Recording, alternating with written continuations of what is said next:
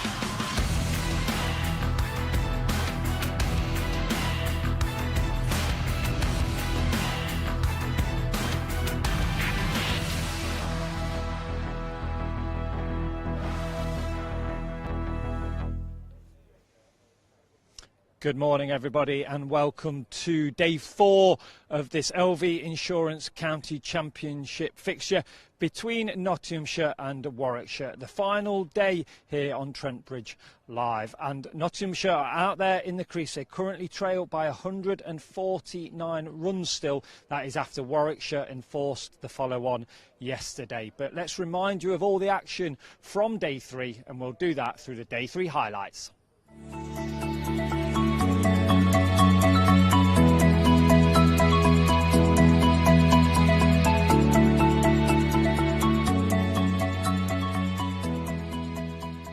Comes in once more, passed on by a clipped around the leg side and caught.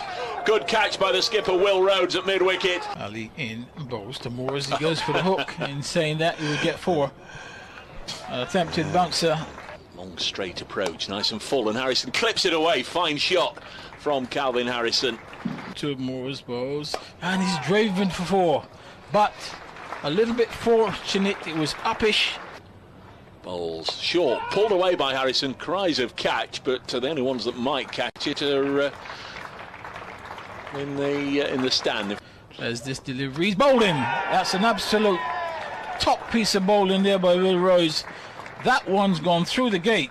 A million miles away from that as Rushworth bowls. Harrison takes it on, it's up in the air. Now then, down at long leg, Hannon Dolby takes the catch. 2 wickets in 2 balls, and Rushworth has got his man. He's in now in bowls, and he's caught at slip. Short ball does the business again.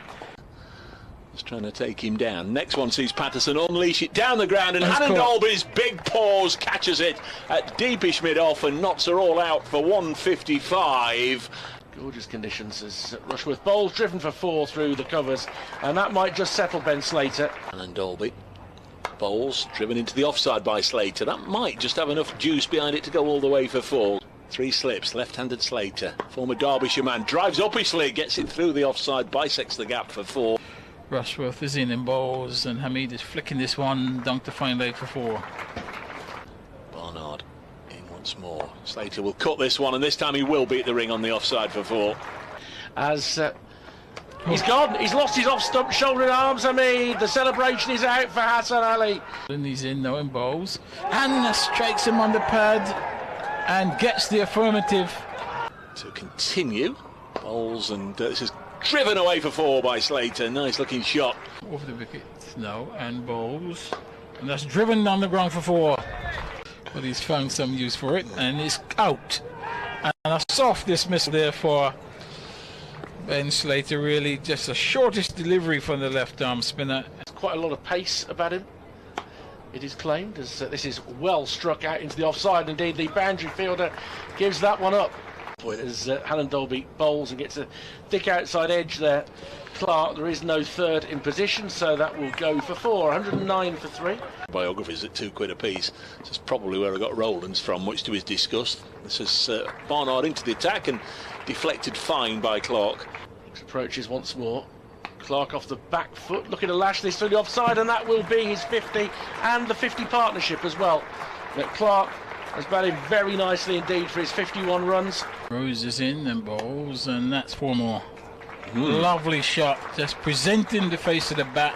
4 in a row here, starting with this one. If they're to get anything out of the game, down the leg side, deflected by Clark, will get a boundary. 5, Barnard in again, bowls slashed away for 4. It didn't go where it was intended. In now, and bowls Rushworth, and he's caught that slip. Excellent piece of bowling, that's a very good catch. Hannah Dolby to begin you over to the excellent Clark, who drives him straight, and that's going to be 4 as Hannah Dolby, back of a length, is pulled nicely by Clark. He's picked the gaps beautifully so far in this innings, and he does so again. He's up to 90, and that brings up the Nottinghamshire 200 in their second innings. On strike, on 11, the Notts captain, and he will push it through the offside, and with the field up, Roland, that's, help yourself. Clark's on 99, Hassan Ali bowls to him, drives it away handsomely for 4, a roar around Trent Bridge as Joe Clark advances to his 19th first-class 100, his 6th for Nottinghamshire, and indeed his 3rd against Warwickshire. Gets there from 136 balls, 19 fours, and exactly 3 hours at the crease. Well batted, Joe Clark.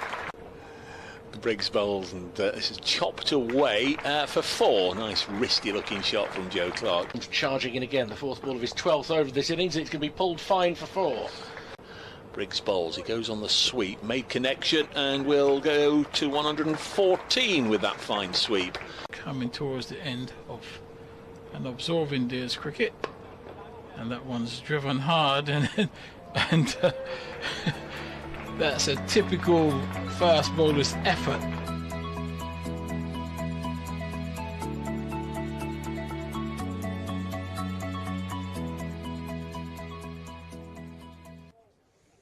So as you saw there yesterday, another bumper day of cricket, and what a day it was for Joe Clark from a Nottinghamshire point of view. He wears number 33 on his back, and he managed to get another 100 into his tally. It was absolutely amazing to see Joe Clark back in the fine form. Currently on 119 runs for Joe. He was crucial in many partnerships. 100 partnership between him and Lyndon James, and currently out there in the middle with the captain Stephen Mullaney on 81 runs. 119 not out, Joe Clark, and it's amazing to see him back in a little bit of form, and hopefully he can continue that form this morning when play starts at 11 o'clock.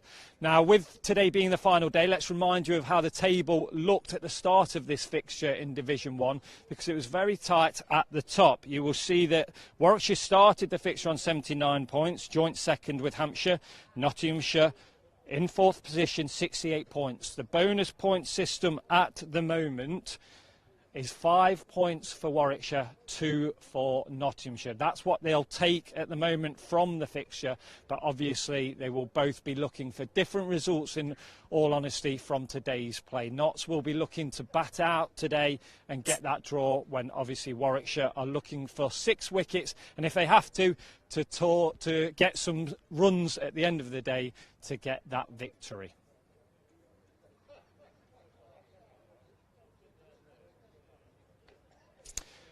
Now, just over 24 hours ago, this city, a vibrant young city, a city that we are proud to call our home, experienced a tragic incident, something that no city ever wants to have to experience. Today, our flags fly at half-mast.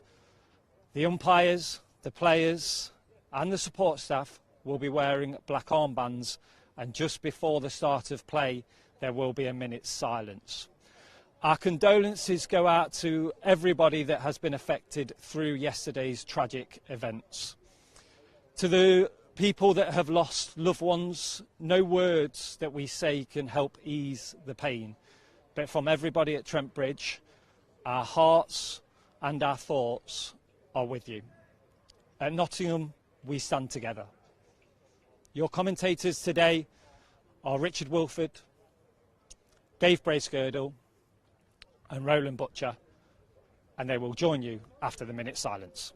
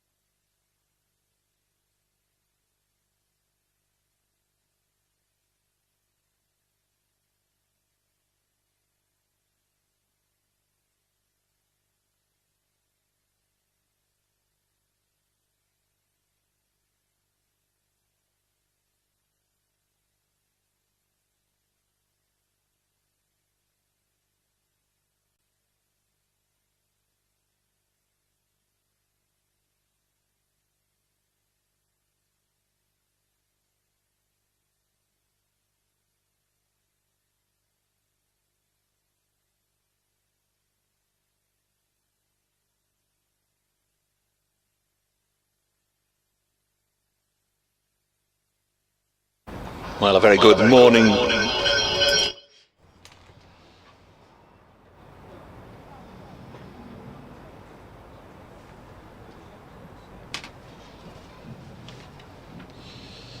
A respectful minute's silence observed here today at Trent Bridge as the ground and both sides, the officials, the staff and indeed the supporters here, respect the victims and everyone affected by the tragedies that unfolded here in Nottingham yesterday morning. Our thoughts with everybody affected. God bless them all.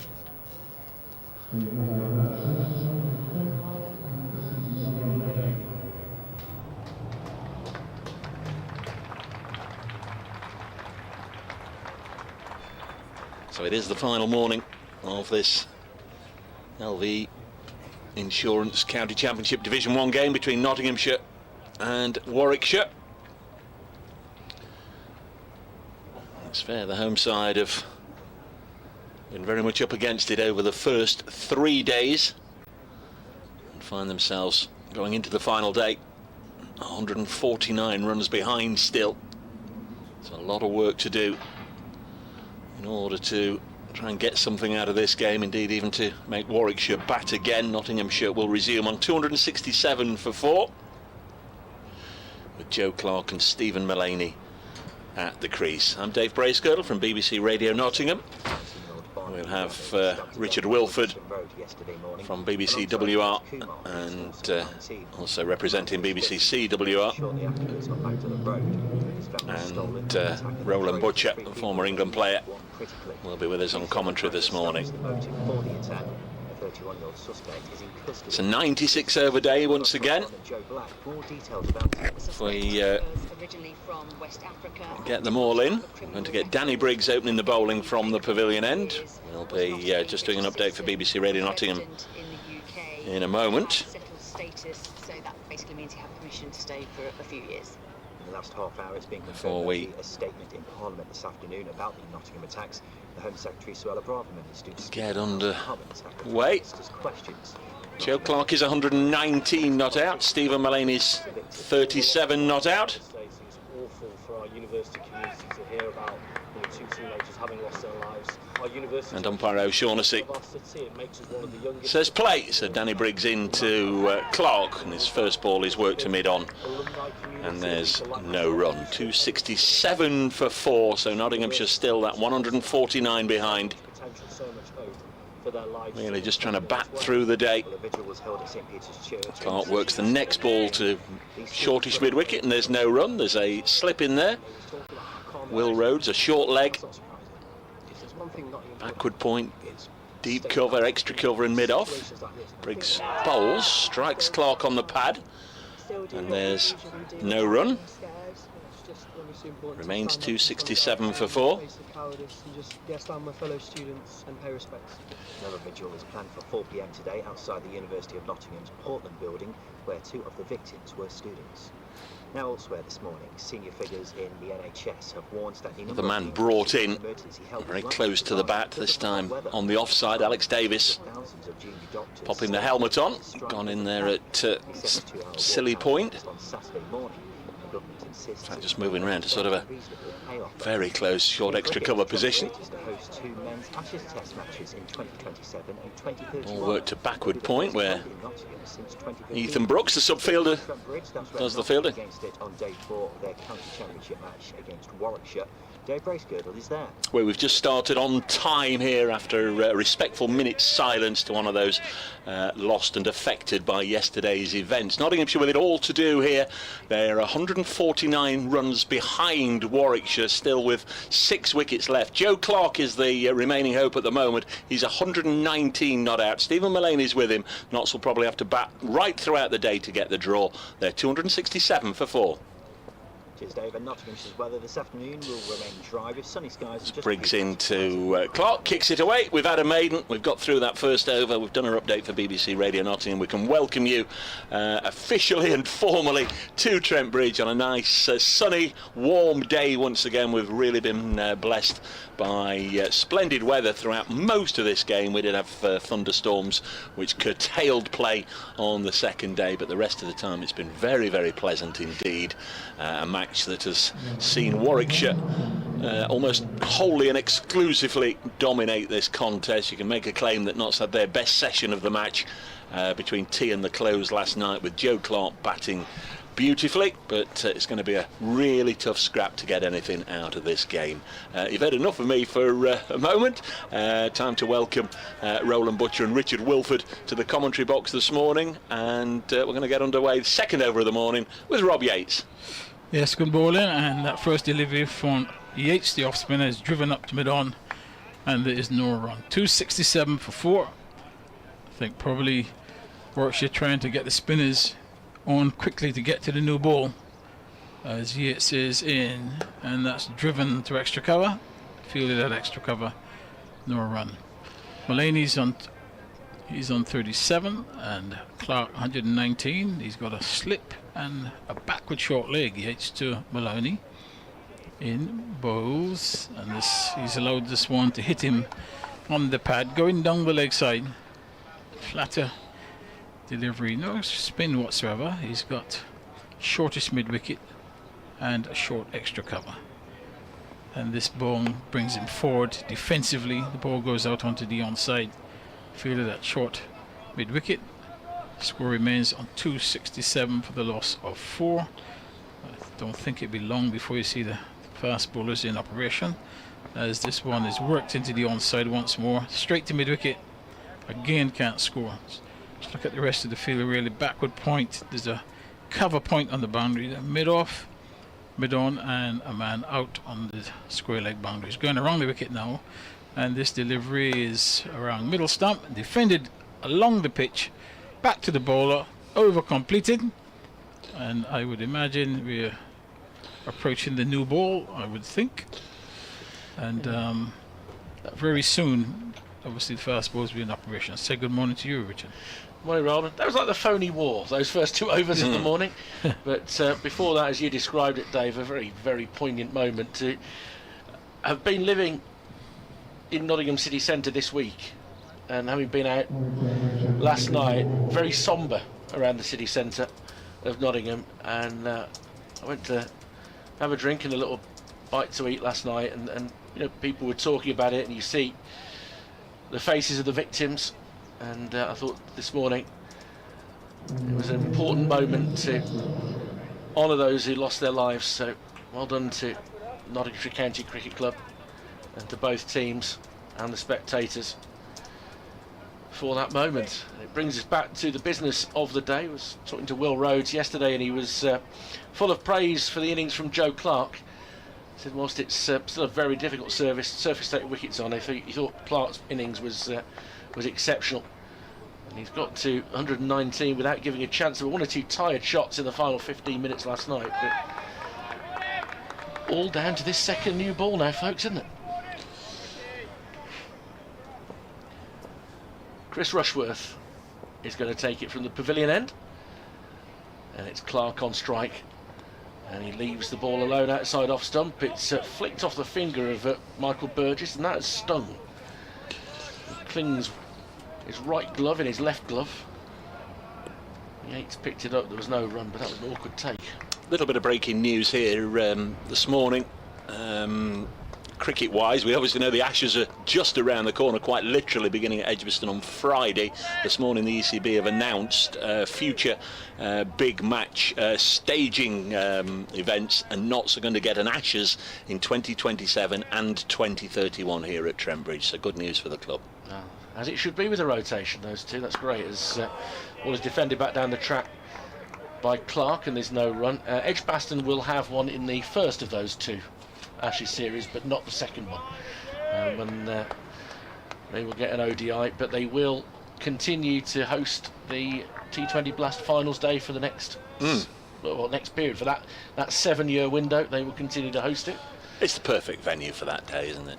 Just geographically it makes sense, and they've done a great job with it, and it sells out, and people have a great day. It's a long day, but a great day, as Rushworth is in and forward.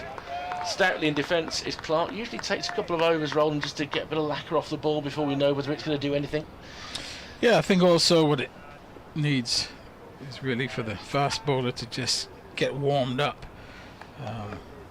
get into some sort of rhythm. Obviously you cannot expect him to come up from first ball and be bang on the money, so after a couple of overs you suddenly see a little bit more happening.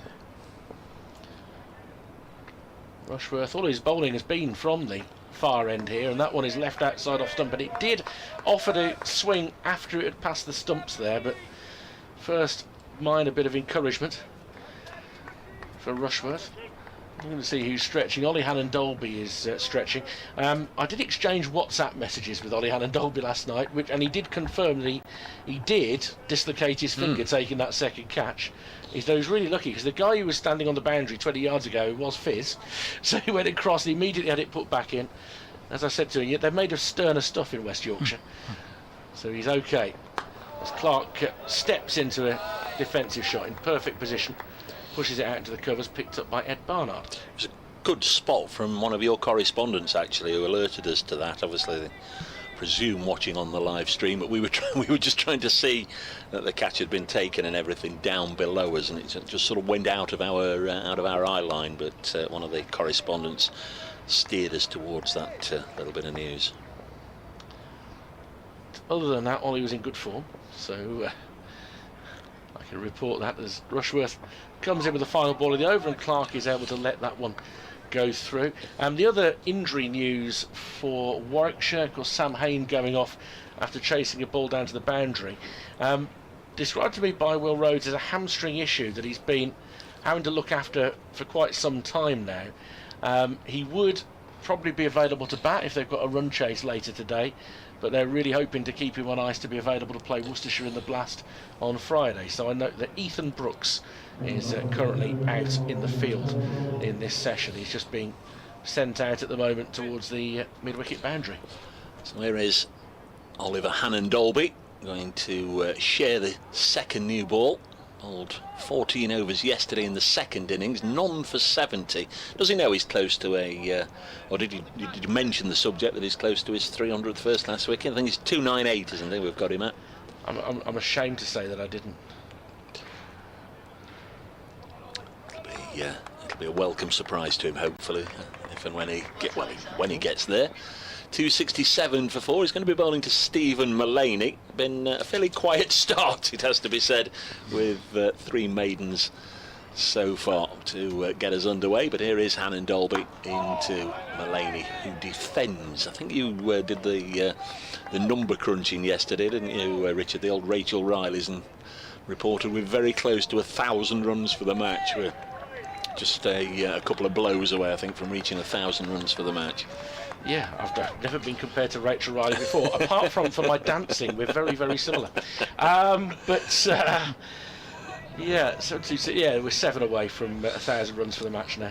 When they get to 274. There's Hannon-Dolby.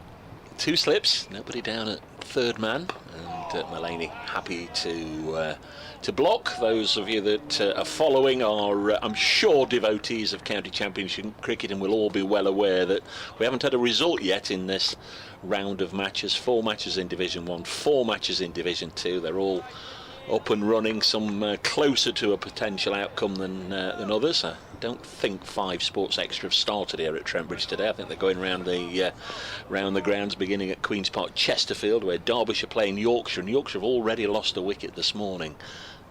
Early doors there as Mullaney clips this uppishly past short mid-wicket. He's going to get a couple of runs, but that could have been a fairly tame end to what was a really stoic rearguard effort by Mullaney yesterday. Just chipped it away on the leg side, and if I remember rightly, that's how he fell in the first innings, a tame chip to mid-wicket. Will Rhodes with that diving catch. Yeah, Mosley was the one fairly close to the action. Yeah, David Milan didn't bat yesterday, or didn't field yesterday, so he wasn't able to bat for Yorkshire. He's gone out this morning and been dismissed straight away for a duck in that match at Queen's Park, as Mullaney this time with more conviction and certainly more control plays it along the ground in the same spot past Mosley at mid-wicket and gets 2 more.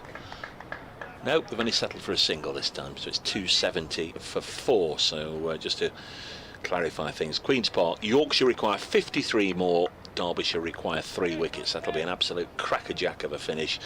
Shan Masood is 75 not out, and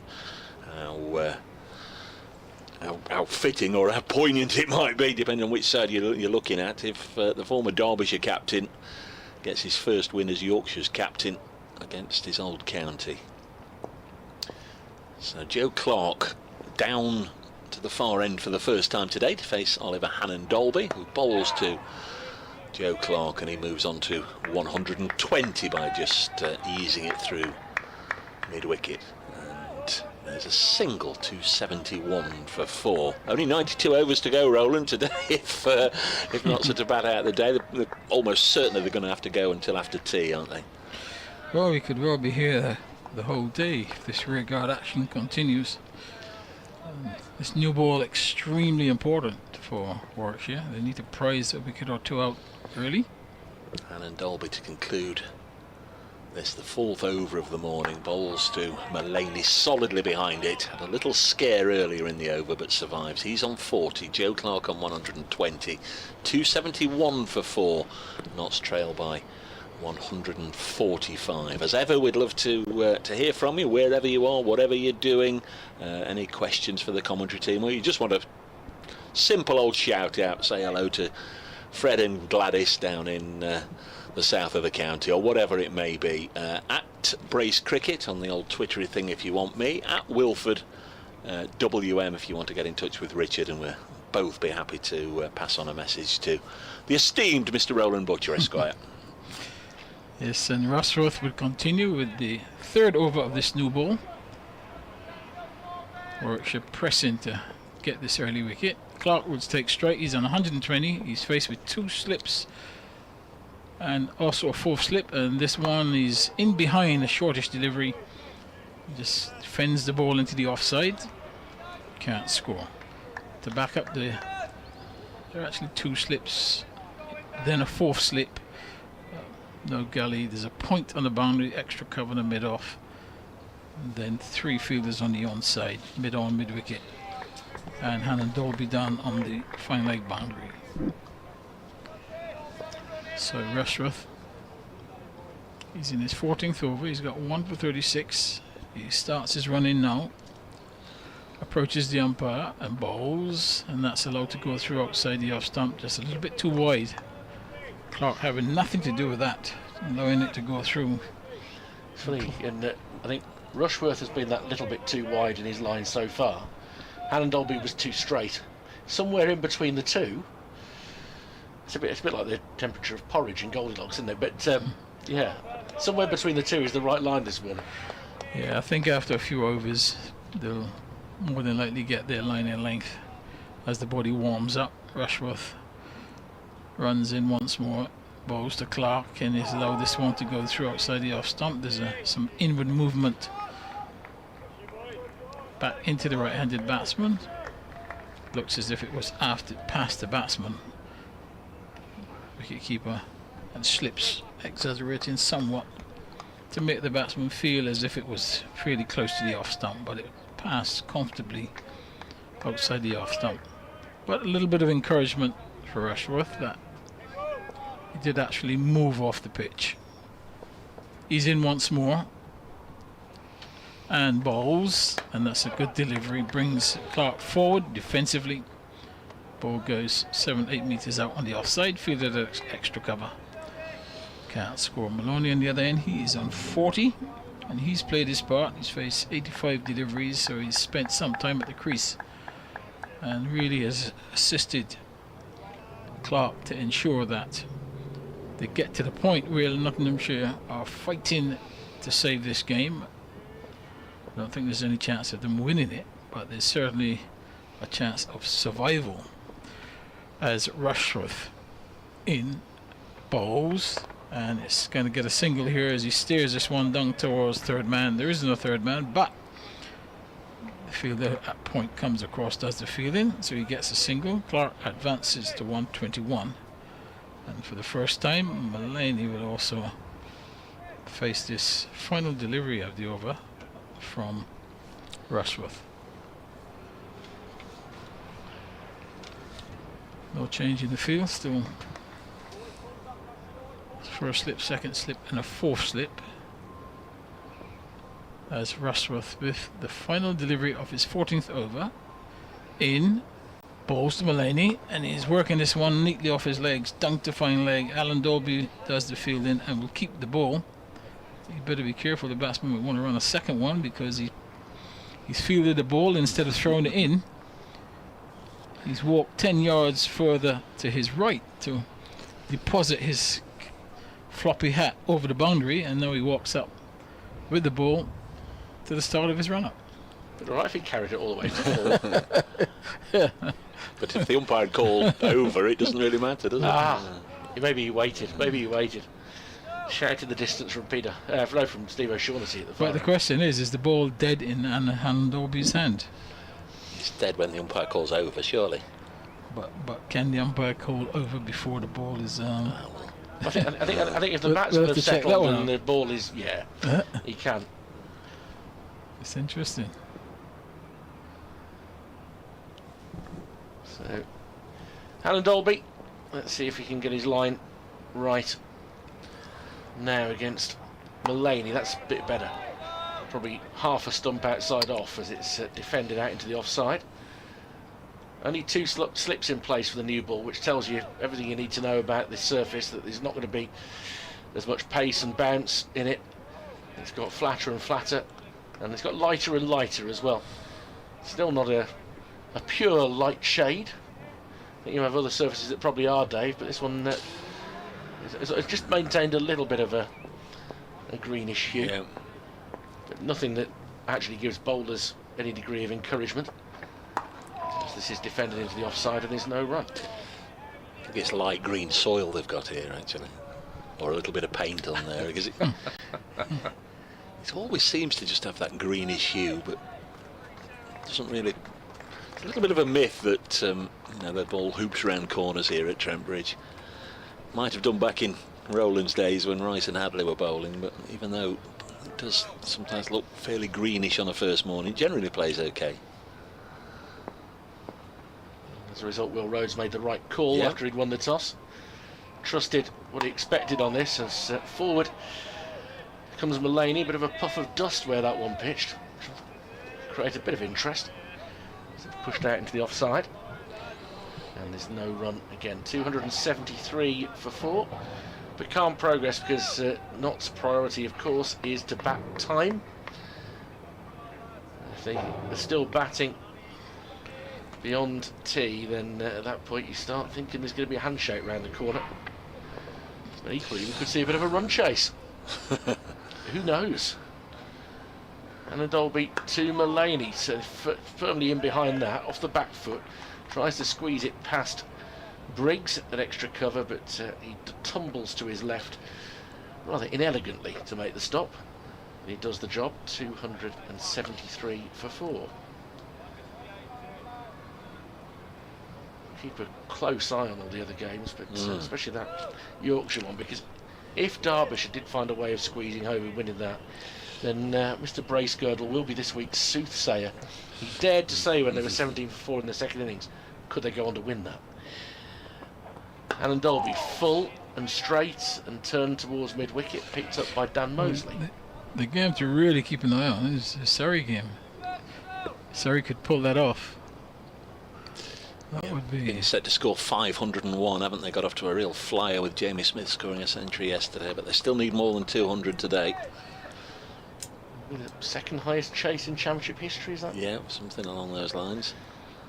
The last one, the highest was back in the 1920s. Or, the sort of record that you don't ever expect to see challenged. But one thing for sure, only 200 runs to score. There will be a result today. There will be a result. That'll have been quite a game of cricket at Canterbury, and Kent got themselves into a great position. They need wins. Surrey have so much depth of talent. 2 short mid-wickets in now, as Helen Dolby is defended out into the offside, picked up at mid-off. Mullaney remains 41, Clark 121. This stand is now worth 87, but it draws more time out of the game. Nottinghamshire 273 for 4, and so far the new ball has not offered a great deal of encouragement. It hasn't, no. It's going to be Chris Rushworth. 14th of June in history. Crikey, there's all sorts of things happened on the 14th of June in history. Some affecting Nottinghamshire, some affecting Warwickshire, some affecting cricket in general. Where to start? This morning's news, of course, that Notts will get an Ashes match here in both 2027 and 2031. We go back to this day in 1938. The great Don Bradman had 11 innings on this ground. His highest was here in 1938, 144. Not out against England as Rushworth bowls to Clark. It goes through to the keeper. He had 11 innings here, averaged 81.3 with 4 centuries. That's not a bad average over 11 innings on one ground, is it? It's one of those names, Roland, isn't it? Donald Bradman. I mean, none of us saw him play live, but his legacy lasts forever. Yeah, still talked about. Obviously, in his time, he was a great player. Another player that we all know about from history is really the one that made me fall in love with cricket. So you'll know what I'm on about as Rushworth bowls to Clark defends. On this day in 1968, Garfield sobers. He only bowled 8 overs in the match, picked up an injury, and they always say beware the injured cricketer, don't they? Sobers went out and blasted his first Nottinghamshire century against Middlesex at Lord's on this day in 1968. But then I've got a note, it was in vain because Pasty Harris, who was to join Notts that winter, then responded with a match-winning 109 for Middlesex. That was all on this day in 1968. Rushworth bowls, again Clark on the front foot, happy to defend. One for Richard, really. 1984, Andy Lloyd of Warwickshire made his Test debut at Edgbaston, a Test debut that lasted half an hour before he was put in hospital by Malcolm Marshall. Hit on the side of the head, had to retire hurt, didn't play again that year, never played for England again. But his average was an infinity. I think, was it 10 not out? It was something like that. Retired hurt. Such a shame because he'd worked so hard to get into that team. Rushworth bowls. This one goes through to the keeper. Strange one affecting Notts. Don't usually dwell on the opposition having success against Notts.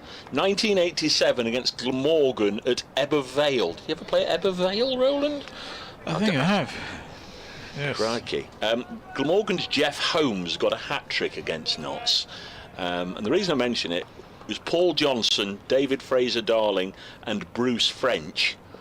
Come back to that in a moment. Hat-trick at Ebbw Vale on this day in 87 as Rushworth bowls to Clark and he defends. Say Bruce French, there were 3 hat-tricks that summer against Notts and Bruce French was the 3rd one out on each occasion. What about that? What else have we got? This day, 1975, the first Cricket World Cup was underway, and there were games at both Trent Bridge and Edgbaston. I was here. It was 3 days before I joined the RAF. It was the last game of cricket I saw before going off to serve Her Majesty and my country and all the rest of it. As Rushworth bowls through Clark, has he got an edge on that? Umpire has said not out. Clark stands there. Rushworth turns towards the umpire and can't believe it. It was a really loud appeal from keeper. Slips, all those close to. Joe Clark unmoved. He's just brushed his thigh pad there, Joe Clark. But may or may not be brilliant umpiring. But Warwickshire thought they'd got their man. But the umpire says no. 273 for 4 at the end of the 85th. Lovely delivery, Roland, though, from Rushworth. Yeah, it was a good delivery, the best of the morning so far, just to finish the over. And everybody's gone up, obviously more in hope. But the umpire remained unmoved. And sometimes when the bowler stops and then turns and stands and appeals, you know, when they know it's genuinely out, they just, like Stuart Broad, they just carry on running, don't they, all the way down to celebrate. But he did stop and turn round and appeal. Clark survives, and it now will be Hannon Dolby. It's been quite expensive in this innings. 16 overs has cost him 74. He will come in now to Mullaney, who's on 41. 2 short mid wickets in bowls, and Mullaney is solidly forward and defends on the onside of the pitch. Goes up to bid on. Can't score. He stays on 41. Clark's 121. We still have some 88 overs after this one remaining, so there's plenty of time to get wickets and to get runs, and who knows, this game could go right to the end of the day. Glorious day once more weather-wise, as Hannon Dolby's in and bowled and it's pushed into the offside, and he'll get a single as there's no extra cover, so the fielder has to come away from mid-off. And 1 to the total. It goes to 274 now for 4. Mullaney goes to 42. I think that's the 1000th run of the match then, if Richard's maths are right, and which we'd rather go by Richard's maths than mine, certainly. Oh, my maths are exceptional. Well, that's another statistic for the 14th of June, Richard, that you can use today and Dave, and next year and all the other years, as Hannon Dolby is in now in bowls and comes across his stumps and Plays a defensive shot back to Hannah Dolby. Yeah, who puts his foot in line with it. It looks as if he probably struck him on the ankle and limps away after doing that, but no harm done. Yeah, it just reminded me that so that World Cup game here was Pakistan beat Sri Lanka, and at the same time at Edgbaston, England walloped East Africa by 196 at Edgbaston. Dennis Hamis getting 88. 274 for 4. 2 slips in place as Hannah Dolby's in and bowls, and it's met with a 4 defensive shot. Ball just coming nicely onto the bat. Goes out to extra cover, and there's no run. He stays at 121. Mulaney is on 42, and so far this morning Nottinghamshire has been able to withstand this new ball. Both batsmen has looked pretty comfortable today, as Hannah Dolby just starts his run up from in front of our commentary position. He's number 20 on his bat. Big tall man in now and bowls, and that's run away down to third man for 4. And extremely fast outfield. He's just gone forward. Wasn't an edge. There was a good healthy portion of the bat. There's no third man in place, and he gets the boundary. Yeah, that first breakthrough is going to be hard earned, isn't it? It's a very true surface to bat on. The sun is shining off it. It's very hot once again. You know what we're waiting for this morning, don't you? Hassan time. Yes, yeah. That's when Roland gets a bit excitable. Yes, when he comes on, something will happen. Hannah Dolby to complete his 17th over in bowls, and is driven firmly back along the pitch, and a good stop by the bowler. Final delivery of that over. He now has figures of none for 79 in his 17 overs, and at the end of that over, Nottinghamshire 278 for 4. You see, Dave, with birthdays, I want to go back to the primary school principle here. In the children with birthdays today, you've mentioned them, and they've gone to the front of the class, and they've got their little bag of sweets, and they've probably rung the birthday bell for how many years it is. But we also have to bear in mind those children who've got their birthdays in the coming days, when we haven't got a game on. So I want to give a mention to Moeen Ali. He doesn't get any sweets, but he does get to ring the bell. He'll be 36 during the opening Ashes test at Edgbaston. So happy birthday to him. And also the little boy from West Yorkshire, little Ollie, Oliver Hannon Dolby. He'll be 34 next week, so we'd like to wish him a happy birthday. But they don't get happy birthday Richard, to you, they get the comes a birthday once again. We'll see that instead. Richard, he's anything but little.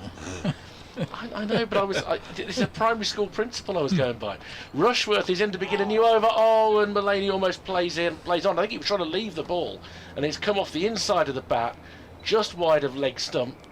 Now chase through for 2. The chase was on down to the boundary below, led by Rob Yates. Met there by Ollie Hannon Dolby. 2 more to Mulaney. He's to 44, but that was one of the rare false shots that we've seen. Yeah, just trying to take his bat out of the way, and the shortest delivery just hit the bat. Could easily gone into the stumps, but luck going his way. Picked up 2 runs.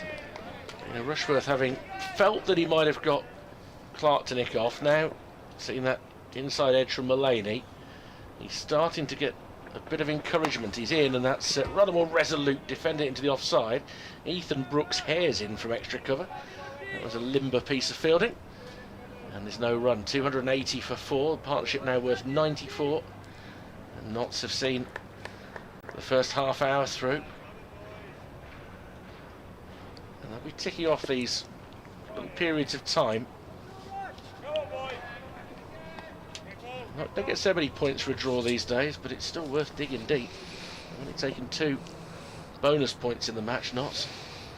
As Rushworth comes into Mulaney again, that's a good leave outside off stump, and didn't raise the bat high above his head there. Roland, he put it in the right position.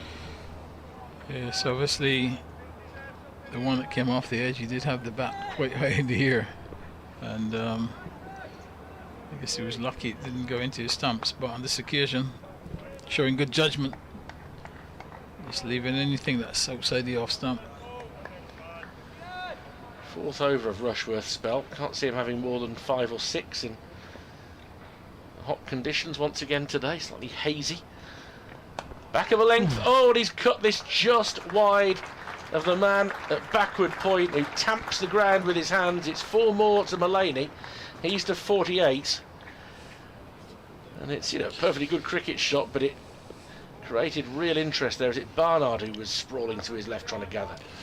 Yeah, he got 4 runs, but could easily have gone straight to that man at backward point. He made a good effort. It's quite close in there, but it was in the air, the way to his left. But he gets himself a boundary and takes him 2 runs short of a half century. It would have been a blinding catch if he managed to get a hand on it. But you see them taken. Just out of reach that time, though. Rushworth in again. Mullaney stops a drive there. And it went 4/5 of the way back to Rushworth on the full before he gathered it on the half volley. Just checked his shot, Mullaney. Yeah, wise decision. That could have been straight back to Rushworth. But as you said, he checked the shot. The ball fell short of the bowler. Just a little period, by the standards of the last day, a little period of uncertainty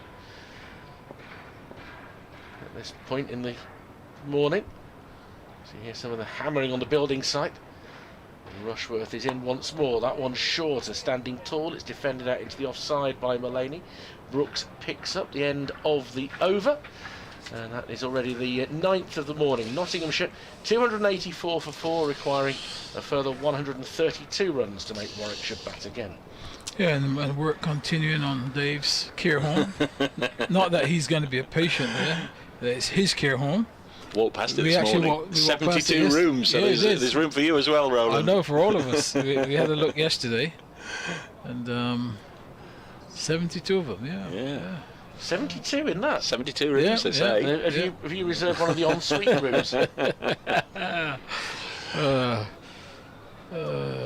It's going to be no stairs. OHD, not OMD. They were completely different, weren't they? OMD. You remember them?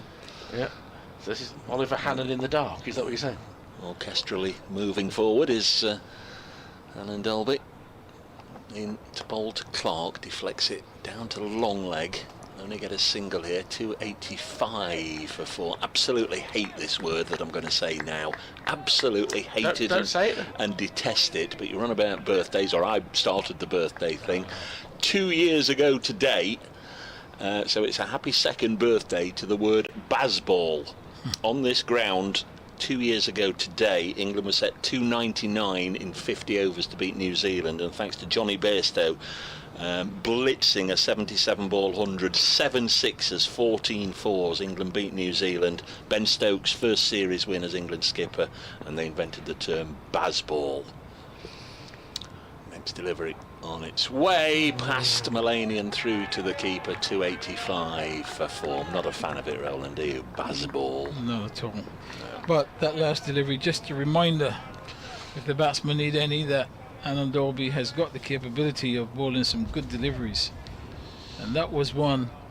Just everything was right in terms of length, pace and bounce, and obviously some movement. Stephen Mullaney last year was just 2 runs shy of reaching 1,000 for the season, averaged over 50. He's on strike now on 48, pushes this to point, and the reason I bring that up is this is now his highest score of this season, so it's been a lean one up until this time, but time for the captain to come forward and deliver. This could be a really important knock for Mullaney and for Notts. And Alan Dolby looks as if he's warming up now, because there's a little bit more purpose in his walking back to his mark and in his run up, and ball seems to be coming out a little bit better now. Shaven head in, bowls to Stephen Mullaney, and again solid textbook forward defensive block out onto the offside.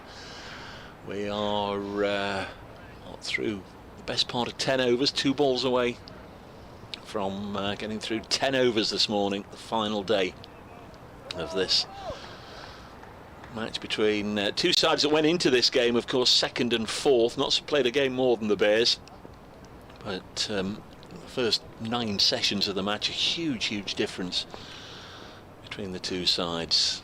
Warwickshire have just about dominated every session. This one's into the pad, but would have drifted down the leg side. I think we can probably make a claim for not having certainly their best session of the match yesterday between tea and the close, but it sort of pales into insignificance of what had gone before. Yeah, I mean, yesterday I still maintain that I believe that Warwickshire should have batted again. I would have tried to demoralise the opposition. Final ball of the 88th over. And now a bouncer wasted, really. It's okay just to test it out, I suppose, in the middle of the pitch, just hoping that Clark would play a false shot, but it was poorly directed. Goes through to the keeper here on BBC Radio Nottingham, BBC WM, BBC CWR. And those of you following on the live stream, you're very welcome to Trent Bridge, where Roland Butcher, Richard Wilford, myself, Dave Bracegirdle are watching on, just wondering how this one is going to pan out over the course of the day. I know some of you, apologies Richard for lumbering it on you, but I know some of you do like to get in touch. You're not on the old Twittery thing, but do like to send an email in, and that email address is richard.wilford@bbc.co.uk. We've had a few who keep on sending stuff to .com. It won't get to me. .co.uk. And don't let it just be today. I mean, if ever you need to drop Richard a line. Yeah. As Rushworth starts a new over, in and bowls are wide outside the off stump, and no shot offered there by Clark. The ball going low to the wicketkeeper, who takes that away to his right. I don't think it'd be long before you see Hassan Ali into the attack. Actually, I'm going to play devil's advocate on the follow-on again, Roland, in that if it takes them 130, 140 overs to bowl them out, maybe at some point they might have to chase 80 off 12 overs to win the game. I think they felt they needed to do it that way round, just because of how long they felt it would take to take the wickets.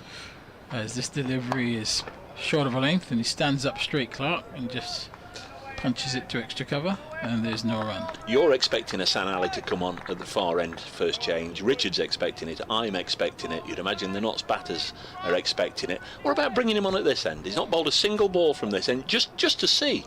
What about that? True, but I think Hannah Dolby's just starting to get into his work, so you've got to keep him going for a few more. He's certainly stretching now, Hassan. Yeah. He is. He's going to come on at the far end, isn't he? But just nice, because Notts will be expecting that, won't they? One more, and then we'll have Hassan on from that end. Rushworth in once more to Clark. Bowls. Clark drives. He's going to get a single. Goes out to deep extra cover.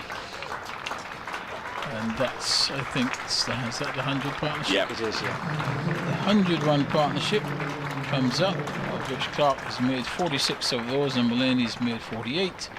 204 balls, and excellent fifth wicket partnership between this pair, really assisting Nottinghamshire's cause. They were in a bit of bother, but now they find themselves through these two batsmen, Mulaney on 48 and Clark 127. The first 50, 68 balls, the second 50, 136 balls, and that includes that spell of spin either side of the close of play where we had a bit of not trying too many shots. Deep square leg in place now, and this bowled him outside the off stump, and you will see this leave alone here by Clark once again. You will find that this bat is by Mulaney. Mulaney's just short of his century. High bat lift, allowing the ball to tail back in, and Rushworth has made the breakthrough. Mulaney goes bowled by Rushworth for 48. That will probably delay Hassan's Ali introduction into the attack, because Rushworth has picked up a wicket. And if you look at this one there we go. Bat high up in the air, and death rattle. That's a little beauty, that is, from Rushworth, whose stop ball to the right-hander is one that will go out either with a swing or with a seam. And that one, it's not like it's jagged back, but it's just come back enough and the leave therefore became the dangerous shot, and off stump is gone, and it's been the second successive partnership to end on exactly 100, which is a bit of a quirk, and it just opens up an end for the first time in many, many overs for the Bears here. That's the significant thing. That partnership lasted over 34 overs, and all of a sudden they'll feel a little bit more confident. Yeah. Feel like they're heading in the right direction. Yeah, just total misjudgment of the line of that delivery and lost his off stump.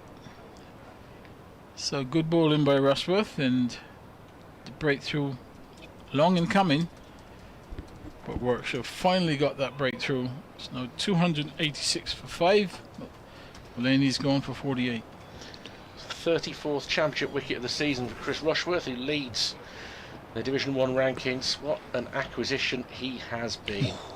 Yeah, that is an exceptional.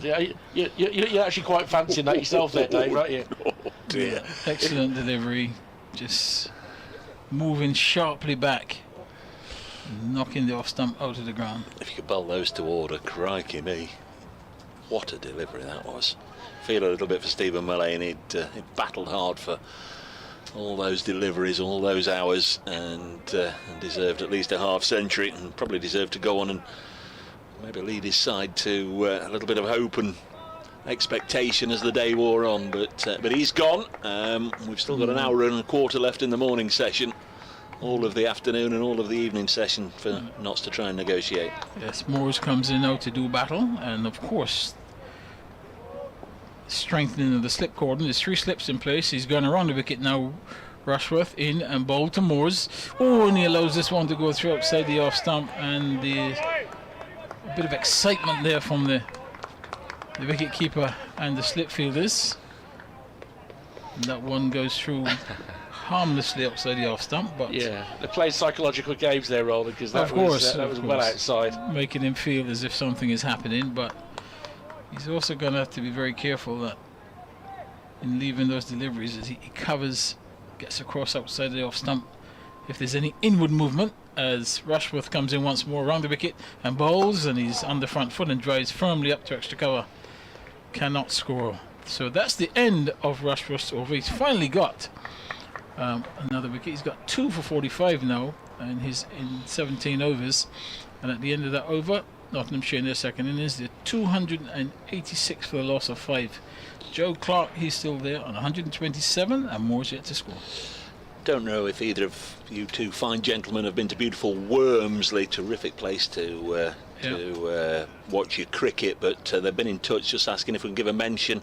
We could maybe do this a little later if we get on 5 Sports Extra, but tomorrow is the second 11 finals day at Wormsley, and the first semi-final, Derbyshire and Yorkshire, gets underway at 10:30, followed by Glamorgan and Hampshire, and entry is free for all if anybody's going to be in that part of the country. It's a wonderful place to watch your cricket. It's going to be Hannon Dolby.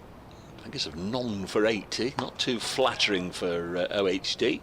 This is pushed into the offside and there's no run. Tony T's been in touch. I'm so excited about the Ashes announcement this morning. I've already called the ticket office. Early access for members will be September 2026. Myself and Ali will be there. Alice, beg your pardon, will be there. Thank you, Tony T. Dr. John, I'm not sure if that's one of the doctors that has let us know what he's a doctor in, but Dr. John's been in touch. As OHD comes in once more, bowls to Joe Clark, remains steadfast on 127, just drops this ball down and it rolls off his boot and out onto the offside.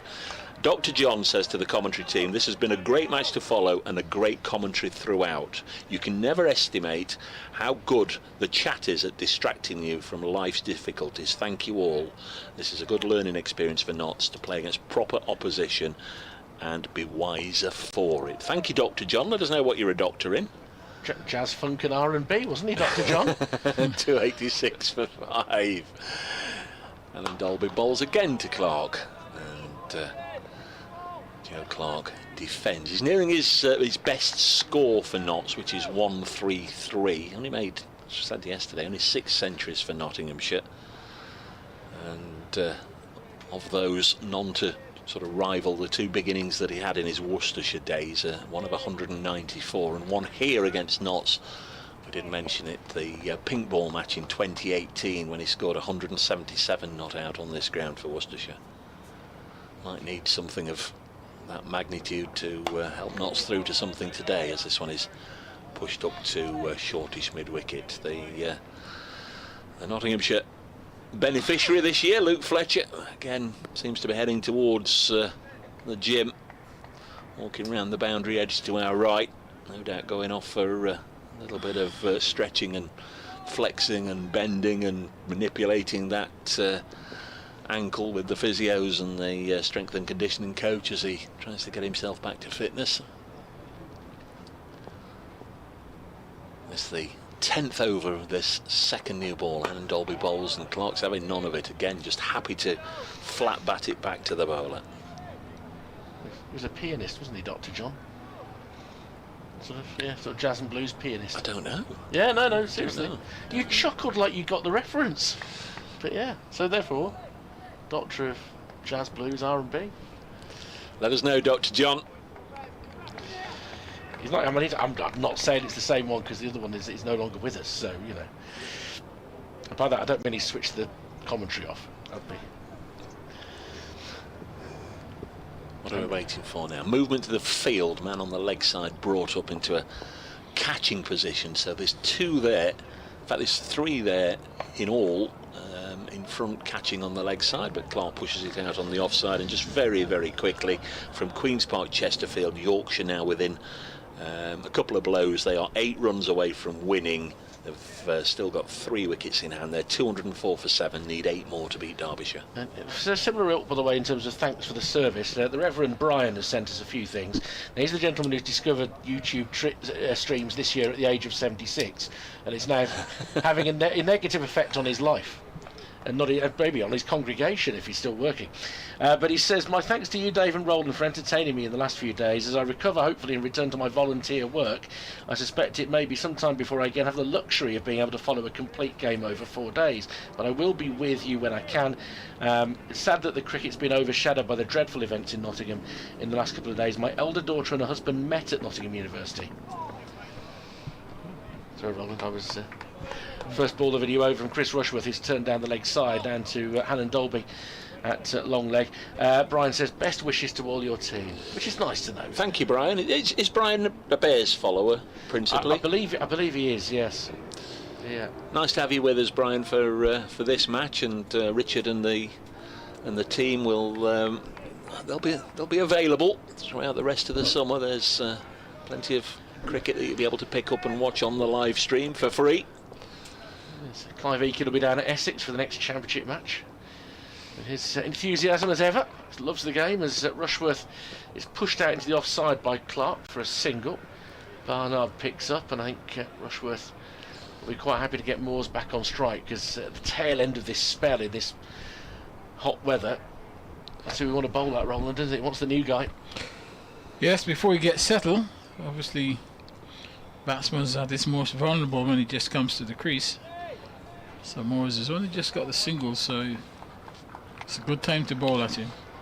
Top scored in the first innings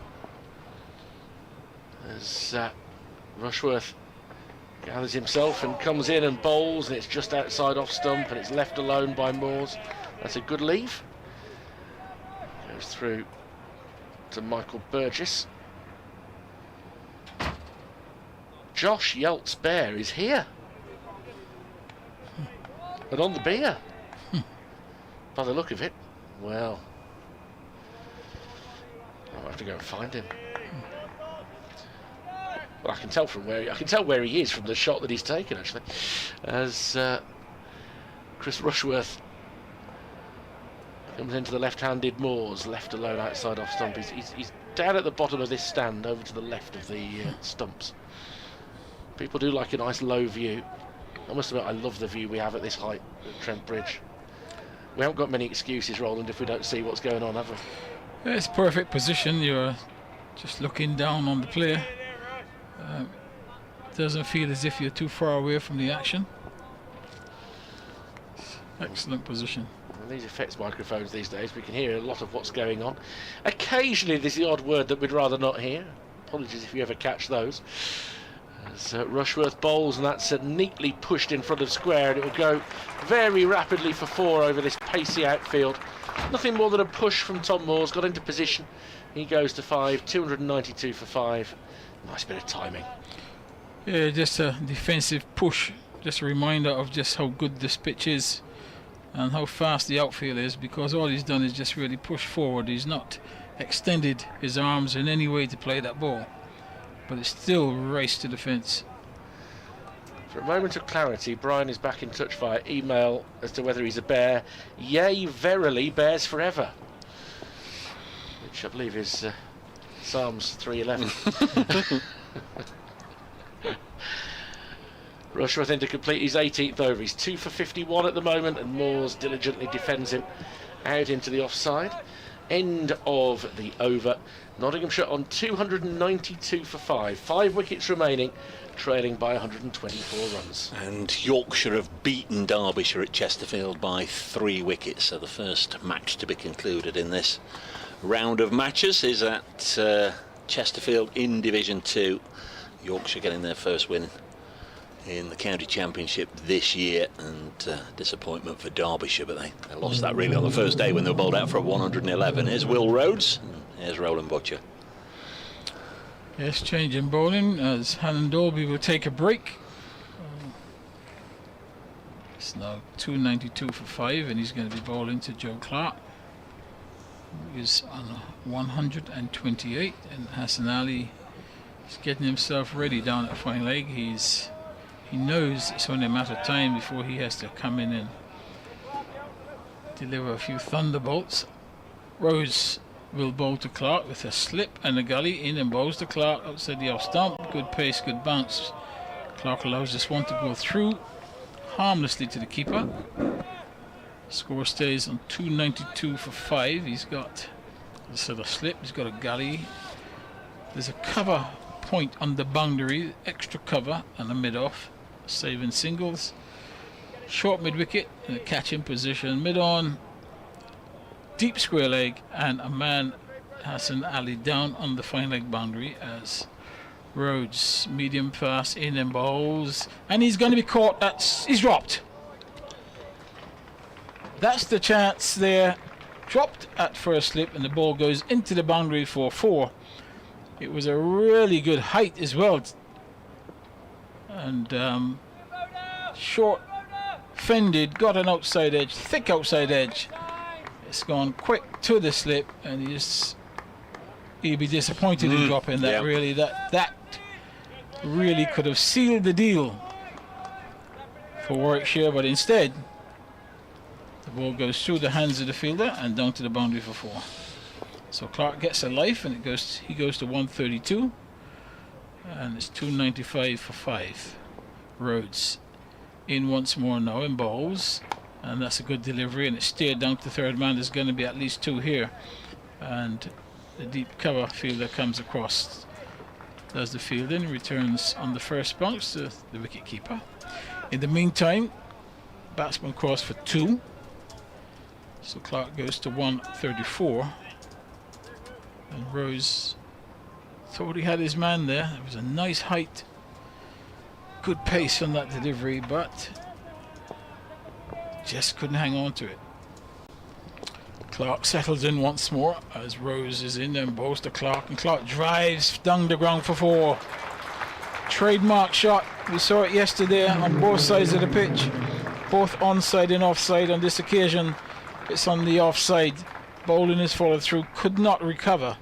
Over pitch delivery, and just sweetly driven between the stumps and the mid-off fielder and out to the boundary for 4. It's a Nottinghamshire best for Joe Clark. Does have a first-class best of 194, but since moving from Worcestershire, this is now his highest score for Notts as the 300 comes up. Yep, 302 for 5. Rhodes in once more to Clark and bowls, and Clark is guiding this one out to deep point. He'll get a single, and the return comes in, so he goes now on to 100 and 39 he's on. Yeah, he scored 11 runs off 4 balls, the first of which he should have been out, but he's gone 4-2, 4-1. Yep, one nick for 4, and then a lovely straight drive. Brought up another boundary, and then pushing the ball out to point. So Rhodes will feel disappointed not to have picked up that wicket. He's got none for 42 now. He's got 1 delivery left in this over. He's coming around the wicket now. 2 Moores in and bowls, and Moores comes solidly forward, plays it up to short mid wicket, and there is no run. So the over is completed. At the end of the over, it's 305 for the loss of 5, 303 for 5. Clark 139 not out, and Moores on 5. Lindsay's been in touch, very much enjoying the commentary, excellent commentary as usual, says Lindsay. This is entertainment for me poolside because I'm on the beautiful island of Cos enjoying the cricket as the players here at Trent Bridge take a drink. We're about halfway through this morning session. We're just hitting midday, so just a quick look around the country. The one result then in Division 2 in this round of matches has just come a few minutes ago at Queen's Park, Chesterfield, where Yorkshire have chased down that 215 to win to beat Derbyshire by 3 wickets. All the Division 2 scores, we'll go through those first. Glamorgan in their second innings at Chesterley Street, a 197 for 5 against Durham, still trailing the home county by 43. At Bristol, where they had a lot of rain over the first 2 days, Gloucestershire 61 for 2 in their second innings, leading Leicestershire by 79. That one might have draw written all over it. Sussex have just declared their second innings at Hove on 447 for 7, and Worcestershire will require 386. That'll be a tall order in 2 sessions in an hour. Can Sussex bowl Worcestershire out? In Division 1 then, Somerset 219 for 4, require 247 to beat Essex at Chelmsford. Surrey 298 for 3, require 203 more to beat Kent at Canterbury. And Lancashire 123 for 4, requiring 17 more to defeat Hampshire. There'll be an update for BBC Radio Nottingham in just a moment. San Ali is going to come into the attack. 12 overs, 2 maidens, 2 for 38 in this innings for San Ali. He's taken 5 wickets in the match and a half century, so he's had a terrific match so far. It's going to be bowling to Joe Clark to begin with. Clark, the right-hander. Might just have been a good time for Joe Clark just to have a little drinks break there after being dropped in the previous over. Might just refocus and go again. It's still happening here. The NHS in Nottinghamshire says you should attend 303 for 5, so a San Ali from the pavilion end. ITV bosses have claimed that they repeatedly investigated rumours about Philip Schofield's affair with a much younger. Here he comes, Pakistan international quick, and he's worked onto the onside by Clark. They'll just get a single. So Clark onto 140. 304 for 5. The deficit now 112. As the field changes over for the left-handed Moores. Made 42 in the first innings. There is a clear carve-out in that which makes it very clear that for whistleblowing speaking up there is nothing that would prevent him from doing so. Sport and in cricket, Trent Bridge is to host 2 men's Ashes test matches in 2027 and 2031. San Ali will go round the wicket. 2015. To Trent Bridge now for the latest on Nottinghamshire's County Championship match against Warwickshire, where Dave Bracegirdle's watching the 4th day's play. Notts trying to get through the day to try and earn a draw. In truth, they've been outplayed by Warwickshire throughout most of this contest, and they've just lost their skipper, Stephen Mullaney. Got a really good ball from Chris Rushworth, which jagged back and knocked back his off peg. Mullaney out for 48 after a century stand with Joe Clark, who's still there. This is his highest score for Notts since moving from Worcestershire 5 years ago. He's 140 not out, just been joined by Tom Moores. Notts are 112 away from making Warwickshire bat again at 304 for 5. Commentary continues on the BBC Sport web. Latest delivery just dropped down on the leg side, fielded by Mosley, and there is no run. So we're in the, what are we rolling, the 13th over of this second new ball. I fancy that's just the sort of the sort of time, the sort of age on the ball that Hassan Ali likes to come into the attack, as we've seen throughout this match. Here comes Ali again. Moores has 5 and blocks this one. Yes, yeah, and Ali likes a bit of shine off the ball. It's a very skiddy bowler, tends to bowl fairly straight, always at the batsman, and the advantage he has really is that, having grown up in Pakistan, he's used to bowling on flattish wickets. Comes in once again to Tom Moores, outside edge, and there's no third man. That'll run away for 4. Not the most convincing of strokes, but very useful nonetheless. It's not just about occupying the crease and soaking up time and overs. They've got to keep that board moving as well, so they can eat into the deficit. Maybe later in the day it might become a little bit of a scenario if they can get themselves ahead and force Warwickshire to bat again. Might just become a little bit of a race against time for the Bears, but that's a long way away. But 4 useful runs takes Moores on to 9, 308 for 5, and Notts trail now by 108.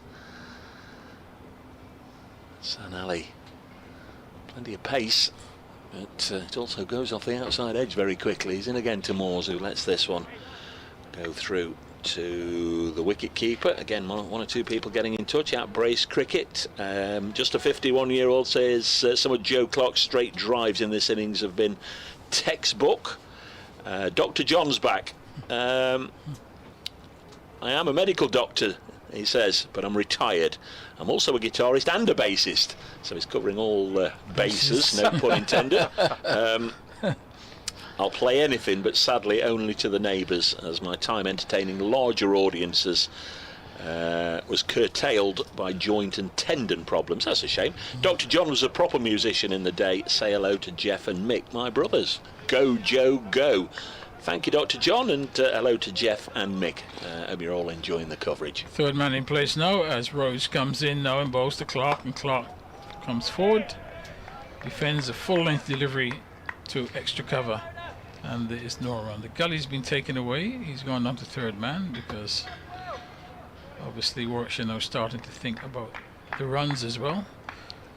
There's a point on the boundary, extra cover saving 1, bit off. Still maintaining the short mid-wicket, and now 2 men out on the onside. There's a mid-on Hanan Dolby and a square leg and a fine leg in Hassan Ali. Rose is in now and bowls, and he's pulling this one out to deep square leg. He's just going to get the single. The return is on its way. He goes now to 141. Score goes now to 309. Good day today, whether you follow White Rose or Red Rose, because Lancashire have just completed victory over Hampshire by 6 wickets at Southport. Dane Veal seeing them over the line. One of those awkward little targets of 141, but they've got there. That's 2 games that have finished this morning, with Yorkshire beating Derbyshire and a tense one at Chesterfield.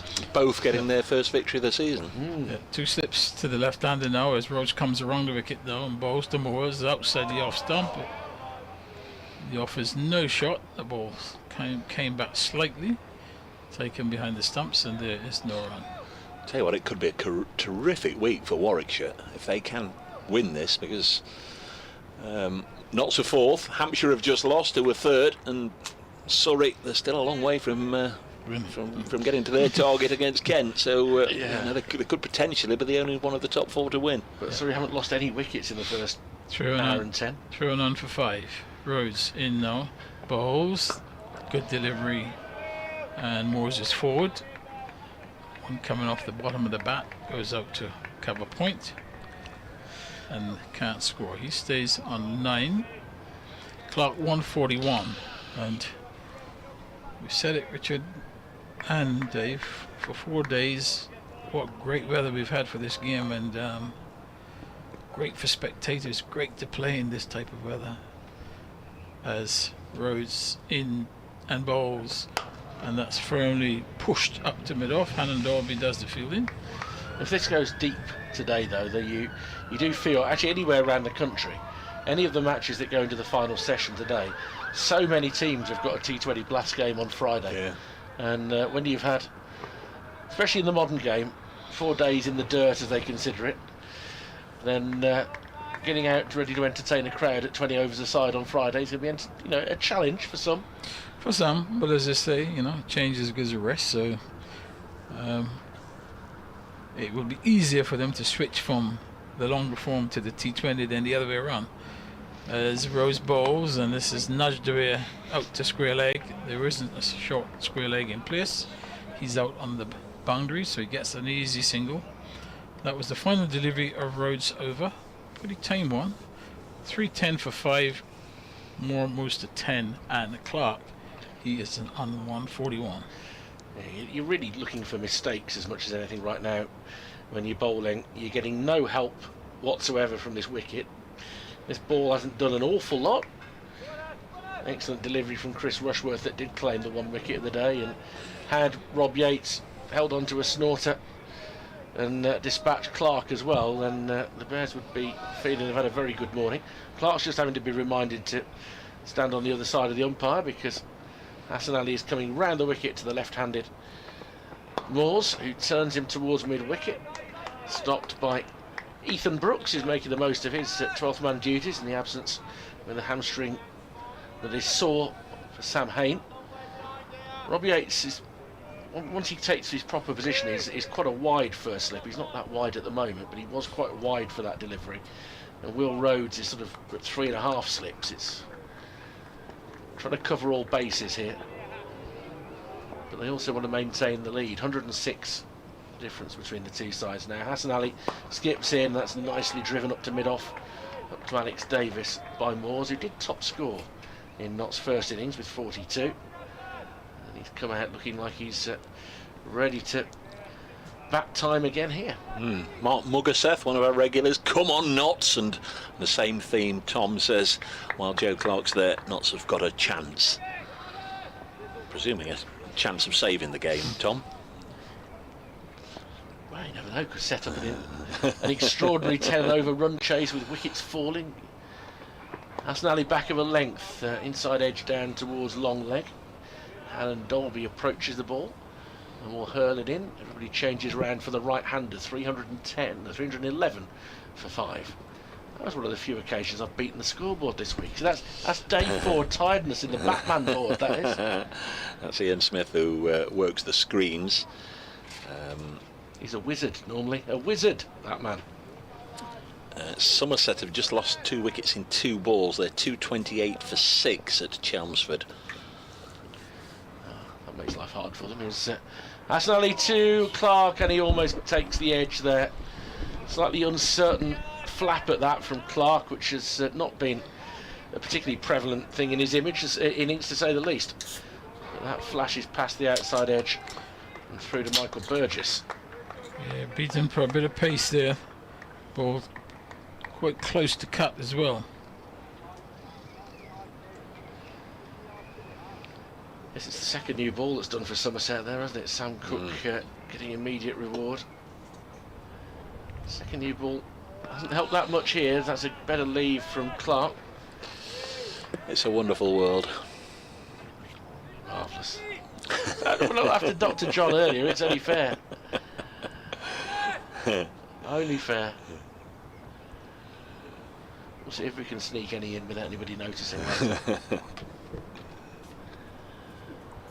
311 for 5. Crowd probably the smallest of the week, but that often tends to be the case. The 4th day, people who work are less likely to book a day off for the final day because you so often don't get one, or sometimes don't get one, as this is blocked out into the offside by Clark. He's 141. It's been a splendid knock. Moores has 11. Nottinghamshire on 311 for 5. And we're, how far away from the interval? 45 minutes away from lunch. They're still 105 runs behind. Yes, I reckon you're going to get a bit of lunch today as well. One way or another. You'd imagine the excellent catering staff here have already been hard at work, and there'll be a little bit of something for yourself, Richard, and for Roland. Well, see, they'll want it to get into the afternoon, because then otherwise they don't want their work to be for nothing. You know, they want their food to be enjoyed. They do. Will Rose will continue. Good ball into Tom Moores around the wicket, right arm over and bowls, and Moores is forward. Ball runs off the middle of the bat out to square leg, and there's no run. There's a short mid wicket catching, there's a short extra cover catching, square leg saving a single, mid on single, man on the fine leg boundary, 2 slips. Alan Dolby here at mid off with his hands on his hip, so he's feeling the heat, and cover point has been taken away, or they're going for a helmet. I think the keeper's going to stand up, so helmet is being asked for.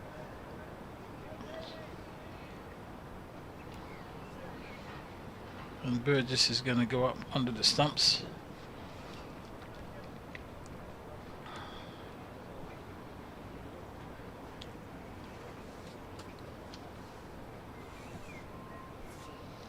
He's got good hands, Michael Burgess. Will Rhodes isn't express pace by any stretch of the imagination. It's interesting that he's come into the attack before Ed Barnard today. He's actually brought a good rhythm since he's been in now, in 2 Moores and balls. And Moores is... There's a pull for LBW here, or is there a catch, or is there a stump in? There's everything happening here. He goes for the drive, full length delivery. Players look a little bit dumbfounded. They don't. Everybody's standing around, nobody's moving, wondering what is going on. He's gone for the drive. It looks as if the ball has come into him. I'm not sure if it's gone through the gate or the outside of the bat, but we'll see in a minute. But he's driving at this delivery here. Now let's see. That's hard to see. I mean, what I can say is he's lucky not to be bowled. It's ricocheted off Moore's pad onto Burgess's pad and back onto the stumps.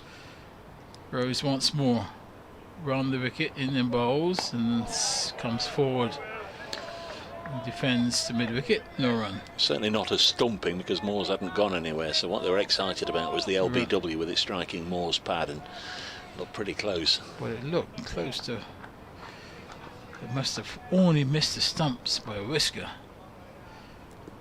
But the luck goes with Moore's, and I think Rose has looked quite threatening in his spell so far. It's cost him 44 now, and he bowls, and good delivery again.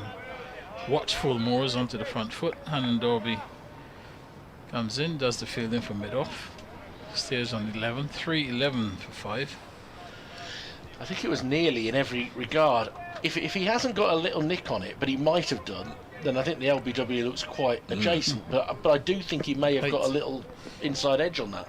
Yeah. And I think he just about had something behind the line when the ball rebounded onto the stumps. Rhodes in and bowls outside the off stump. No shot offered. Taken there by Burgess, standing up. I've had a few looks at it, and he's dragged his foot slightly, but also the reaction of Burgess gives the impression that he's seen that his foot is still back over the line, because he then reverts to the leg before appeal. And ultimately, I think both umpires have probably got all of the decisions right between them. As Rhodes will... He's got 1 ball left in this over. In now and bowls. And edging! Short of first slip. So Rhodes continued to cause a little bit of havoc. He's perhaps created more opportunities than any of the other bowlers. He's had a catch dropped. The incident a couple of balls earlier, and then finding the outside edge of Moore's bat falling short of the first slip. So he completes this over, his 10th of the innings. He's got none for 44. At the end of that over, Nottinghamshire are 311 for 5. Moores on 11, and Clark on 141. Almost taken on the half volley, wasn't it, by Rob Yates? It's a genuine edge. As if you're watching the live stream, we'll see the pictures along with us as Tom Moore's is, in fact, it's the one earlier on in the over, the one that ricocheted back off Burgess's pads as Hassan Ali begins a new over, bowling to Joe Clark, who defends. Clark on 141. He was 119 not out overnight. Had that life on 128 when Yates put him down off Will Rhodes, who got 2 for 4 in the first innings. Only came on towards the very back end of the innings. 10 overs, none for 44 this time round, but could have had both of these two. This one's run down to third man, and there's nobody down there. Ethan Brooks runs around from deep backward point and makes a good sliding stop, and they push hard and come back for 3. Takes Clark onto 144, 314 for 5, and Notts trail now by a small matter of 102 runs. Still grimly hanging on to hope that they can get through to lunch, reassess, refocus, go again after lunch. Yeah, there's still a lot of hard work to do, isn't there? Yeah. But you've got to admire the way that Clark, Mullaney, while he was at the crease, and Moores have gone about it. Ali bowls to Tom Moores. Drops it on the leg side, and fielded by Brooks, who from the previous ball had a long old run and did really well to prevent the ball going for 4. Instead they got 3. Now finds himself in on that mat that is covering the wicket. That's no doubt been prepared for the women's Ashes match here. Starts a week tomorrow. Still are a few tickets available if you want to come along. England women versus Australia women, 5-day test match. As Moores plays this up to mid-on, there's no run. Will be a great spectacle. Trent Bridge tends to put on its best party frock and really make people very welcome for the big occasions. That will be a terrific match, I'm sure, and you're very welcome. As I say, tickets for most days I think are still available, so have a look on the trentbridge.co.uk website. Moores on 11. Down the leg side, well taken by Burgess. That one was scuttling along the ground, but Burgess made it, well, it made it look like the most elementary of takes, which it wasn't. It was extremely difficult, and he's done very well. I think it'd be worth striking when the iron's hot for those tickets, because I fancy when the men's first Ashes test starts at Edgbaston on Friday, I think that might just increase interest in going to that game, because it'll get a lot of publicity during that match. The women's test here, the Washes, as they like to call it, women's Ashes. 314 for 5 as Moores defends up to mid-on. Play so very little red ball cricket, don't they? The leading women players. Should be great to see them in action over 5 days here. 314 for 5. Notts trail by 102. Tom Moores fresh at the crease this morning once Stephen Mullaney had been dismissed for 48. Is on 11. Joe Clark onto his best score for Nottinghamshire, the highest of his 6 centuries since moving from Worcestershire. He's 144 not out. At a moment of alarm when Rob Yates put him down off Rhodes on 128, but he's still there, and as long as he's still there, Notts will believe. Well, Rhodes to bowl to Joe Clark, just a single slip in place now.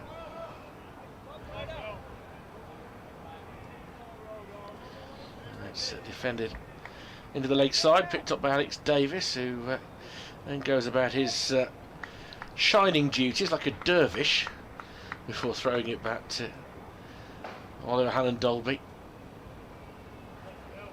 Been a real patience about the Bears today, trying to find their way through this. They've got their plans in place for the second half of the innings once they get through. Next wicket is huge. This is pulled towards mid-wicket to Ethan Brooks for a single, firmly struck by Clark. He's 145, 315 for 5. Harrison, of course, a very capable batsman, due in next. Hutton can hang around. It's had a tough match so far. There is the very real prospect that we could see a run chase later today in this match. It could set up that way. Still a lot of runs to wipe out. Only had 48 runs in an hour and a half nearly this morning. There's one thing we don't know about this 4th day surface, as Rhodes comes in to Moores, who's forward watchfully and plays it out towards point. Brooks picks up, is that if you had a situation where a team coming in at the end needs 80 off 10 overs to win, how easy it would be to score quickly, we don't know, because what we've seen from Notts today is really low risk stuff, which is absolutely the right way about going about it. Just 48 runs in nearly 20 overs. we don't know whether you can play expansively on it now. As Moores again just pushes forward. Brooks just comes in front of square to pick up. And there's no run. Pleasant breeze across the ground today.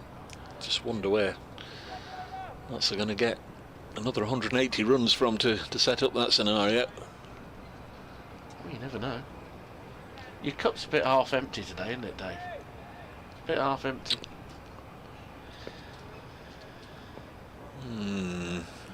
They're scrapping. Moores awaits Rhodes once more and pushes into the onside this time. Ed Barnard moves slowly to his left to pick it up because the batsmen aren't thinking about moving between the wickets. Well, twice I have seen these fourth day scenarios where you turn up and fully expect the bowling side to win. One was at Cardiff in 2017 when Colin Ingram and Chris Cook of Glamorgan both batted through the final day, both scored hundreds. Rhodes to Moores, plays it straight back down the wicket. Rhodes throws his hands up in frustration. He must be close to the end of his spell, but it's been a good one. Notts 315 for 5, trail by 101. And then a couple of years ago at New Road, Worcester, it was Notts on the wrong end. Had been made to follow on, but it was Asiba Mead and Ben Slater who batted through the final day, and again both registered hundreds. So it does happen, but not very often. That's the only two occasions I can recall being throughout an entire day's play and not a wicket going down. That of course won't happen because we've already lost a wicket today, but just a sample just to let you know it doesn't happen that often as Hassan Ali comes into bowl to Clark on 145, and Clark will take on the pull and gets a boundary to move to 149. Pulls this one away into the Fox Road stand wall, away to our left just behind square. Nigel's been in touch. Hi Dave, watching from home in Portugal. A fascinating final day's cricket possible here. Enjoyed a wonderful day at Trent Bridge with the family recently to see Notts beat Lancashire in the T20. Compliments to the convivial reception given by all the Notts staff. They're a real credit to the club. Thank you very much, Nigel. I'm sure everybody here will be pleased to hear that. As Clark gets his 150, first time in Nottinghamshire colours for Joe Clark, 26-year-old from Shrewsbury, former Worcestershire pair. Gets a half century, gets 150 here against the Bears.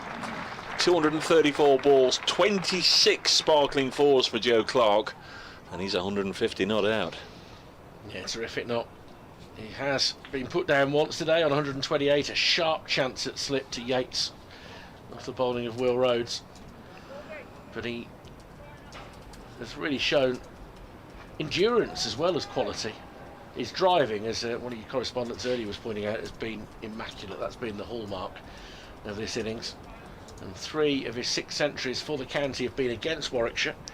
The first 2 were both in a losing cause in 2019, both in the same match.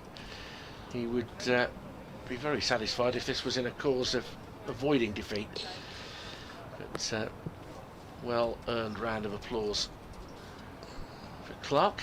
Yeah, and the fellow was sort of stole his thunder on that particular day. It's also going well nicely today for Surrey, Dominic Sibley. He's absolutely flat batted everything though, isn't he? Scoring very slowly, well over 6 overs for 75 last time I looked. Hassan Ali to Moores just bobs underneath this short one as it go through to the wicket keeper. Notts now have reduced their deficit to double digits. Sounds a lot less than they're 100 behind, they're 96 behind, but small wins, small gains, and as one or two correspondents have said, as long as Joe Clark's there, it's not to take anything away from Tom Moores or Calvin Harrison or the rest. And Clark has played beautifully. Moores on 11, Hassan Ali bowls, and again he bobs away, almost does a little bit of limbo dancing just to avoid being struck by that short pitch delivery as it goes through to Burgess, the Notts coaching staff, or several members of them.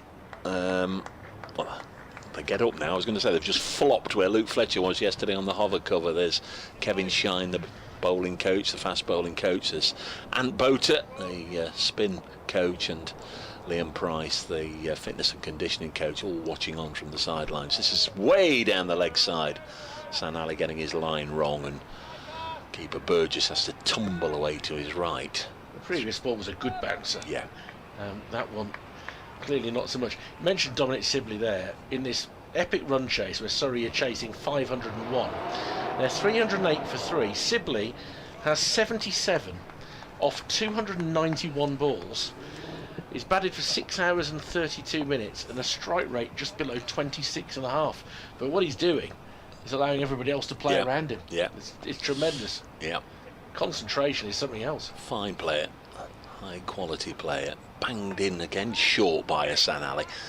We always often see the umpires go 1 for the over, 2 for the over. Could well have gone 4 or 5 for the over in that particular one. That was his signal. Actually 4 for the over. Well done. And I think that might be the end of his spell as well, because I know Danny Briggs has been doing some warming up. Is Rhodes continuing, or is Ollie Hannon Dolby going to give it another go? Just looking to see at the moment. There's a bit of a conversation going on. Alex Davis is involved. They're having a look at the ball again. Yeah, striding in with purpose, OHD.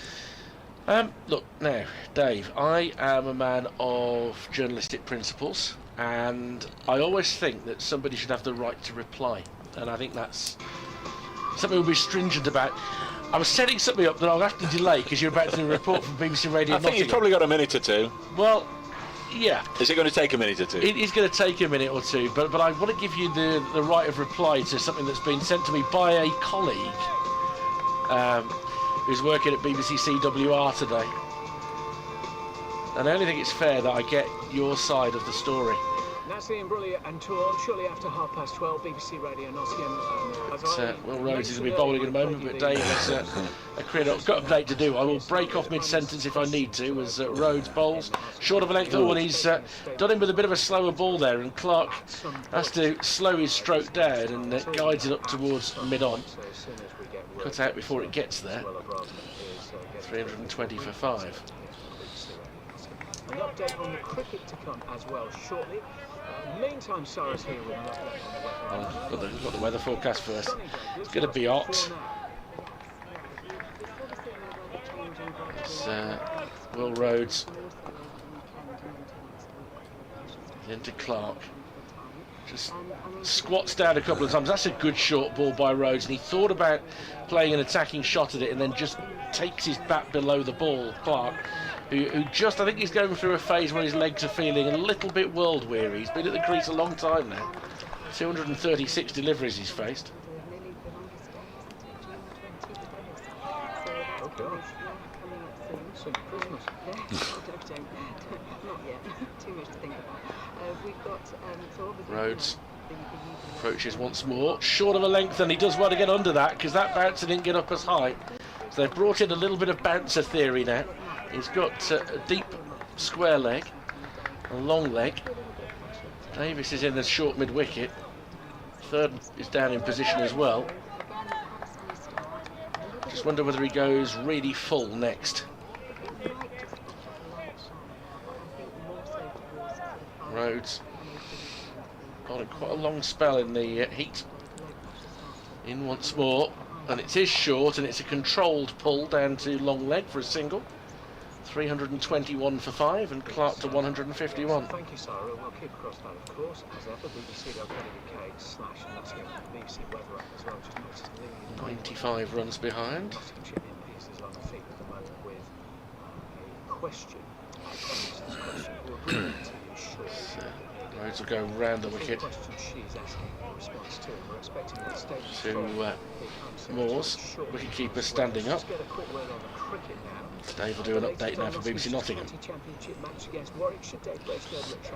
And not still hanging on. They're frustrating Warwickshire here. They're 321 for 5, which means they're only 95 away from making Warwickshire bat again. Warwickshire second in the table, Notts fourth going into this game, and it's fair that the visitors have pretty much dominated throughout, but Notts hanging on largely thanks to Joe Clark. Wonderful knock from Clark, who moved from Worcestershire 5 years ago. He's not always found it easy here at Trent Bridge. He's 151 not out, Notts 321 for 5.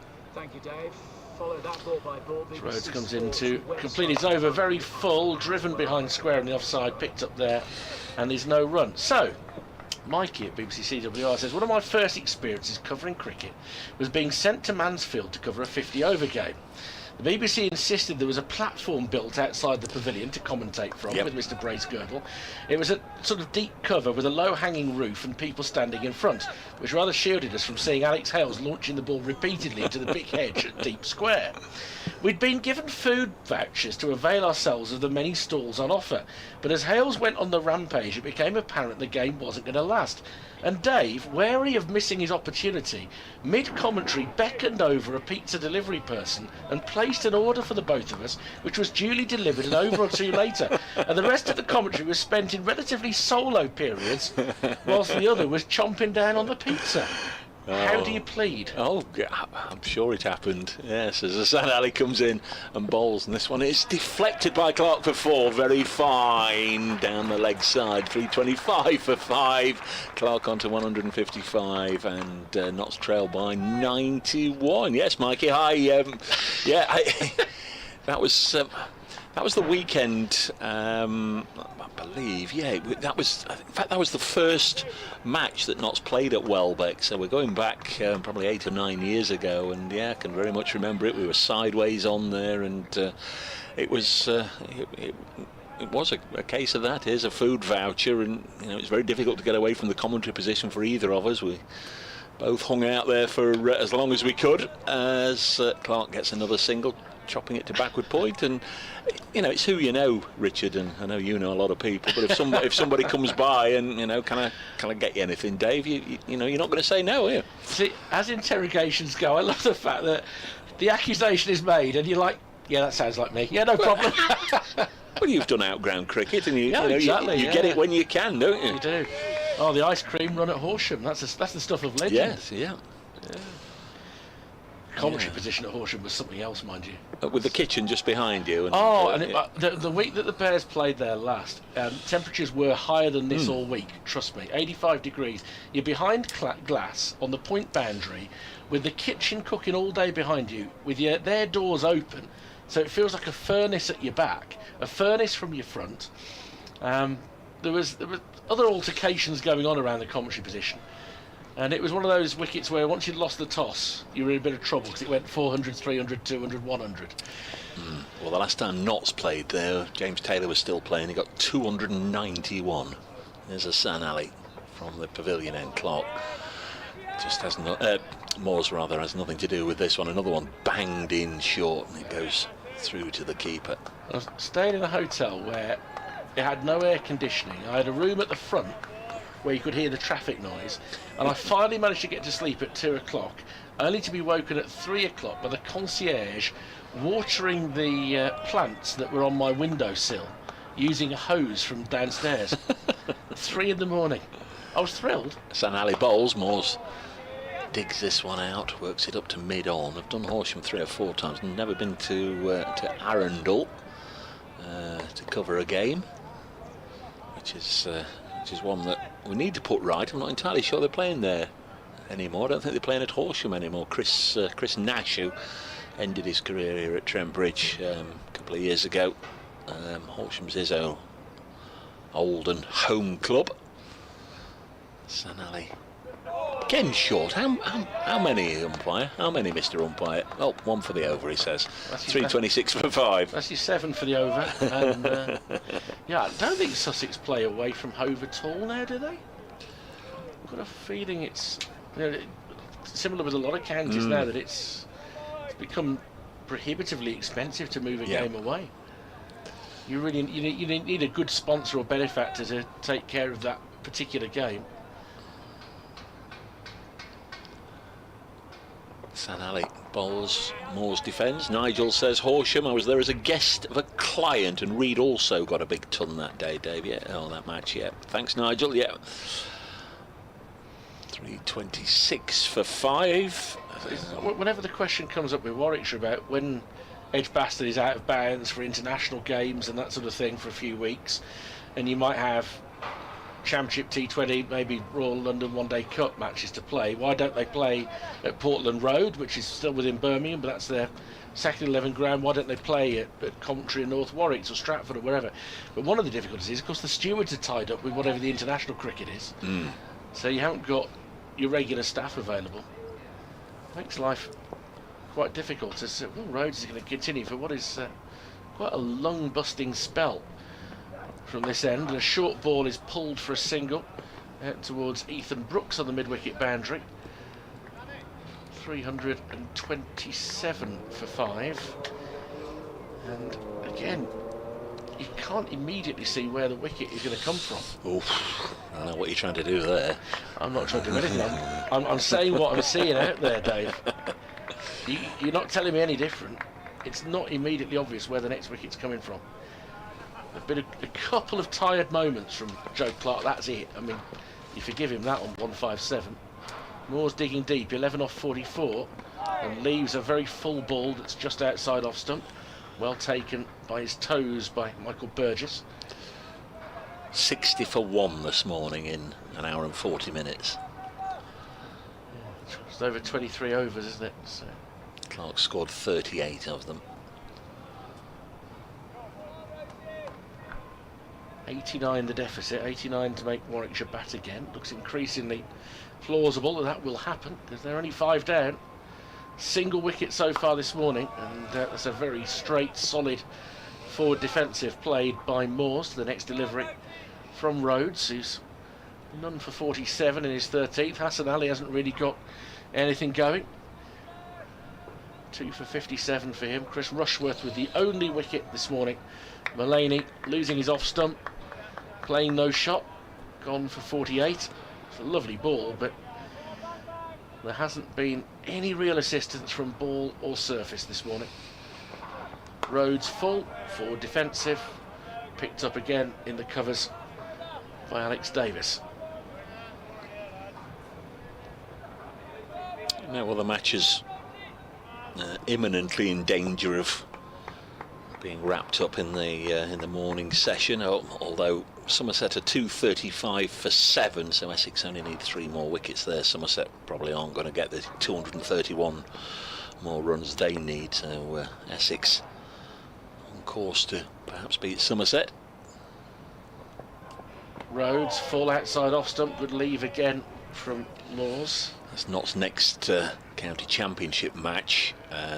Go down for a match that starts a week on Sunday at Taunton, having beaten Somerset here, and they've not done the double over the side of men since 1955. One of those little loose stats I've had floating around in the back of the mind since Notts won here in April. Not beaten Somerset both home and away in the same season since 1955. Could this be the year? Rhodes to Moores again. They go forward defensive. He knew it was coming. 327 for 5, 86, 89 even. Read the scoreboard, Richard. 89 remains the deficit. Oh, 4 days on, my scoreboard's getting blurred at this point. But this has been a good morning again for Notts. You say yesterday evening they probably won a session for the first time in the match. Well, it's going to be 2 in a row here, unless Danny Briggs has a bit of an impact in this final quarter of an hour. Yes, a little nervous that a lot of the work over this hour and 45 minutes that we've had this morning could be undone by a wicket or two. You do feel it's Clark or bust for Notts, and that's with the greatest of respect to Tom Moores, Calvin Harrison, Brett Hutton, Jake Ball and Dane Patterson. If Notts are to still be going at tea with real hope, because that's what it would be if Clark's still there at tea, then he has to remain. And any signs of momentary weariness or tiredness have got to be put aside for the cause here. 327 for 5 as we welcome back the far from weary Roland Butcher. Yes, 327 for 5, Clark. Excellent. 150, still there, battling on. He's got a lot more batting to do. He's at 157, and with him, Moores on 11.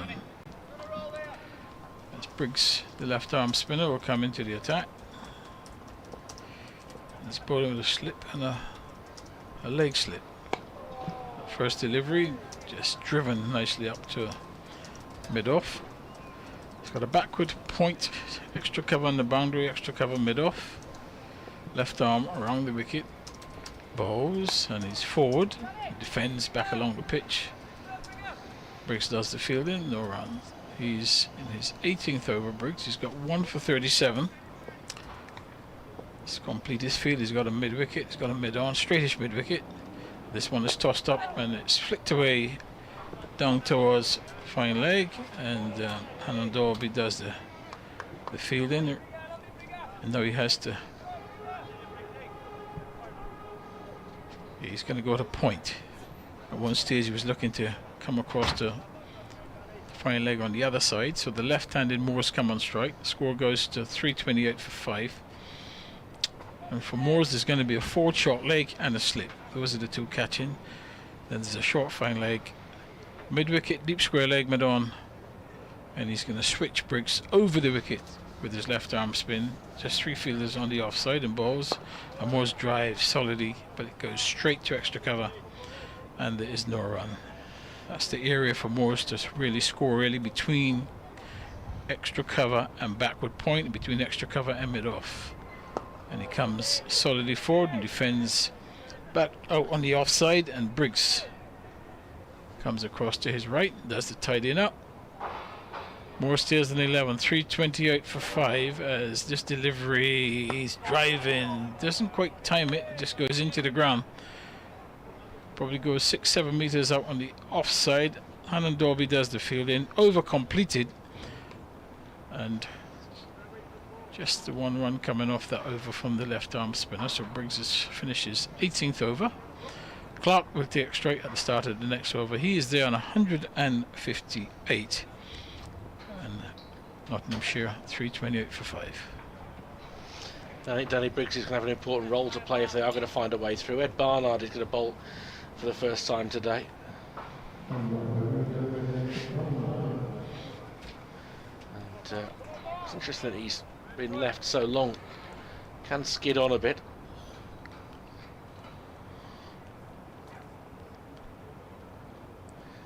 And comes in the bowl to Clark.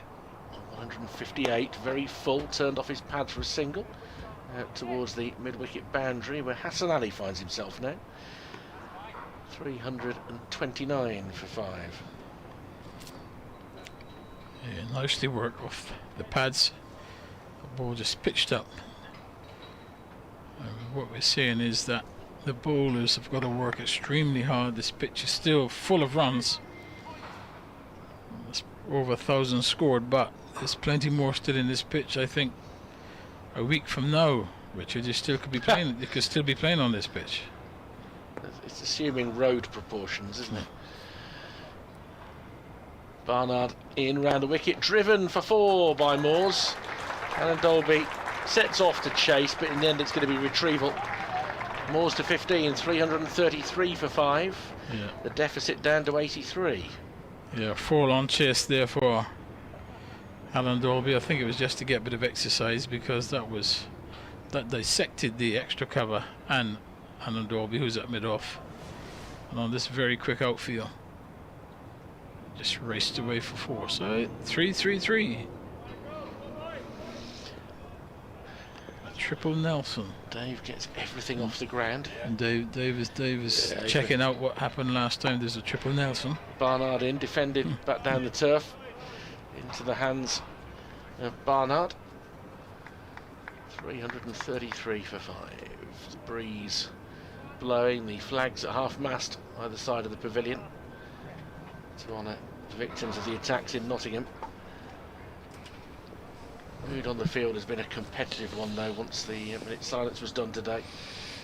Nottinghamshire fought a very good rear guard. That's very wide and full outside off stump, but a cross-batted spear at it from Moores. He gets nothing on it apart from some dust which kicks up everywhere, and Burgess does well to make sure that he doesn't allow that one to slip under him.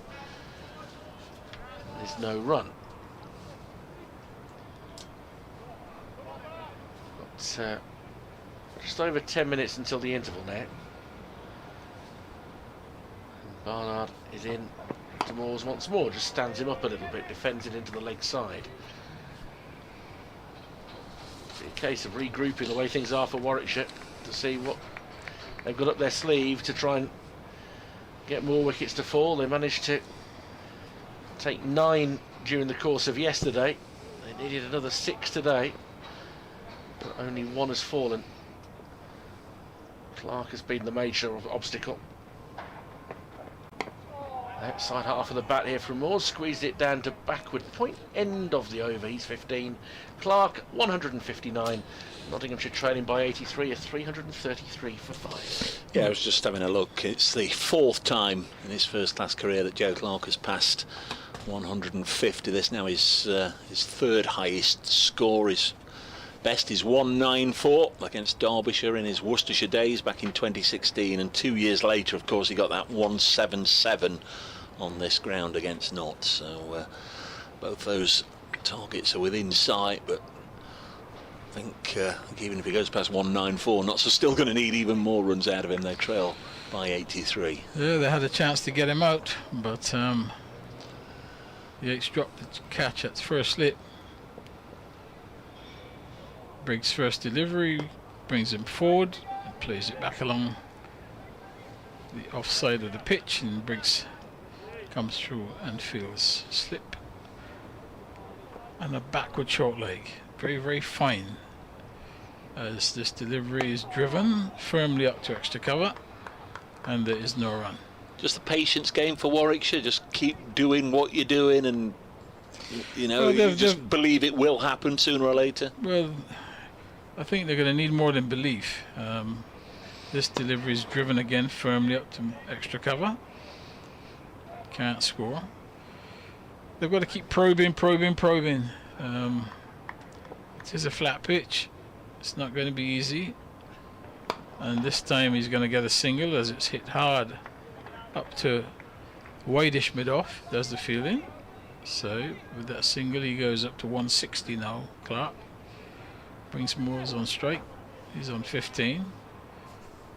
And they will rue that drop catch because that really could have opened the door. He's bowling over the wicket now to Moores. He's getting that to one fine. There's going to be at least 2 here or there. No, excellent piece of fielding there. That was well chased down on the onside by the substitute fielder. He did really well there. Thick edge down to fine leg, restricted the batsman to 1. Yeah, Ethan Brooks on the field today doing the subfield, and it was Jacob Bethel yesterday, wasn't it? It was. This one is defended on the onside. That's the end of Danny Briggs' over. 335 for 5. 160 to Clark. Moores on 16. And Warwickshire really having to work extremely hard to try and get the breakthrough, and Nottinghamshire putting up some sturdy resistance, led by Joe Clark, who's still there on 160. Yeah, it's just about 48 hours now, isn't it, since Warwickshire began bowling. Of course, they opted to enforce the follow-on at lunchtime yesterday, so pretty much 2 full days in the field. Talked about Notts being weary after their efforts on the first day, the first 4 sessions, but the Bears bowlers having to put it in now as Barnard comes in to bowl to Moores. Tries to drive through the offside, but instead just clumps it along the ground to Rushworth at mid-on. The digital numbers on the scoreboard, on the Batman board, just turn over to 12:54, so maybe a couple of overs after this one. One last pre-lunch throw of the dice maybe from Warwickshire here, with Ed Barnard going around the wicket to Tom Moores again, just happy to block, push it back to Barnard. 335 for 4. Yep, just the 1 wicket falling in this session, so it's been a good one for Notts. Some sturdy resistance yesterday, and then just to lose the 1 wicket this session. Again comes Ed Barnard in his first season with Warwickshire. Moores once more just content just to block the ball out onto the offside and keep his wicket intact. No run there. That Joe Clark highest score on this ground of 177, of course, was made with the pink ball, as we've mentioned a couple of times. That's within 17 now. Here's Barnard bowling to Tom Moores, lets it go through to the keeper, and curiously that was in 2018, and of that Nottinghamshire side that played in that game against Joe Clark when he got his 177 here, it's only 5 years ago. The only player that remains of the Notts 11 that day is batting with him at the moment, Tom Moores. It was Chris Nash, Jake Libby, Samit Patel, Ross Taylor, Billy Root, Ricky Vessels, Stuart Broad, Luke Fletcher as Barnard bowls. Next one's just dropped on the leg side. There's no run. Matt Milnes and Harry Gurney. Stephen Mullaney missed that game through injury. Luke Fletcher may well have played in this one if he was fit, but such a turnover of players. 5 years ago, the only one playing in that match was Tom Moores. Last ball of the over, the 106th of the innings. Moores gets a slower one. It's a slow, loopy, floaty delivery from Barnard. Well disguised, but well watched by Moores. Keeps his wicket intact. 335 for 5. Applaud that from Barnard. Just tried something different there, didn't he? Yeah, it was. It was a good one too. Just got down in time on it. It was a loopy, slower ball. Obviously looking for something quicker, but he survived. And you may remember they did have a man here at Notts who was the master of the slower ball, one Franklin D. Stevenson. Yes, and he had the best slower ball that I have ever seen. Yeah, and he sort of taught a man whose birthday it was yesterday, we've got to mention, Chris Cairns. He helped him develop his slower ball, but you're quite right, it was Franklin who had it first. And Briggs now bowls, and that's driven hard to extra cover, but a good diving save there at extra cover. That had 4 written all over it. The left arm spinner Briggs rung the wicket to Clark in and bowls. And Clark is edging this one to third man, but he will get a single. Smart piece of fielding there by the substitute fielder once more. Who's certainly, he's earning his money today. He's very enthusiastic, and that's defended up towards mid-off. And there's no run. 160 to Clark. Moore's 16 as we quickly approaching lunch. 335 for 5. Briggs bowls, and that's well bowls. Slower delivery, and Clark looking to play on the offside. The ball goes back to the bowler. No run. And Briggs just really trying to tease Clark. There's no spin in the surface at all in the bowls. That short of a length, he's forcing it to extra cover, can't score. Once more as the extra cover comes across, does the fielding, and it's a bit of a, I think everybody's getting ready for lunch, even the fielding side. It's a little bit, so Clark decides to take a bit of time out of the game so that there are not too many overs. He goes down the pitch, gives it a little pat. Alan Dalby comes up to square leg to save the one. And Briggs in now and bowls to Clark, and Clark sweeps and will go. Is it going for 6? Yeah. And it goes 6. Yep, that was just to finish the over. Alan Dalby was brought up to save the one, and he immediately swept it flat 6. The boundary not particularly long, but very safe shot. And the 6-wicket partnership. Is that the 50 partnership? Yeah. The 50. Just watching the replay of that sweep shot, well executed sweep shot, got the maximum. So 1 over to go before lunch, as we're just a few seconds away from 1 o'clock. Rob Yates is going to bowl it. It's had a little bit of work to do in this innings. 9 overs, none for 16. 341 for 5. Yates, fairly gentle right arm off spin. Can he just find a chink in Tom Moore's defence? Not from this particular delivery. Drops it on the leg side. board says 1 o'clock, my watch says 1 o'clock, the laptop says 1 o'clock. So this will be the final over. 5 deliveries to go between Notts and a lunch break. As Moores works it to square leg, no run. Joe Clark at the non-strikers end. Nottinghamshire supporters will be hoping for 2 things here, hoping that Clark stays at the non-strikers end and hoping that Tom Moores can see out these 4 deliveries. As Yates bowls into the pad, was going down the leg side. Not out. It remains 341 for 5. The morning began with Notts on 267 for 4. They lost Stephen Mullaney, bowled by Chris Rushworth for 48. Terrific delivery.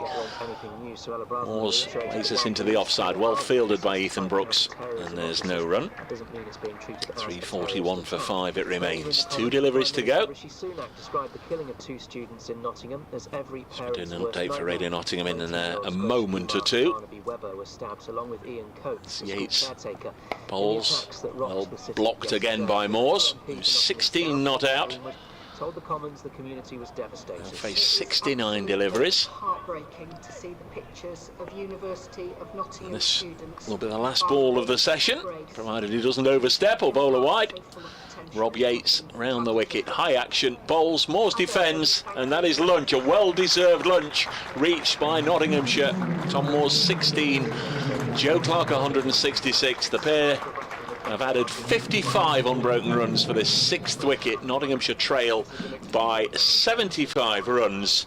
And there is still a little bit of hope, a little bit of belief. Many thanks to Richard Wilford and to Roland Butcher for their company and their commentary this morning. Just waiting for the update to speak to BBC Radio Nottingham for their lunchtime update.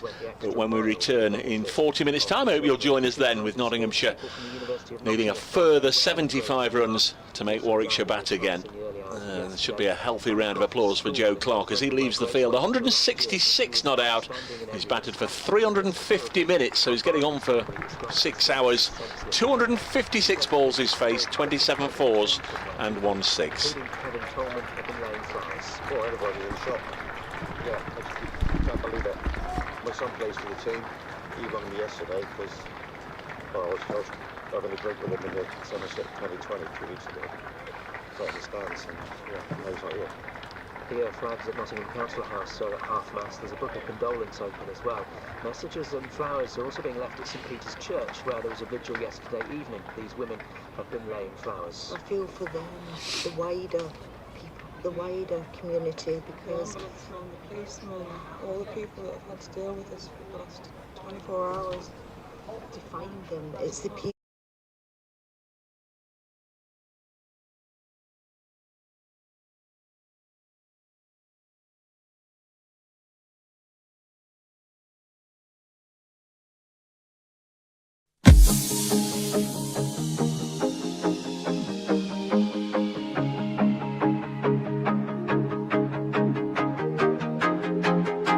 Right, lads, see you on the other side.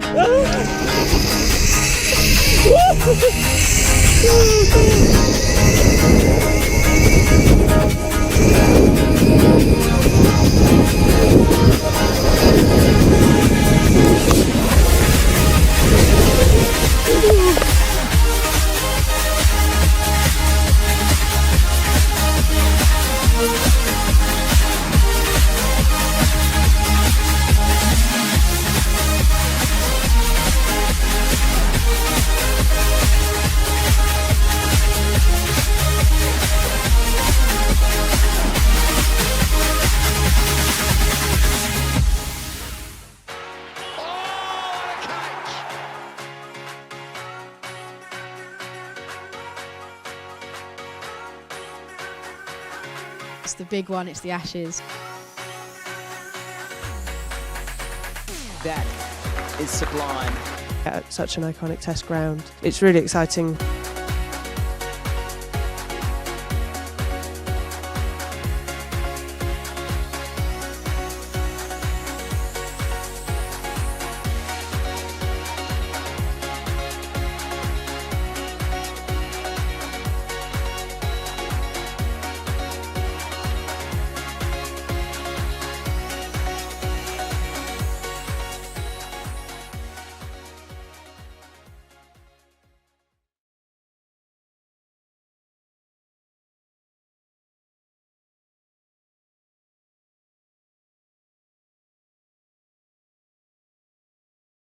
The blast at Trent Bridge.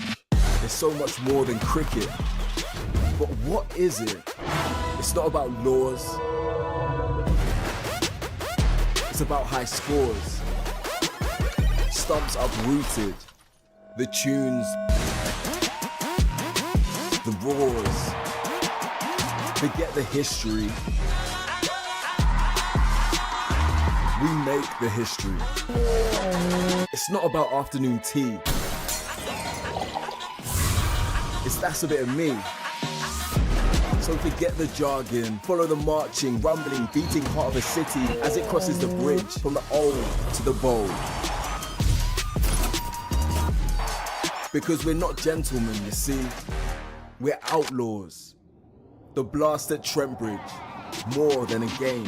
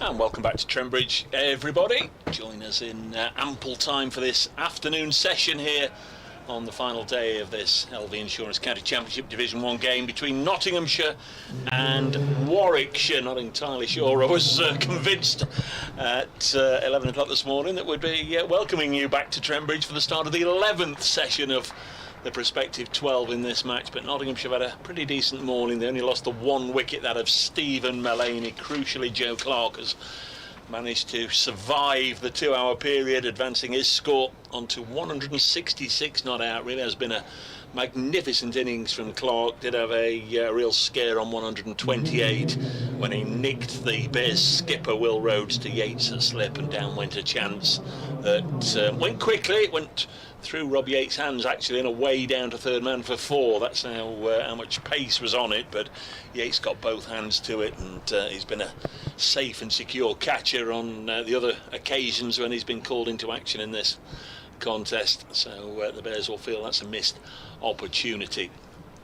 So we're going to get underway with Notts still trailing by 75 runs. Whether you're following us on the BBC Sport website and app, or via the live stream, or any other way that you found to keep in touch with us, you're very, very welcome. Those of you that are watching on the live stream, perhaps for the first time today, will have seen the players just taking to the field, all wearing black armbands. Trent Bridge and the players and staff and officials all paying their respects today to the lives lost and those sadly affected by the tragic events in Nottingham in the early hours of yesterday morning. Our thoughts were and are with them all.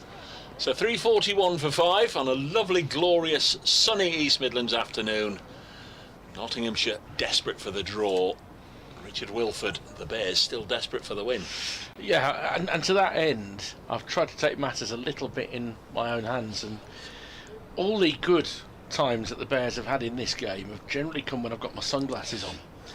So, because this game is so rich with superstition, I've brought the sunglasses out, which I largely was wearing to protect myself, give myself an extra layer to cope with the hay fever, the pollen count. As we're being delayed at the moment by the fact that the committee room door is open. It's now slammed shut, and it's right in the line of the batsman. And Joe Clark, quite rightly, standing his ground, saying, "I need that shut. I'm not going to see where Danny Briggs is throwing it from." Now there's people walking about. And then that door will be shut, and now we can have a game of cricket. Briggs, left arm round the wicket to Clark, onto his pads, turned into the leg side. Comfortable single to the mid-wicket boundary. 167 for Clark. Nottinghamshire 342 for 5. Who, I mean, sometime mid-afternoon they should, in theory, get themselves in front if they don't lose any wickets. Certainly between now and tea. But Warwickshire's body language at least stayed good during that session, but it's not easy. We've had one ball. Now a hold-up whilst a helmet is being brought out. Yeah, that's slightly balmy, isn't it? Is Alex Davis going to go in at silly point or leg slip? Actually, it might be the case. This session is 3 minutes old and we've had one delivery. 2 hold-ups with doors and windows being shut, and now a helmet being fetched. Briggs goes over the wicket to the left-handed. Moores, and gets an edge that goes over the stumps, and he's going to roll down for 4. And it's buys, in fact. He's got nothing on it. He's got nothing on it. Well, how's that got through? Danny Briggs can't quite believe it. 346 for 5. He may, however, take quite a bit of encouragement from that delivery. Yes, you do have to wonder how there was a sufficient gap there to get between bat pad, stumps and keeper Burgess to go for 4 buys, but it did. It clipped Burgess's glove on the way through, because it did seem to slightly change direction. Must have done. Briggs full, defended, out into the offside by Moores. And there's no run. Ed Barnard comes across to do the fielding. So leg slip and slip, backward point, extra cover, mid-off. Chris Rushworth, it looks like he's warming up a little bit. Might just be to field though. Forward again to kill the ball with a pretty dead bat is Moores. There's a mid-on, mid-wicket, short leg, and a reasonably backward square leg. He's about 15 yards in from the rope. As Briggs draws Moores forward in defence again. Interesting to see what they do from this end, whether Rob Yates, who bowled the last over before the interval, might bowl again here, or whether they go straight back to a seamer at this end. Briggs in. There's an appeal for LBW, padded away, and it's not going to be given by umpire O'Shaughnessy. There was a bit of lingering interest behind the stumps from Michael Burgess there. Was indeed. That's the first over out of the way. Those 4 runs to the total, 4 byes. We talked about the potential weariness and the undoubted weariness of the Nottinghamshire bowlers, who were out in the field for 135.2 overs, doing the sums during the quiet moments of the lunch period. Warwickshire, who've now been in the field for 48 hours effectively, around about this time 2 days ago, have bowled 164 overs, now 165 overs with that Briggs one.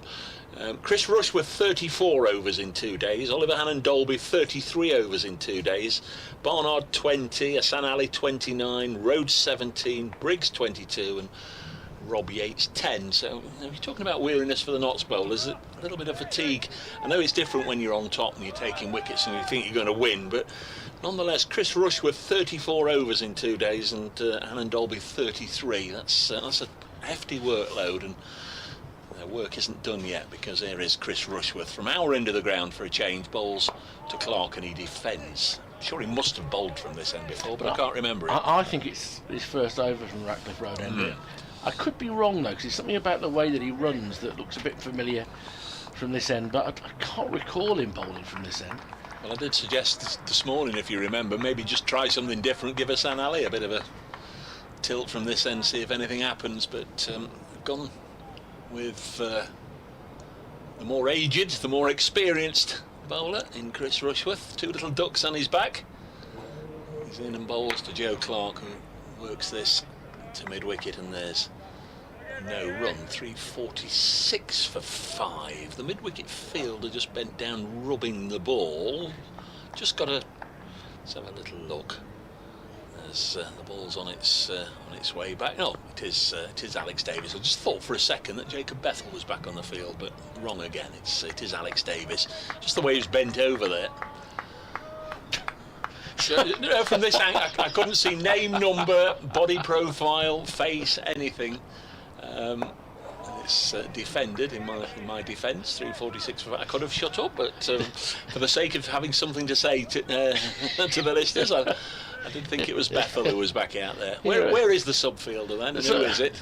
Well, it's been Ethan Brooks today, and at the moment he is somewhere long leg, I think. What is it talking about? Alex, do you know that when you bend down you look like Jacob Bethel? See how that plays out. Rushworth in past umpire Hartley, worked away by Clark for the first run post lunch, out to Hassan Ali. 347 for 5. Tell you what, I'm doing a bit of homework before the games, as is our one, just to pass a quiet day or two. Looking up Hassan Ali's stats, you've got to be careful, because some notable cricketing websites where we go for our information have him with 1 S in the middle and some have him with 2 S's in the middle, don't they? And there's been 1 or 2 other players in history that similarly have had a couple of S's in there. Yeah, I think it's just fair to say he's spelt fairly inconsistently in his career. I never quite know which to do, but he's listed as 1 on the scorecard. Rushworth round the wicket now to Tom Moores, just drops his bat on a delivery which goes out as far as the mat, which is almost bang smack in the centre of, well, it is smack in the centre, because that is the Test match strip, which is being protected ahead of the women's Ashes here. England versus Australia women starts a week tomorrow here at Trent Bridge. 5-day women's match, white clothing, red ball, a few tickets still available, and I'd urge you, if you've always wanted to come along to Trent Bridge and experience the big match atmosphere, that could be a cracker. Next ball on its way, driven into the offside, fielded by Davis, and there's no run, and Notts remains 69 away from making the Bears bat again as Chris Rushworth ends the second over of the afternoon, and Notts are still metaphorically a million miles away from safety. 64 overs remain in the day. Did a game in the Charlotte Edwards Cup the other week with Melinda Farrell, the cricketing broadcaster and journalist. He'd come over from Australia, of course, with it being an Ashes summer. She will be delighted to know that test strip is being prepared as the proper badge of honour strip in the centre of Trent Bridge, because at times women's international cricket has not been put in the best point of the square, sometimes on used surfaces, but it's been done absolutely the right way at Trent Bridge, as you I'm sure would anticipate. Danny Briggs to begin a new over, bowling to Clark, meets it on the full toss, just at the bottom end of the bat though, and it rolls harmlessly to Ethan Brooks. Or to give her a full name, Melinda Pointless Winner Farrell. Oh, well, there you go. Don't know if you saw that episode when she was on Pointless. I've heard about it. Forward in defence is Clark.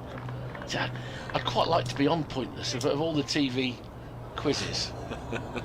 So, I like Alexander Armstrong, and if it's a celebrities one, you've still got Richard Osman. Slightly quicker delivery, takes an edge and drops short of Will Rhodes. Clark with a rare false shot. He's on 168, but that could have been it. Authentic edge, drops short of Will Rhodes at slip. Briggs in again, and he covers up rather more this time, Clark, and defends it back down onto the track. You can just see all the wit on Twitter if I did it with a little meme, Dave Bracegirdle Pointless. It's an easy hit, isn't it?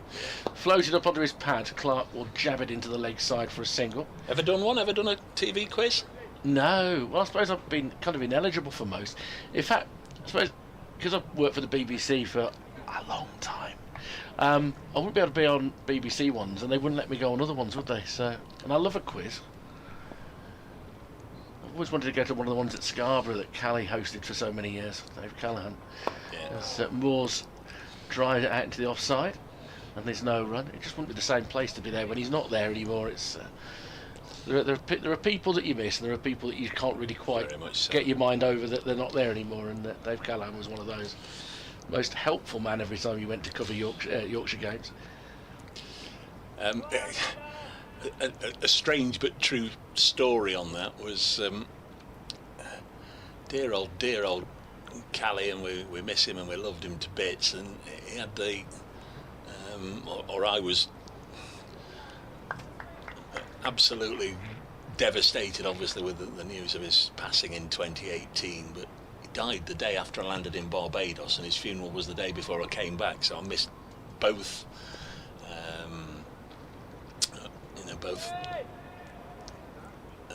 moments and wasn't able to go and obviously pay my respects. There's another check of the ball. I think it may well be changed here, and I got out to Barbados, and it was the North v South series that I was covering, and obviously there was quite a bit on my Twitter, and I put one or two memories on and thoughts and whatever.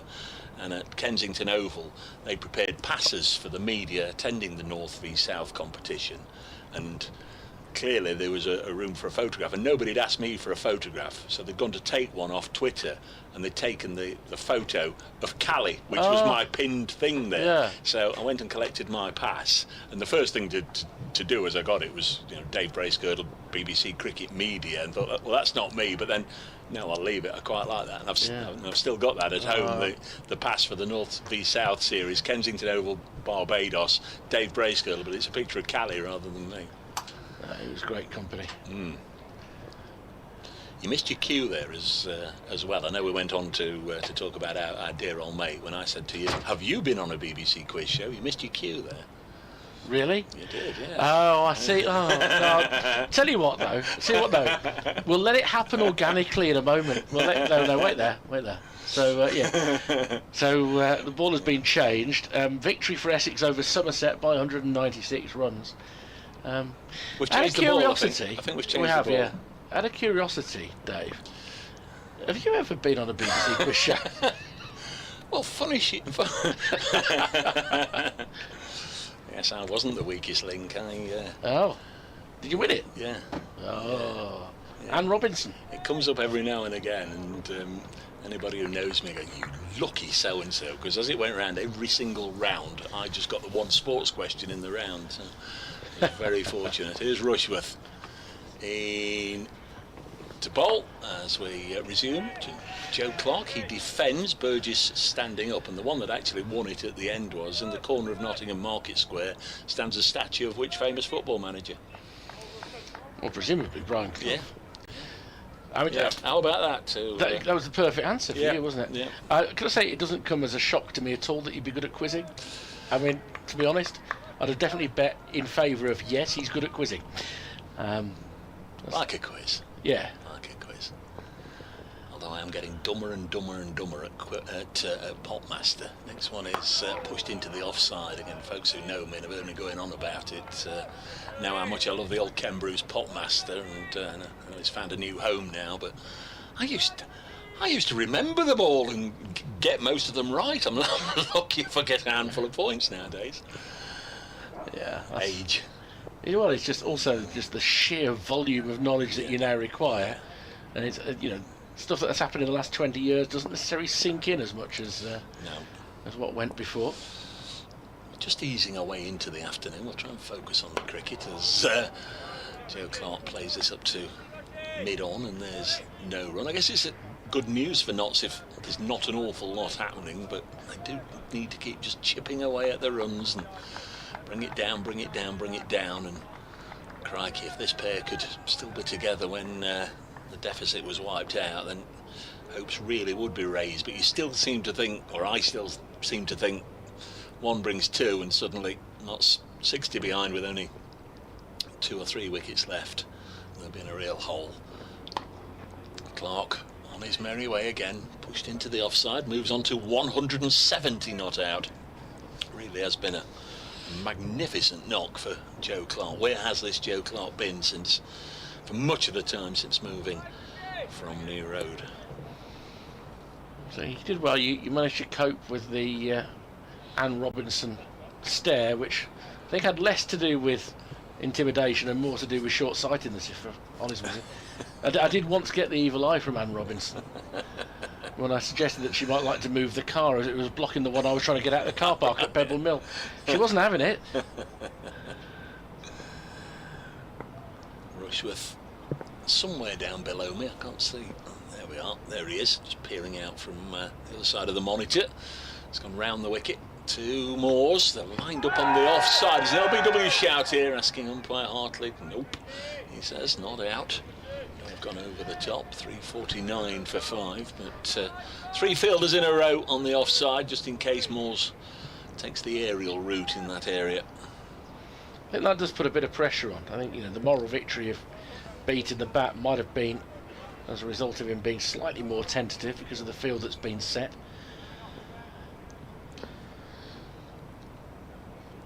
Sending a man out onto square leg boundary now, so there are 2 out for any pull shot that he might be lured into. Final ball of the over. This one is just run to backward point. Ed Barnard had quite some distance to go. Probably could have taken a single, but best be safe and not sorry. 3:49 for 5 at the end of the over here on BBC Radio Nottingham, BBC WM, BBC CWR, and those of you watching from all manner of different places, here, there and everywhere, all around the globe, watching on the live stream. And many thanks to everybody that keeps sending in messages and photos of where they are. A lot of people beside the pool, but still very much enjoying the cricket and saying nice things about the coverage. And on that score, huge thanks to Kirsty and the team for bringing you the pictures and the coverage.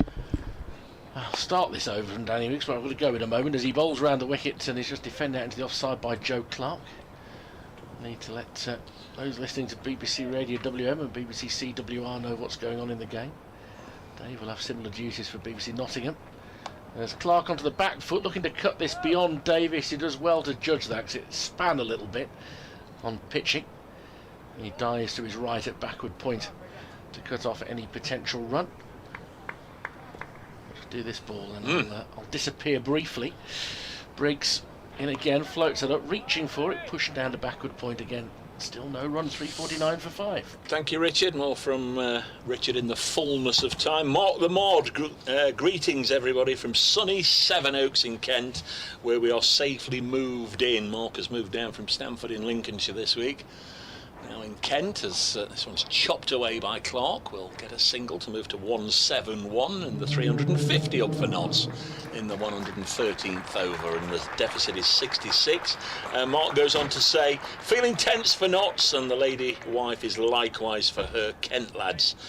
All the best in your new accommodation, Mark and Lady Mark. Delivery from Briggs is tossed up, and Moores will drive for 4 handsomely through the offside. Nice shot, Tom Moores, and he's on to 20, and every single run is useful. Mike Brown is with us from normally at Guernsey, but he's here in Trent Bridge, I think, in the Hound Road stand. I said to the steward on the way out for a lunchtime beer, see you this afternoon. Never in my wildest dreams did I think I'd be saying that at the start of the day. 3:54 for 5. Next ball is defended by young Master Moores, and it remains 3:54 for 5. Not trail by 62. I'll retweet this because it's not great radio to say I've got a picture. Adam says, listening in, Dave, from the middle of nowhere, and next to what I believe is the start of the River Trent, northeast Staffs. Come on, Notts. Nice photo, Adam. Thank you for joining us, mentioning the coverage. I join with the Prime Minister in his comments at Brace Cricket, if you want to get in touch. 3:54 for 5. The work of our emergency services. The thoughts of the whole House are with the victims and the people of that great city. Well, the attack 61 overs city's student community to go in the day, or possible 61 overs, as Clark will force this to deep backward point. Will take a single. 3:55 for 5. Notts trail by 61. 31-year-old man remains in custody. Nottinghamshire police insist it's still working with counter-terrorism policing, saying reports it's not false. Speaking in the comments this afternoon, the Home Secretary Suella Braverman now moved on to 69. They are at a very early stage. They have carried out a number of searches, a number of inquiries across the city, and they will continue to gather evidence over the still those close catches on the offside as Moores defends this off his hip. Not onto the leg side. There's no run there. Remains 3:55 for 5. Men out yesterday. Hamid for 39, Slater 30, Montgomery 0, James 29. And then this morning, Stephen Mullaney, he fell for 48, bowled by Chris Rushworth. Asked several times whether they were having an affair, which they both denied. Mr. McCall also said they had no legal reason to. He's now into his 21st over. The mobile Balls to Moores, begin to just block this full-length delivery become the largest provider in the UK. From Chris Rushworth. The company will be worth £15 billion. And to Trent Bridge now, where Nottinghamshire are in county championship action against Warwickshire. Dave Bracegirdle has the latest from the 4th day.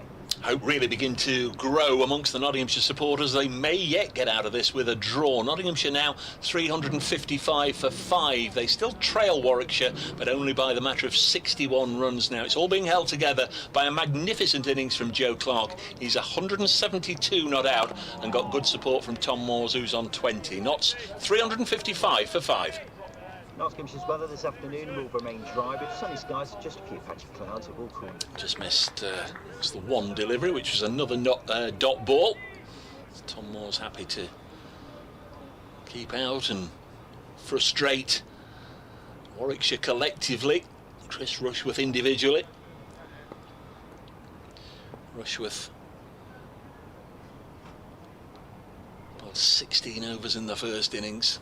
This is his 21st in the second, and now leaks runs, probably a couple, as it's guided with an open face towards third man, and it will run all the way for 4. In fact, the outfield's still lightning fast here in Nottingham, and 4 more runs to Tom Moores, moves on to 24. 3:59 for 5, and that deficit is under 60. Notts trail by 57.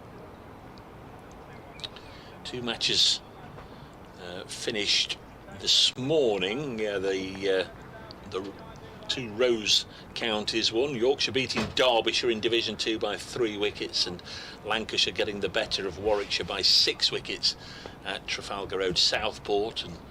And during our luncheon interval, Essex getting over the line to beat Somerset at Chelmsford, as this is popped up in the air and will fall to ground just short of Hannon Dolby at mid-on. A real false shot and a real moment of extreme fortune for Tom Moores. Squared up and the ball just popped up in the air, just like you're out in the garden playing with the young uns, and lob a tennis ball up for one of them to catch. And it would have been simple, but despite Oliver Hannon Dolby being the height of a skyscraper, he came in from mid-on, threw himself forward and couldn't get there, and Tom Moores has a real reprieve. 3:59 for 5. Yeah, signs that things aren't quite going your way. There's a replay of it, Rich. I know you were just those, walking back into the room. The ball has just stopped on him a little bit and it's chipped up, and Hannon Dolby hasn't got any chance to get there in time. He does his best. He's about to come into the attack as well at the far end, so Danny Briggs' spell is over. Next half hour I think is essential as this deficit comes down. You start to believe that Notts have got a real chance of seeing this through. It's a real work and art of concentration for Joe Clark. 275 deliveries, he's been an obstacle. He's been put down once, there have been 1 or 2 weary shots along the way, but it's been a remarkable innings. And now he faces Hannon Dolby, and off the back foot tries to drive it past Barnard. Doesn't get any timing on it though, and Barnard is able to capture. The breeze looks quite nice if you're out there. I'm sure that that's quite welcome. Good proportion of those people in attendance are trying to find a bit of shadow. It tells you just how warm it's been, peaking at about 24-25 degrees again. I think it feels a bit hotter than that. Hay fever sufferers going the extra mile if they come in this weather. This is back of a length and guided down towards third. Jacob Bethel is fielding down there. You know who he looks like? But only when he bends down. Yeah, he looks like Alex Davis. Yeah, they're very similar on the squat.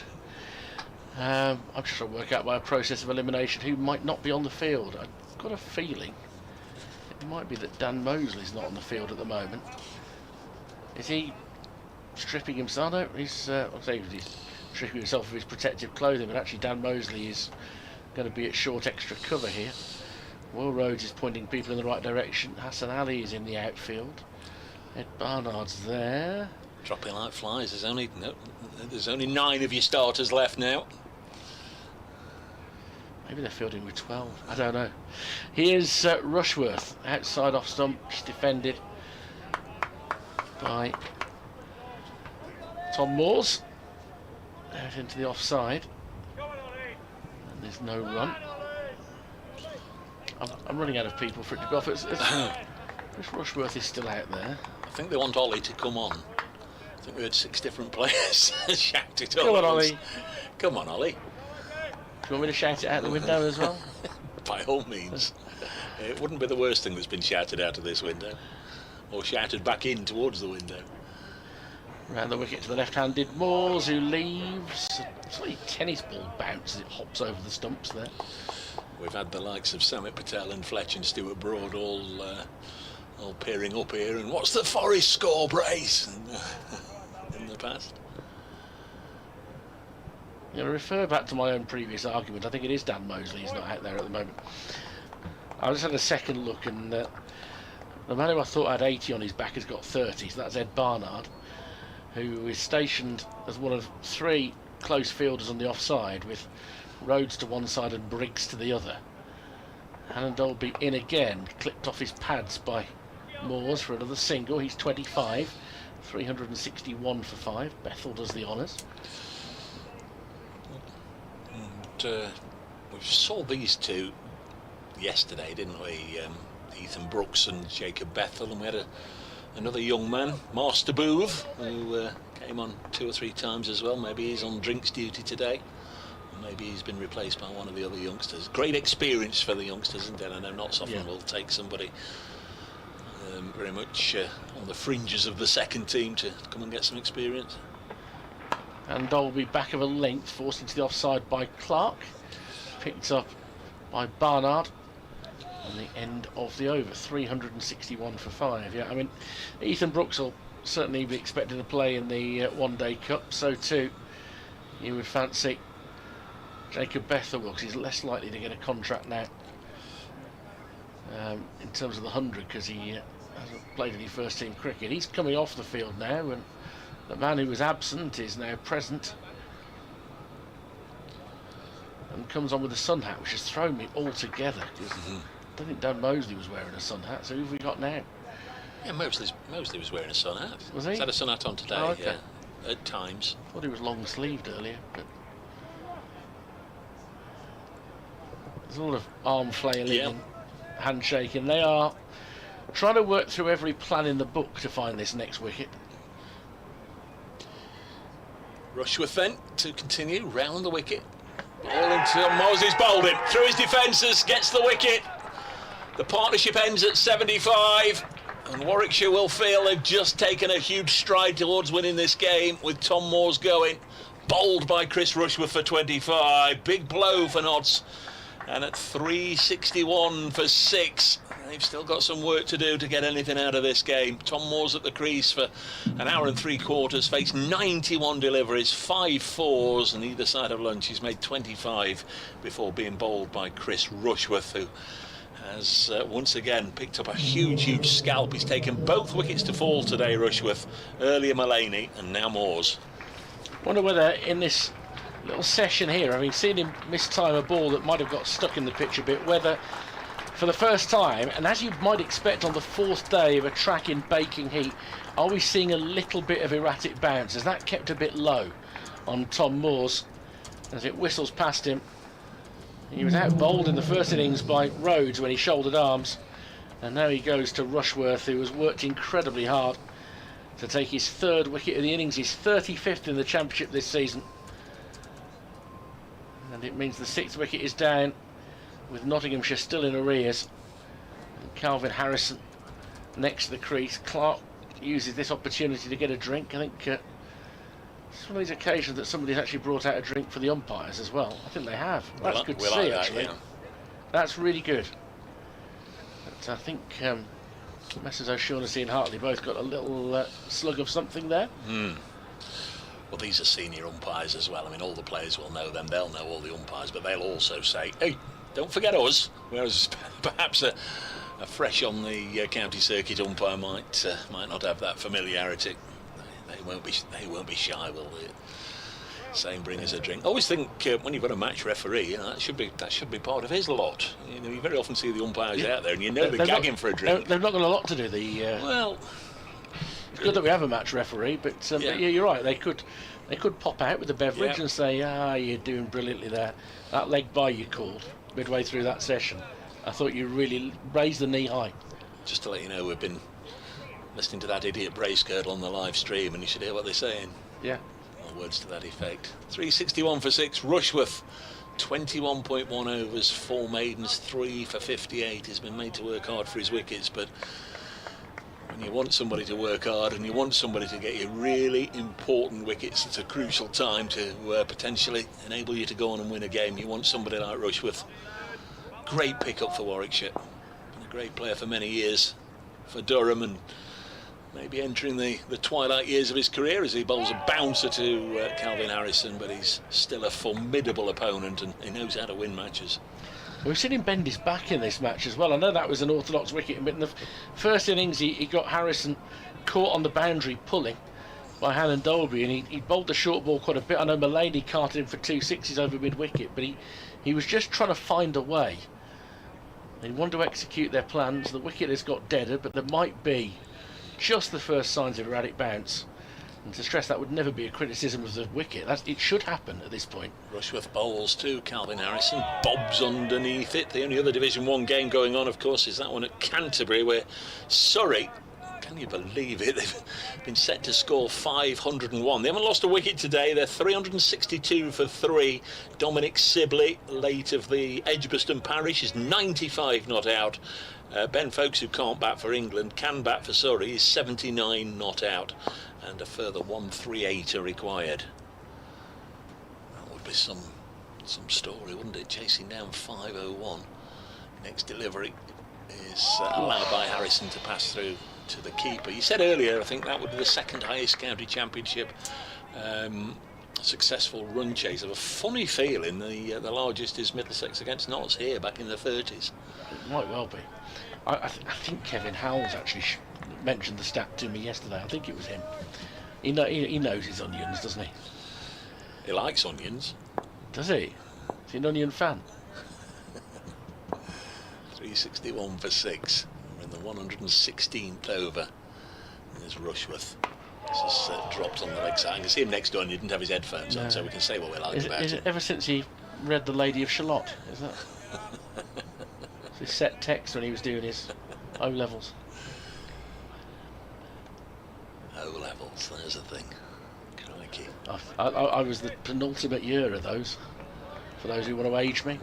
I don't think I've given the game away a few times with some of the things I remember. But yeah. Final ball of this Rushworth over. Began with a wicket. He's into Harrison, who will get off the mark. Final ball, and I don't think Warwickshire will mind that, because it means Joe Clark is again stranded, marooned at the non-striker's end. Harrison keeping strike, but he's underway. 362 for 6, Notts trail by 54, but success in that over for the Bears. Tom Moore's bowled by Rushworth for 25. A real persistence from Rushworth. 3 for 59 in his 22 overs. So that's 5 for 101 in the context of this match and this surface.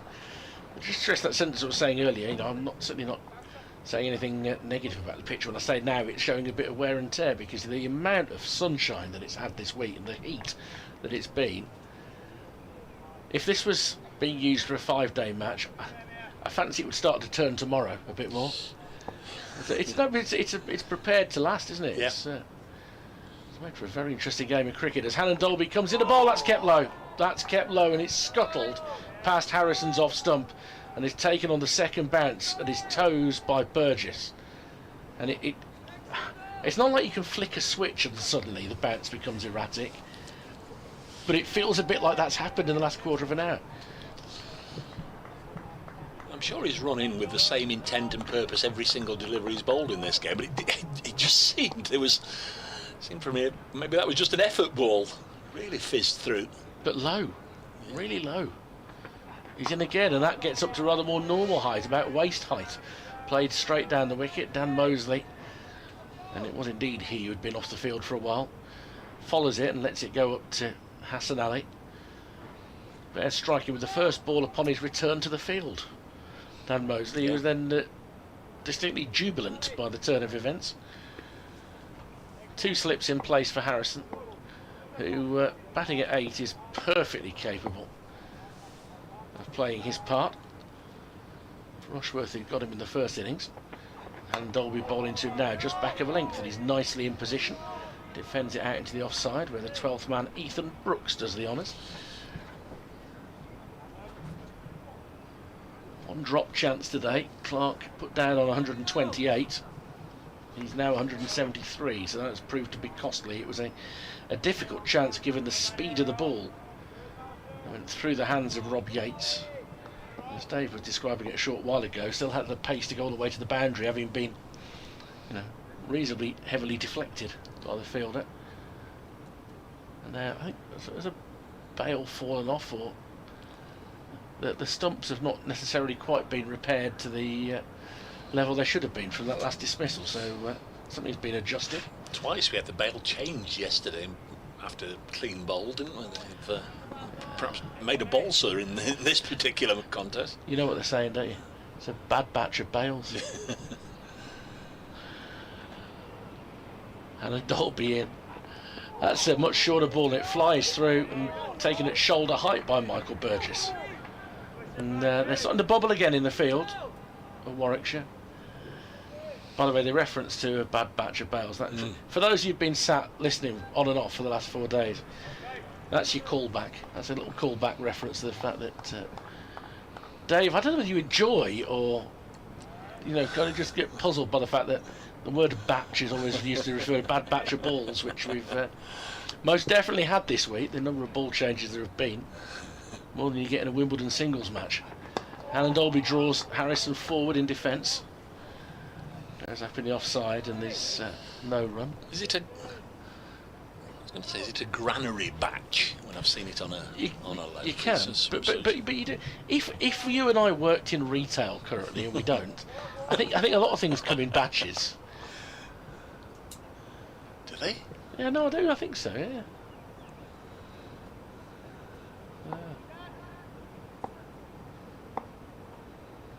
I've heard of Cabbage Batch Kids, but that's all I can think of. Dear. That's day 4, folks. Alan Dolby, full-length delivery, but left alone outside off stump, and Alan Dolby, his hands on hips as if he feels that was a bit closer to off stump than Calvin Harrison is. He certainly wants to create the impression in Calvin Harrison's mind that it was a bit closer to off stump, but it goes harmlessly through. Could be a game on at Hove, in Division 2. Just looking at that one, Dave. You would think 386 is quite a lot to chase in just over 2 sessions.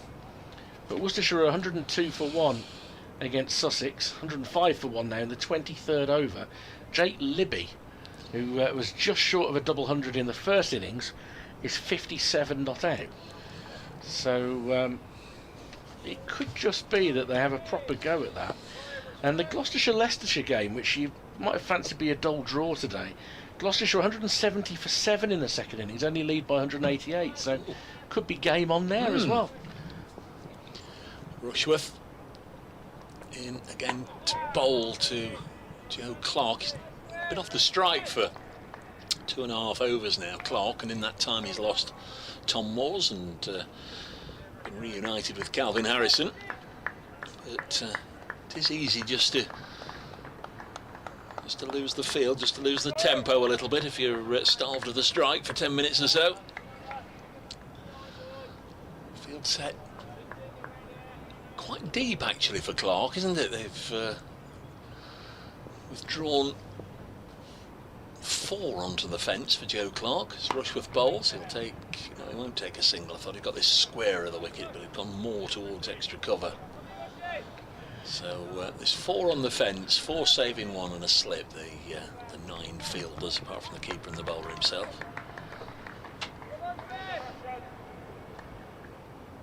It's just a bit more than happy to keep bowling at Calvin Harrison for as long as they can. Clark on 173. He's only added 7 since lunch in 40 minutes. Get another one here, might get 4. Will it be cut off? No. Joe Clark drives this away, square of the wicket on the offside. It's a decent effort by Danny Briggs, flung himself to his left, full length, but it goes over the rope, disappears under the fence, and then finds its way in that little jitty between the Fox Road stand and the Larwood and Vaux stand, and Clark goes on to 177. What do you want me to tell you about 177? Well, it's Joe Clark's highest score on this ground, matching the 177 not out he got here in the pink ball match. And it also matches the 177 this season made by Ben Duckett against Middlesex and the 177 made by Matthew Montgomery against Essex. 366 for 6, a run for every day of a leap year as and the 177 bus goes where? Sorry? Well, exactly. It's been the devil number for Notts this year. So it's the 3rd one to get to it. Duckett out on 177, Montgomery out on 177. So there you are, you Warwickshire supporters. If a wicket falls now, when a number comes off the board here, it's like being part of the movie Rain Man when you're on duty. just throwing lots of facts against every single number that comes up on the board. And that's trailed by a bullseye. You ever been a bingo caller? 2 little ducks, 22. Rushworth bowls to Joe Clark. Plays it up to, got nothing for 71. Alex Davis. Yeah, that's a little tricky 71, isn't it, really? What's the bingo call for 7 and 1? For 71, folks? It can't be just 7 and 1. Must have something. There was a bingo caller when I was on holiday in Benidorm when I was about 4 or 5. Who used to add to them, so 6 and 2. He used to say clickety duck, which was quite a nice line. Very good. That's trailed by 50. Here is Rushworth into bowl to Joe Clark. Can he get off 177? He can't. He eases it out as far as Briggs, who Start of the over was on the fence, was then brought in to prevent a single, just to keep Joe Clark there, and he succeeded in doing that. 366 for 6. Call off the search party. He's here. He's here. Former England Test batter Roland Butcher. Good afternoon. Yeah, good afternoon. And looks as if Warwickshire have just opened a little window by taking that 6th wicket. Still going to have to fight hard. It's only 51 runs the deficit now. If these two can knock that off, then every run after that is something that they'll have to chase. Harrison is on strike. He is 1. He'll face Hannon Dolby, who is bowling from the other end. He's looking for his first wicket now in bowls to Harrison, and he's solidly onto the front foot, defends the ball back to Hannon Dolby. He does the fielding, and there's no run. He's in his 22nd over. So the Seamers have had some work to do. Rushworth has had 23, and he's got 3 wickets in the wicket column. Hannon Dolby, he's still looking for his first. Joe Clark still there. He's batted the entire first session, well into the second. He's at 177 as Rushworth 2 slips awaits, bowls and a bouncer, and he ducks under that one quite wisely, because there's a fine leg, there's a long leg and a deep square leg place for that miscue pull shot. He left his periscope up there, didn't he? Yes, he did. He you can see he's perhaps not the frontline batsman, so Briggs started after lunch. Sorry, Roland. Briggs started after lunch, didn't he, Rich? I was just thinking we haven't had a change yet, but yeah, Briggs had a little spell. Yeah. In comes Hannon Dolby, and again that's short, but he stands up straight, gets nicely in behind that one. Harrison drops it in front of him on the onside, and there's no runs. I was just going to say it was a terrific shift if he'd been going for 45 minutes now, Hannon Dolby, but no, yeah, Danny Briggs had a couple to start with, didn't he? I think he had 3 or 4, but then got a little bit of grief in his 4th one. Rushworth has certainly got through some acreage since the interval.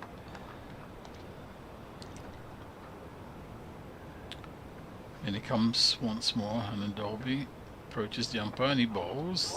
2, that's a good delivery. Tailing back into the right-handed batsman, and also give credit to Harrison, very good leave. Left it on length, will tail back in, but it was making good height as well, so it turned out to be a very safe leave as it came back into the right-handed batsman. So just occasionally one ball does something that reminds you that even though it's quite easy to bat on, you still got to concentrate, because you could get a good delivery. 366 for 6. Hannon Dolby in now and bowls, and Harrison again leaves a very good leave, and Hannon Dolby stands there with his hands on his hips and thinking, if only that had come back a fraction more, the off stump may have been cartwheeling, but must give credit to the batsman for the leave. I think it was a very good leave. He could easily have played at that. He's on 1, slight adjustment to the field. Hassan Ali's been doing some arm stretches at mid-on, so that for all the world look like the 1440 has just arrived at East Midlands Airport, coming in from Alicante, and he's beckoning it to the right stand. Could be the double bluff. Is it going to be the bouncer? No, just short of a length and defended to cover. Over completed, 366 for 6. Maiden over there to Hannon Dolby, and Harrison remains on 1. On Twitter, Dave Wired and Thierry replies to your note about the last wicket, saying, I'd like to claim an assist as I've just logged on to the stream for the first time today, and I get a wicket in my first over, said Wired and Thierry. So Moores now will go in Wisdom's bold Wired and Thierry, 25. From a distance. Yeah, and DS Hypnotist, which is a fantastic thing. DS Hypnotist, I mean, maybe he is a hypnotist, maybe he isn't. I've just at the moment resisting the temptation to bark, but he says, I can't understand why they don't give Danger Mouse a bowl. He's bowled well in the blast, so you never know what will happen. Yeah, when I spoke to him after the last Blast game, Dan Mosley did say he didn't fancy a bowl in the Championship. He doesn't see himself as a red ball bowler just yet. And of course in T20 he's very much one of these guys who spears it. So Ed Barnard comes into the attack for the first time this afternoon, so Rushworth has done his spell. And his first delivery is defended by Clark, back down the surface, without a wicket in the second innings. Barnard, Will Rhodes, still at the moment can use all of his options. The deficit for Nottinghamshire is still 50, 4 wickets standing. Can they get themselves in front and set some sort of target for Warwickshire to chase? Can they see it all the way through? 1 wicket a session so far today, but this session has still got more than an hour to run as Barnard comes in again to Clark, turns it towards mid-wickets. Mosley does the fielding.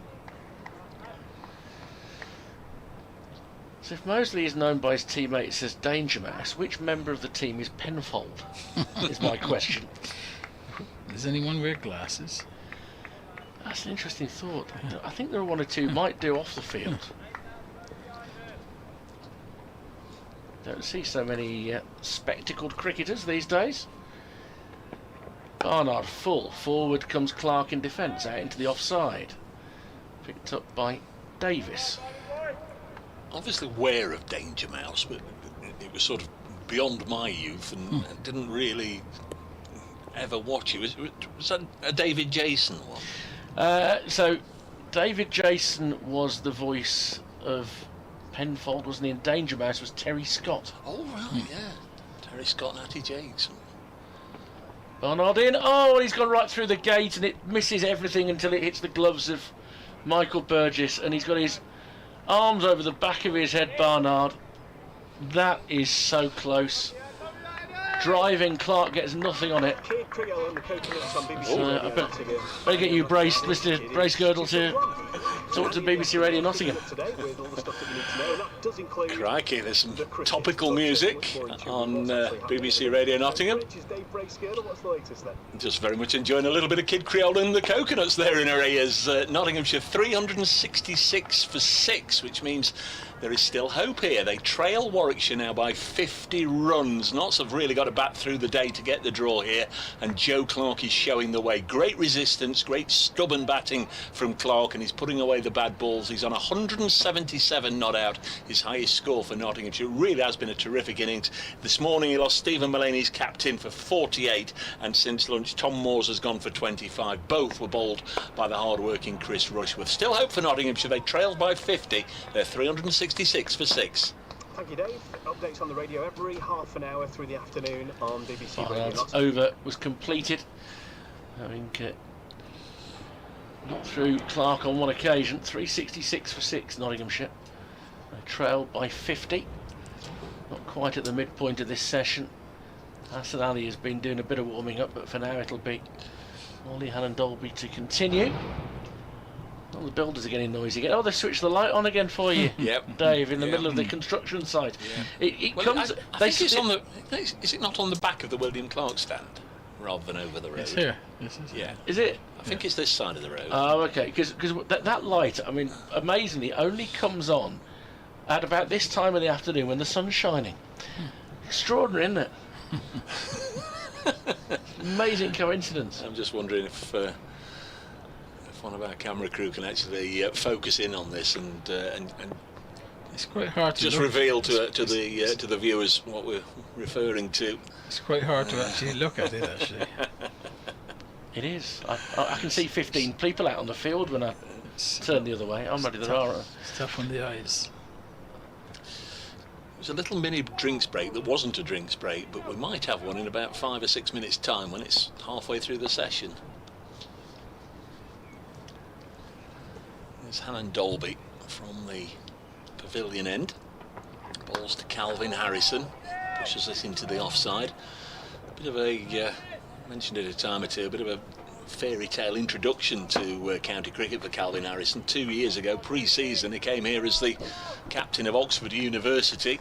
Went out there against the Notts side, the Notts selected 11 that were due to begin the county championship a week later. Scored a century against them. Peter Moores and the coaching staff liked the look of what they saw. Brought him here.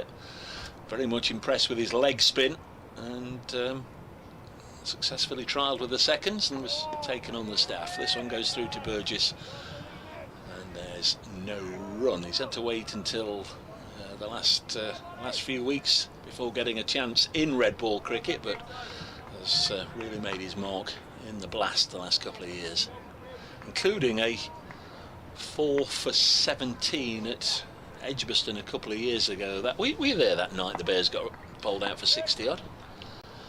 If so, then can't remember. My mind is blank. Can't remember. Yeah. Harrison has one.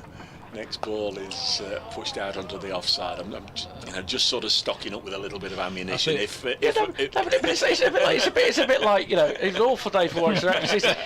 Richard, do you still feel the pain? Do you still have nightmares about it?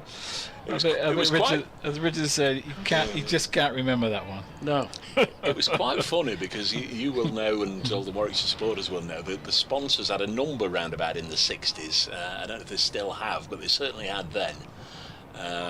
On the front of their shirts, 366 for 6. Well, what have we got coming on here? I thought we'd got a helmet. I thought we got a pitch invader, but it's somebody rushing a helmet on. Helmet for Dan Mosley. The Warwickshire white ball shirts had a sponsor's number on the front. Did they? I'm sure it was 60 something, and there was a competition that night. You say when the Bears will hit this number, and you'll win a signed shirt or some such. And there's a danger they weren't going to get that. And I don't think they got there because he got bowled out for 64. Yeah.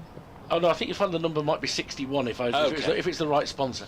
There's Hannon Dolby and bowls to Calvin Harrison. We've got the man in then at short leg wearing the helmet. We've got Rob Yates at first slip and Will Rhodes at second. They're the close to the wicket catchers. There's 3 more on the offside, saving 1. Couple on the leg side, saving 1. And for Harrison, the boundary boards are bereft, whereas for Calvin Clark they disappear into different postcodes. Calvin Clark? For Joe Clark, they disappear into different postcodes. Right out on the fence, protecting the boundaries now.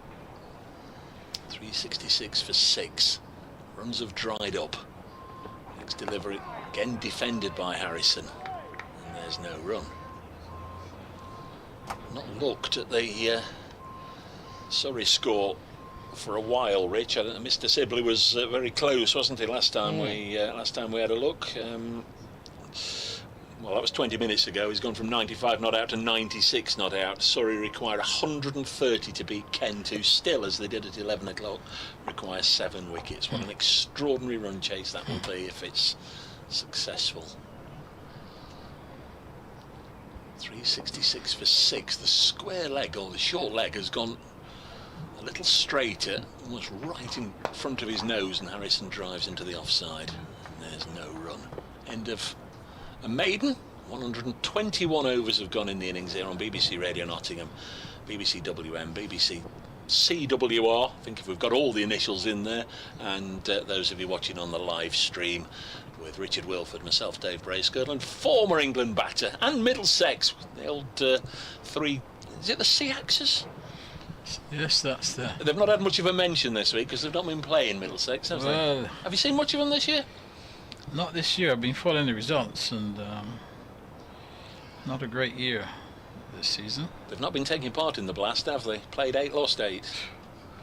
Well, they have been taking part, but not the part that I would like to see. Barnard will continue, and Clark will take strike. 1 slip in place as he approaches the umpire and delivers a good ball, which is steered to the point area and gets an easy single because there's nobody fielded in that area. He's got to come off the point boundary.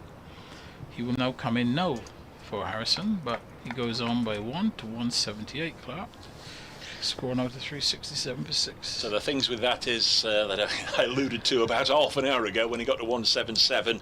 That's now the highest Nottinghamshire score of the season, and it's Joe Clark's highest score on this ground, beating the 177 he got for Worcestershire. And crucially, Chris Basterfield points out that it's the other way round. David Jason is Danger Mouse and Terry Scott is Penfold.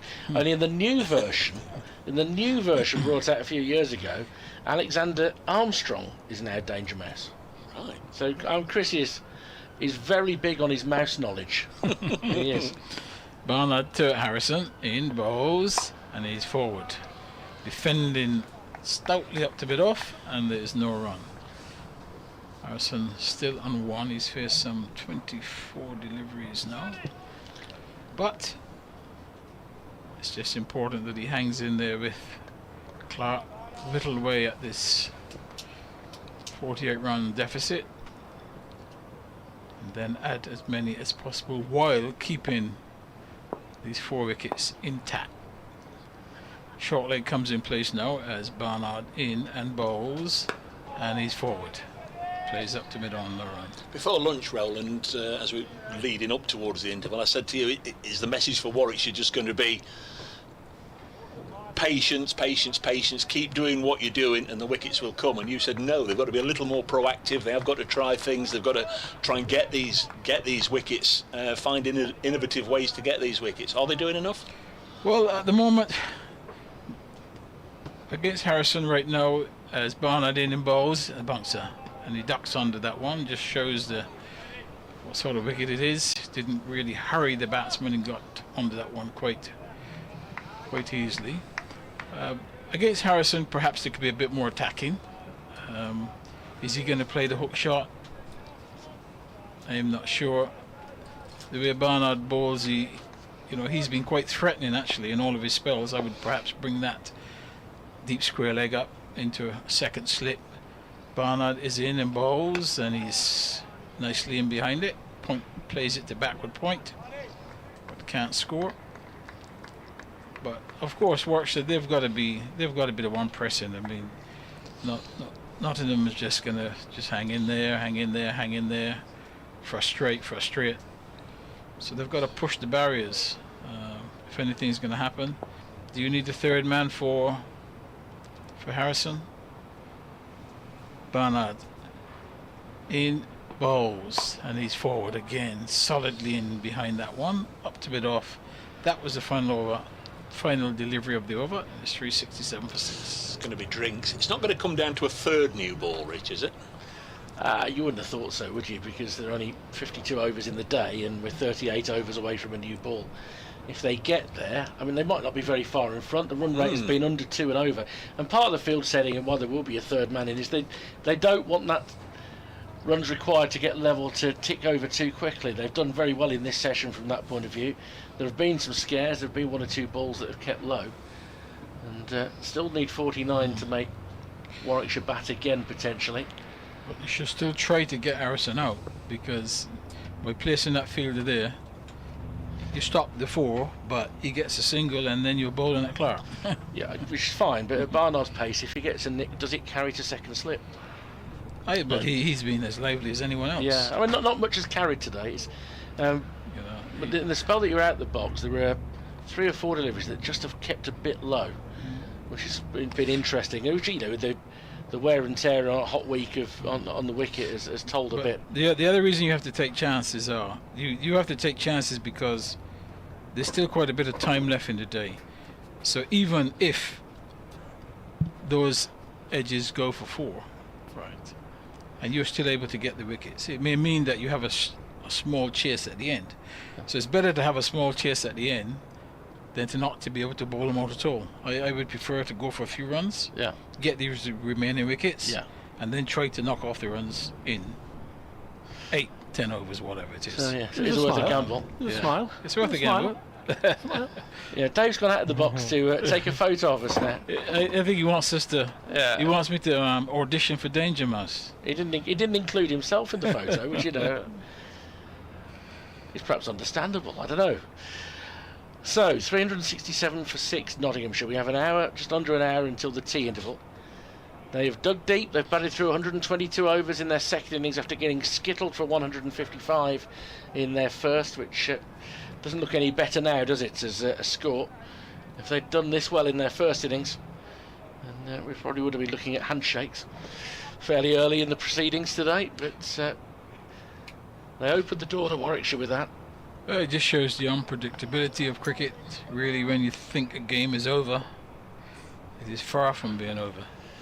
I think Warwickshire always had it in the mind that it would be very difficult to get 20 wickets, having batted first on this surface. As Hannah Dolby's first delivery on a full length is driven up to mid-on by Clark, who has gone into his shell a little bit in terms of scoring shots since the lunch interval.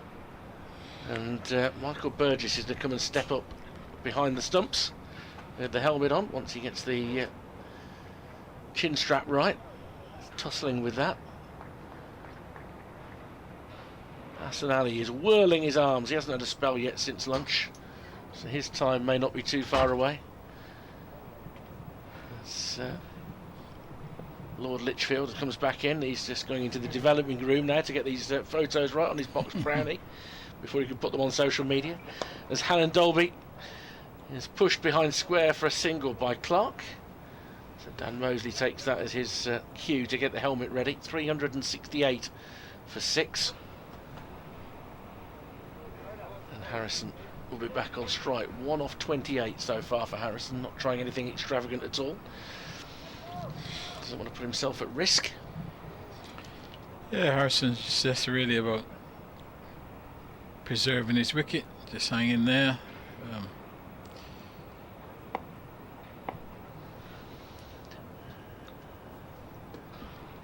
And Dolby still sprinting in willingly without a wicket in this innings, and it stays the same. That shorter ball that had better height and carry off the bounce, taken by Michael Burgess. Breeze it's just died down a little at the moment.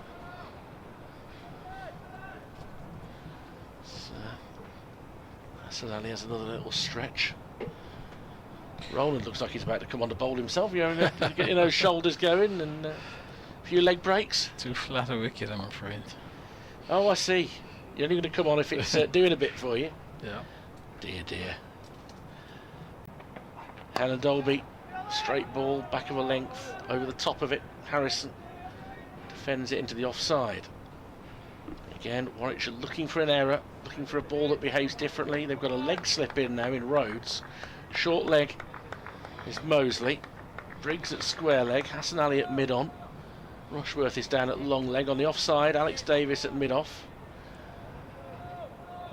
Ed Barnard, an extra cover. Must be Ethan Brooks, therefore, at point. And Dolby approaches once more, and Harrison defends him straight back down the wicket, deflects off the hand of Hannon Dolby up to the other end, and again there's no run. This might be the last of Hannon Dolby's overs in this spell. He's got one ball to go. Well, you'll have an able replacement in Hassan Ali.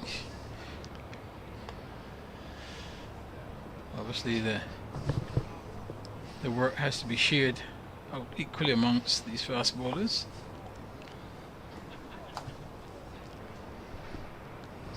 In again comes Hannon Dolby, and that's it, defended back down the wicket. And there's no run. I think there's a photo of us both smiling, which is nice. That's very good. I know that my colleagues at BBC Radio WM, wanting to reflect the fact that it's an Ashes test coming up this week, were asking me about how to get a player on for a feature they do called the Boston feature, where somebody talks about all the places they love and enjoy around the West Midlands, where they like to go on a weekend and where they like to go for a meal. And I'm delighted to say they're recording a piece with Gladstone Small at the moment, so that would be great. I presume that's going to go out tomorrow morning, the day before the test.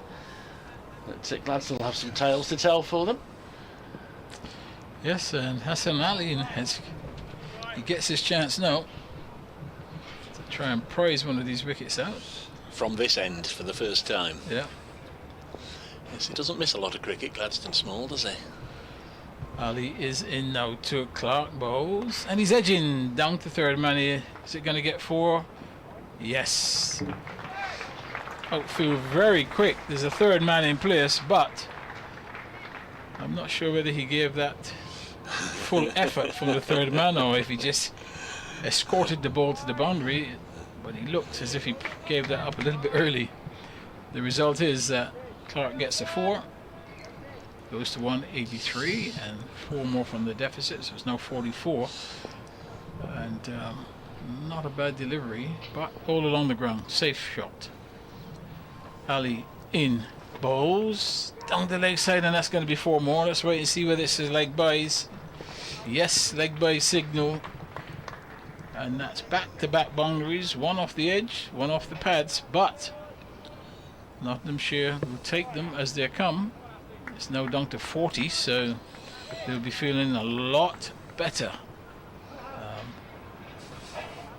With every run, the dressing room will be a bit calmer. 376 for 6.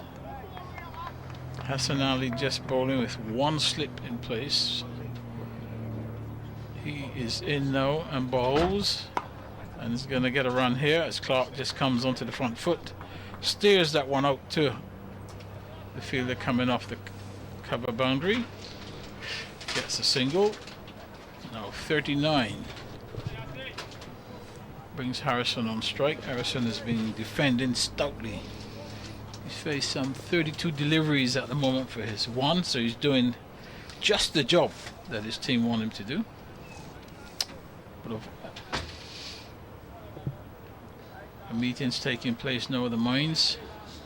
Hassan Ali and it's a right old mothers meeting, isn't it? Just discussing here what sort of field they're going to have for Harrison. Not getting involved. Skipper Rhodes is there. It's got to have another slip for sure. Got to have other. You have to wonder, where are they going to try and get him out? Is he going to try and bowl at this body? With this sort of feel, it looks as if that's going to be the intention, as if they're going to attack his body, but let's wait and see. Hassan Ali's in and bowls, and he's forward. That one keeps a bit low, but he's good enough, Harrison, to get the bat on that. And just to look at the feel, to give the listeners some idea of what Harrison is facing. He's got a forward short leg, he's got a short mid wicket, he's got a leg slip, and he's got a short square leg in front of the umpire. So he's definitely going to be looking to get the ball to come into Harrison. Ali is in and bowls, and he's in behind this one. Nicely just shows the face of the bat. Up to mid-off, no run. He's hoping to get it in towards his ribs, isn't he, surely? And if he just fends it away, there's danger around every corner, literally, because there's a leg slip in there, as you say. There's a couple square and another fielder in front. Hassan Ali now. This is his 18th over. He's got 2 wickets so far. He's in now to Harrison, and Harrison is in behind that delivery quite comfortably, plays it to short mid wicket. That was the final delivery of the over. 377 for 6. The deficit now some 39. And the game always seems to move on a little bit quicker, doesn't it, when Hassan Ali's involved, whether there are boundaries, whether there's the threat of wickets. Danny Briggs is doing some warm-ups, so that would suggest that Ollie Hannon-Dolby is just going to have one more for now.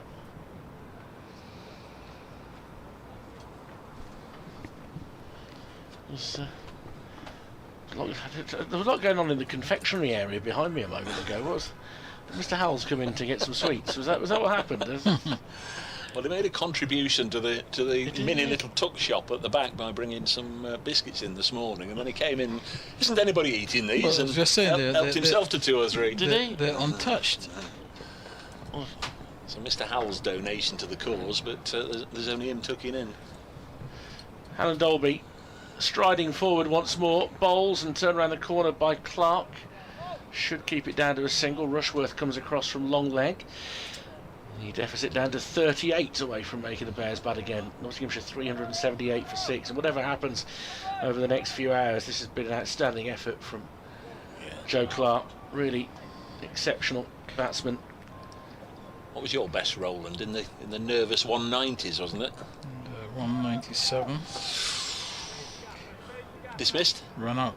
Oh, so actually, what a great parallel with bumping into the former Warwickshire player Gordon Lord yesterday, who ran himself out on 199. John Embry ran me out. Look at that! Look at him throwing shade on a teammate. Not taking blame for that. Wow. Not taking blame. I can understand it happening because we had been batting for declaration, and I think we were just waiting. Hannon-Dolby in, clipped off his hips by Harrison. That's not the right line at all, and that sees him through for his second run off 36 balls. 379 for 6. I'm not saying that it didn't happen, Roland. All I'm saying is that I think of the physique of John Embry and his athleticism, And I think of you and your athleticism, and I'm thinking, who's calling who for a quick single here? Yeah, well, he Yeah, called but me. Roland was on 197, so I'm guessing you'd been there 4 or 5 hours. He called in for the quick single. I know you're talking about athleticism. The man who ran me out was a 50-year-old Ray Illingworth. Oh, good grief. Alan Dolby back of a length, guided through point by Clark for a single, 380 for 6. The direct hit. I tell you what, it must have been a very short single that was called if Ray Illingworth ran you out. Exactly. Wow. I think Embers hit it straight to him and called. You can say no, can't you? Well, I wanted to face the ball. Where was that at? At Lord's? At Lord's. Well, obviously, as I said, we were batting for a declaration, so. Were the words exchanged? Huh? Were the words exchanged? Were you annoyed? Not really. I mean, not really. He's not forgiving him though. Not till I got back to the pavilion. Alan Dolby, full delivery, defended, leaning forward by Harrison. Disappointed, but as I said, the way it happened, as I said, we've been batting for a little while. They were waiting for me to. So we were pushing on, or we were taking chances. And I bet there's no greater feeling than walking back towards the members, towards that Lord's Pavilion when you've got runs behind you. I know there's the other side of it if you don't get runs in stone cold silence, but I can imagine all the members rising to you if you've got a big score like that. It must be terrific. Yeah. I mean, at Lord's you get to feel both. And Dolby, slower ball, again forward in defence is Harrison, very watchful. Yeah, you feel everything going through that long room. You feel the warmth when you do well. I'd never have got to the middle because I always stop and look at the paintings whenever I go in there. Some fabulous paintings, aren't they? The big one of Viv especially. Well, when you don't score, it's the quietest place that you can imagine when you walk through that long room.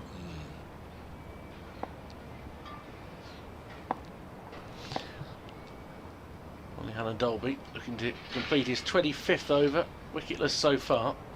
Pulled his figures back in terms of run rate in this spell, but that ball angled in towards the off stump. He is defended out into the offside. Nottinghamshire 380 for 6. They still trail by 36. Yeah, it's coming down those 2 boundaries. Clark getting a 4 and then the 4 leg buys, and that's quickly eaten into that deficit. 36 now, with what, 43 minutes away from the tea interval. If they can get there, Roland, with 6 down, should just about have wiped out the deficit. Yeah, once that deficit goes, then you're very much in credit then, because if you can get to tea, the deficit's gone, and you've got 4 wickets in hand, then you start to see some light at the end of the tunnel. Hassan Ali will come in now to Harrison. He bowls, and that's beautifully driven through the offside. He's got a hand on it. Is it going to tease him? Is he going to get there? Should get around the fielder, but he'll get 2. But that's a lovely executed drive there by Clark. Over pitch delivery and just timed it. Extra cover fielder there, still wringing his hands. He got a good hand on that, but Clark picked up 2, so that's 2 more for that deficit. Ali's in and bowls, and he's edging this one down to 3rd man. He would only get the single because there's a 3rd man in place. So he goes on now to 189. And I'm sure Joe Clark will not be looking to get run up today before. He's got a very good chance of getting a double. And they don't come around too often. They don't indeed. Yeah, Paul Clark says thanks to all the commentary team. Paul Taylor, I beg your pardon, Paul. Been a very good listen this week. Ali is in now, bowls, and that's it. Short ball. That's what the field is set for, but this one's on the off stump. And Harrison is able to get on top of it. Plays it to cover point, and there's no run. Harrison now 2 of 40, so just doing an excellent job of keeping wickets intact. That's important. Short leg, short mid wicket, short square leg catching, also a leg slip. Hassan Ali bustles in now and bowls, and that's pitched up, and he's on the front foot. Harrison plays it up to mid-off. Can't score. Another one wired and teary. Been a great combination to listen to into the commentary box this week. Thanks very much to you. Thanks to everybody who have been getting in touch through the course of the 4-day match. Thanks to everybody for sending us your roll and butcher memories. Short, and he's on top of this one. Rising. Harrison, a fairly tall man himself, able to get on top of the rising delivery and plays it down, and really testament to the quality of this pitch for batting from day one. We're here on day 4 and the pitch is as good as ever. No deterioration whatsoever, no balls keeping low, no spin, just, as they would say, a shirt front. He's going around the wicket now, in, and this one is steering it down to third man, Harrison, and will get a single, and with that he would also keep the strike. Score goes to 384 for 6. With that, Harrison goes to 3. Yes, the Bears are more than happy to let Calvin Harrison keep the strike, keep Joe Clark away, but Harrison has played a fine defensive knock here, faced 43 deliveries for his 3 runs, not been unduly troubled. And again, they're asking Warwickshire to come up with solutions, and they're going to turn to Ed Barnard. Quite lightly used in comparison to the other frontline seamers, only bowled 13 overs over the 2 days that this innings has spanned. Did bowl 9 overs in the first innings, Ed Barnard. You know, his 13 overs only cost him 34, so a very respectable performance today. Certainly bowling to some sort of a plan here, because he's got company as Calvin Harrison. There's the one slip, Rob Yates, and then there's a short leg, there's a short mid wicket, there's a silly mid on, a silly mid off, and 2 short extra covers and a backward point. There's a bouncer, loopy bouncer from Ed Barnard, called as a no ball. Would have needed a step ladder to climb up to the very top rung to try and reach that. And that's 2 to the total, which means that Notts trail by 30 runs. 386 for 6. That was more than short. I think that was in his half of the pitch. There's Barnard in again, bowls Harrison. Will defend, and there's no run. The only man out in the deep is down at long leg. Should he take on the short ball and go for the hook as he did in the first innings? Made 15 before hooking Rushworth down to Annan Dolby at long leg. Don't think there's any merit in doing that, because just an update for Radio Nottingham. How's it looking now, Dave Bracegirdle? Not still batting, they're 386 for 6, which means they are just 30 runs behind Warwickshire now. There's been a terrific effort today, led by Joe Clark, who's still there. He's 189 not out, just 5 runs away from his career best. Calvin Harrison for company. Notts have only lost 2 wickets today. They're 30 behind at 386 for 6. David Nottingham. Weather this afternoon will remain great there for BBC Radio Nottingham. You've just missed one delivery, which was defended by Calvin Harrison. And he's in behind this one again, just defending it back along the pitch. And what have we got now? Another helmet coming up. So everybody around the bat, they're going to have no. Keeper's going to go up as well, trying to force Harrison into playing an attacking shot. But what Harrison should do is just continue playing the way he's been playing. Just be defensive, even if the ball is pitched up. Still defend. Yeah, it's the mildest form of intimidation, really, isn't it? You know, there won't be any sledging going on, I'm sure, but they're all around him, they're all in his face. Barnard bowls, and just past the outside edge. Harrison not interested. Michael Burgess takes it. Yeah. Standing up. Good leave. I think that the effort by the fielders was to just make Harrison feel that boy was that close. It wasn't that close at all. It was well played. You can just about throw a blanket over the entire Warwickshire side here. They're all now right up around the batters. Next delivery is allowed to go through to Burgess, and there's no run.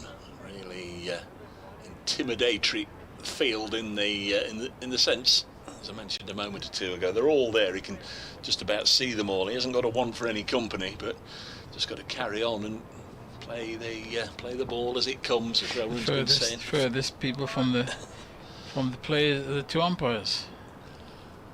That's true. Yep. Barnard to Harrison, forces it away slightly uppishly square of the wicket on the offside, won't go all the way to the fence. Ethan Brooks after it, and there'll be a couple of runs, and the spectators like that. They're gripped by this. It's tense, it's a nervy time for all the home supporters, but 2 runs to Calvin Harrison is his first real shot of any intent. Moves from 3 to 5, 388 for 6, and he clearly fancied that was there just to punch away and gets a couple.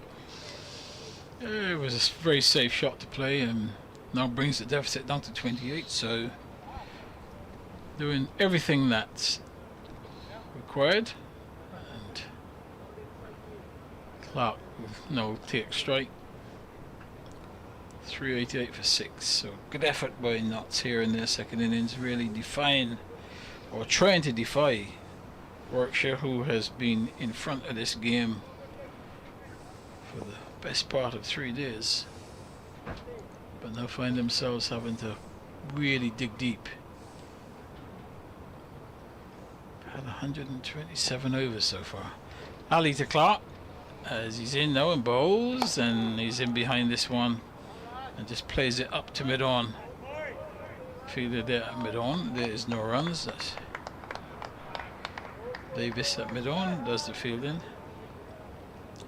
Hassan Ali now bowling with only a 3rd slip in place. So there's a gap between the 3rd slip and the keeper.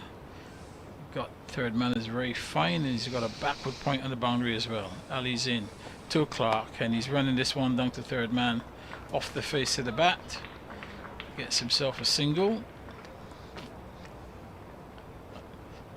Takes it deficit down to 27. As Harrison comes on strike, and field changes now. Everybody's coming around Harrison once more.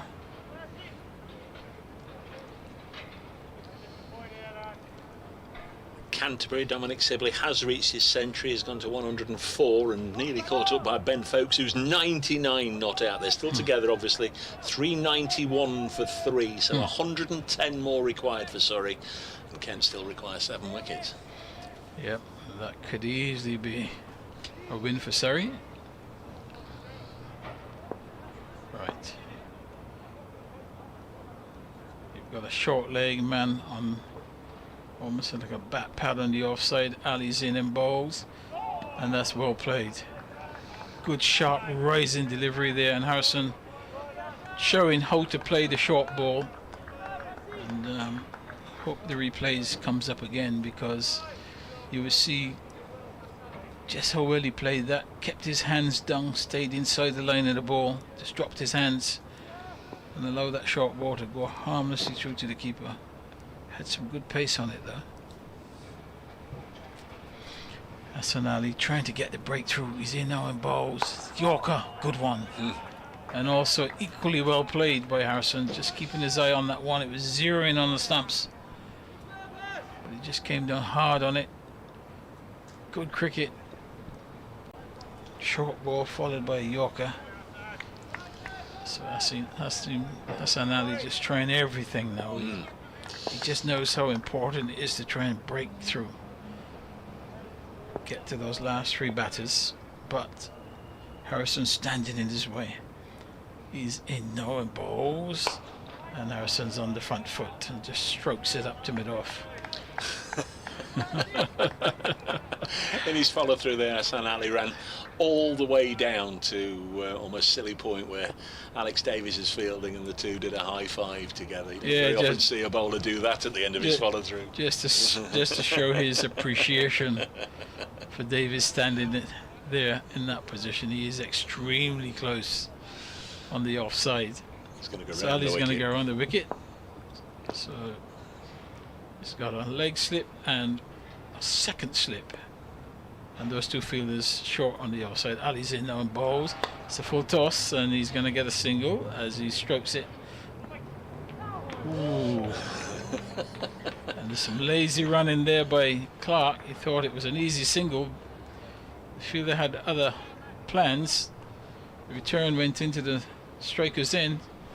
Missed the stumps, but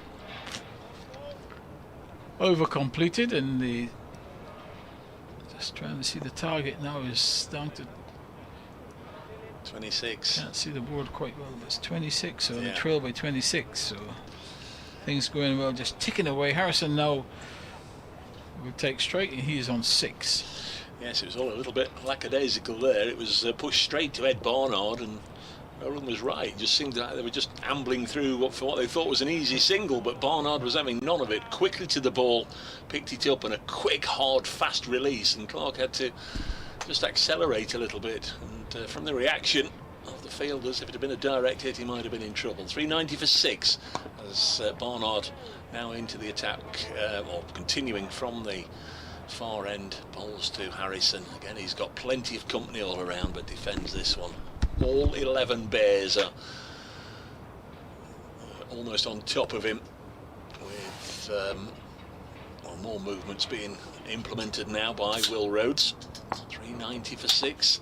It's the 129th over of the innings. As Barnard comes in, bowls pulled away for 4 by Harrison. Short leg fielder dived for cover, and Harrison whipped it past him and away square of the wicket to the Fox Road stand for 4. Yeah, nicely put away, and just really whipping it away on the onside. Everybody within a 10-yard radius. The deepest man probably is Oliver Adam Dolby at that short mid-off. He's about 15 yards away. Barnard bowls again to Harrison, keeps this one out. Might have kept a whisker low, but Harrison very watchful, made sure he defended his stumps, kept his bat nice and low, and the lack of bounce there didn't trouble him as much as it might have done. 394 for 6. Yes, it's Mosley in close on the leg side that had to dive just to take evasive action from the previous delivery that was pulled for 4. Good this from Barnard, good from Will Rhodes, really attacking fields now as comes in again to Harrison. Full toss, work through mid-wicket, might have to run these. Going to settle for 2. Didn't punch that away as ruthlessly or effectively as he might have done. It was a gentle leg side full toss as Barnard tried something a little different, and Calvin Harrison just eased it away through mid-wicket. Only 2, but had he just got a little more behind it, that would have raced away for 4. 396 for 6 is the score. Harrison on to 12. 3:15. Tea at 20 to 4. More runs for Calvin Harrison. Guides this down to third man. Again, they're going to have to run hard, as are a couple of Warwickshire fielders. Will be dragged back. Oh, Ethan Brooks drags it back.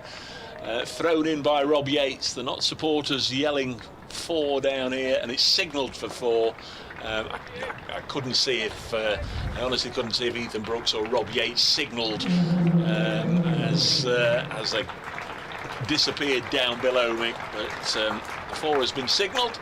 Good chase from them both, and nicely played. 400 for 6, so that's 10 from this over already, and the 400 up. Notts trail by 16.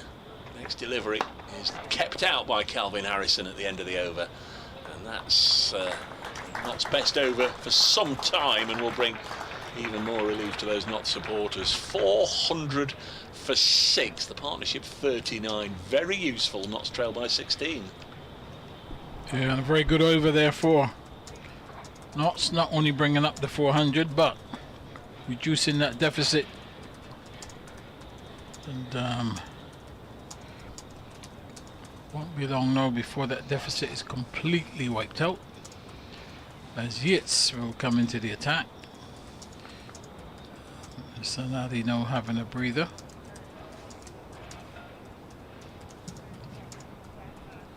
$400 for 6. Harrison will be at the non-strikers end as Clark will take strike. Clark now is 190. 400 for 6. Slip and a leg slip. Yates bowls and he's forward, just defending on the offside. No run. Extra car comes in, does the fielding. So just 16 more as Yates is in and bowls, and that's smashed through extra cover for 4.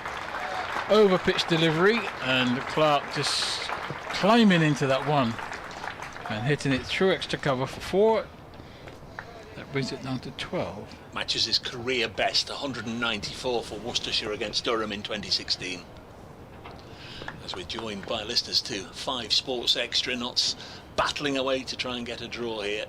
404 for 6. And Yates is in now, and this is short of a length, and he's going to get a single as he goes onto the back foot, punches it up to long on. That's though his highest score in first class cricket, 195. So he's just 5 short of a double century, and gets a round of applause from this crowd here, who are very, very happy with his effort. Not just that single, but his overall effort. Yates bowls, and Harrison is forward. Bowler goes across to his left, completes the fielding. 405 for 6. Just 11 behind now, Knots. A terrific effort this, predominantly by Clark, but great support from Harrison. And again, he comes forward and defends back along the pitch. This pitch really has not assisted spinners at all over the 4 days. They've been hugely underworked because of the quality of the pitch, and there's going to be a good stop there. That could easily have gone for 4. A leg glance stopped, just parried away there, and the over comes to an end with the total now on 405 for 6, and the deficit now on 11. Just 2 wickets taken today by Warwickshire. Knots beginning this last day on 341 for 5. I beg your pardon, 267 for 4. They reached lunch on 341 for 5. At that stage they were still 75 adrift. Stephen Mullaney the only wicket to go before lunch for 48. Tom Moores fell soon afterwards for 25, but the one constant has been Joe Clark, who's 195 not out, as Danny Briggs comes back into the attack. We've got Roland Butcher, the former England Test player, with us. I'm Dave Bracegirdle, and here to my right is Richard Wilford. Yeah, thanks Dave. So Danny Briggs returning, 1 for 53 in this innings. Took 1 wicket in the first innings as well. And he bowls to Clark, who just waits. And if there is a tiny bit of turn, that's all it is, and it's slow. It's really slow. So all you've got to do is stand in line, wait for it, and he's defended it up to mid-on. Field is quite well spread here. So he pushes forward in defence. It's a bit of an in-out field. They've got a slip and a leg slip and a point, who you could argue are vaguely in catching position, the third person anyway. But others trying to keep the run rate down as well as he tries to cut. Oh, and has it gone through slip? And that was the chance, and it's gone through Will Rhodes. Just wondered whether the keeper got a hand on that or not as well. They'll come through for 2 runs, but Clark, who was put down by Yates on 128, has just had another life on 195, and the deficit is down to 9. Don't think we're going to get a replay of that one. It looks like that was a chance. A boundary away from a double 100. Dave, you should take over here. It's almost the kiss of death, isn't it, as Joe Clark plays this up to mid-on, and there's no run. Here's Danny Briggs wearing the sunglasses, warm sunny day at Nottingham, and he's chopped this to backward point. I think he'll only get one run. Ethan Brooks on as a sub-fielder, fires the ball in, and Clark moves to 198. Brooks has been on the field for most of the day. We've not seen Sam Hain since lunchtime yesterday with a leg injury. You'd hope it's just really as a bit of a precaution, with Warwickshire, like all the counties, having a lot of fixtures coming up in a short space of time, the conclusion of the Blast Group stage matches and more county championship cricket following on top of that. But Hain's not been on the field now for more than 24 hours. Calvin Harrison is 16 not out as a light aeroplane just crosses over the ground, giving the crew and passengers on board a really good view of this famous old ground as Harrison guides this over the parched outfield for another single, and he'll keep strike. 409 for 6. So Joe Clark away from the strike. And the deficit now only 7, so Nottinghamshire edging towards safety. Long way to go yet. I think this is for the first time you can see a leaf here in Warwickshire. The fact that there was a potential chance in that last over that they weren't able to seize, and it just flattened them a little bit more. Rob Yates to continue with his off spin. Didn't bowl at all in the first innings. Wasn't required as Notts were bustled out for just 155, but they're all getting a hefty workload as Yates bowls to Harrison on the front foot. Just blocks this. This innings 131 overs old before the start of this over. Warwickshire elected not to enforce the follow-on, so they've been in the field for more than 2 days as this is driven into the offside. Slight misfield, and Harrison will hop and skip down to the other end, bringing Clark back onto strike, and Notts are just one mighty blow away from at least avoiding an innings defeat. They're only 6 behind, and Joe Clark has gone where he's never gone before. 198 not out.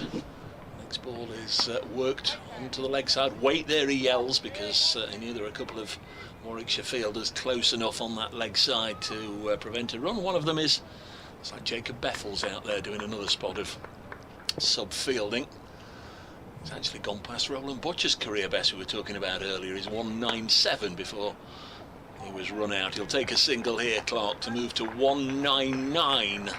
That's also a score that has found many players one short of a double 100. And the partnership is 50 from exactly 100 deliveries. It's not been the quickest, but it's been very important, and the crowd here really engaged in it as Harrison blocks this, the 5th delivery of the over. 411 for 6.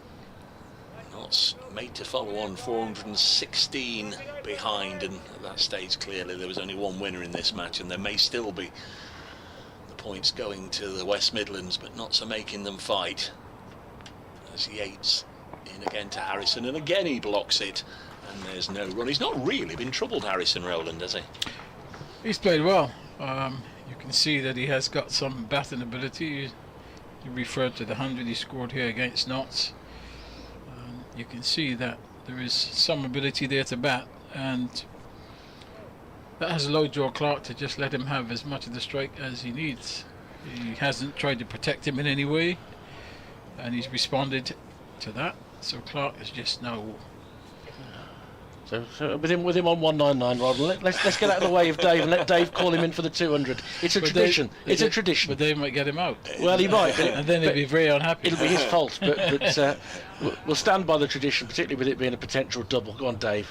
It's lovely that there's a party in. I don't know if they're a group of club cricketers. They're all in their same embossed polo shirts, just taking their seats over on the Bridgeford Road side of the ground. There's about 25 or 30 of them. I hope they're cricketers. They clearly love their cricket. They're here to see Joe Clark on 199.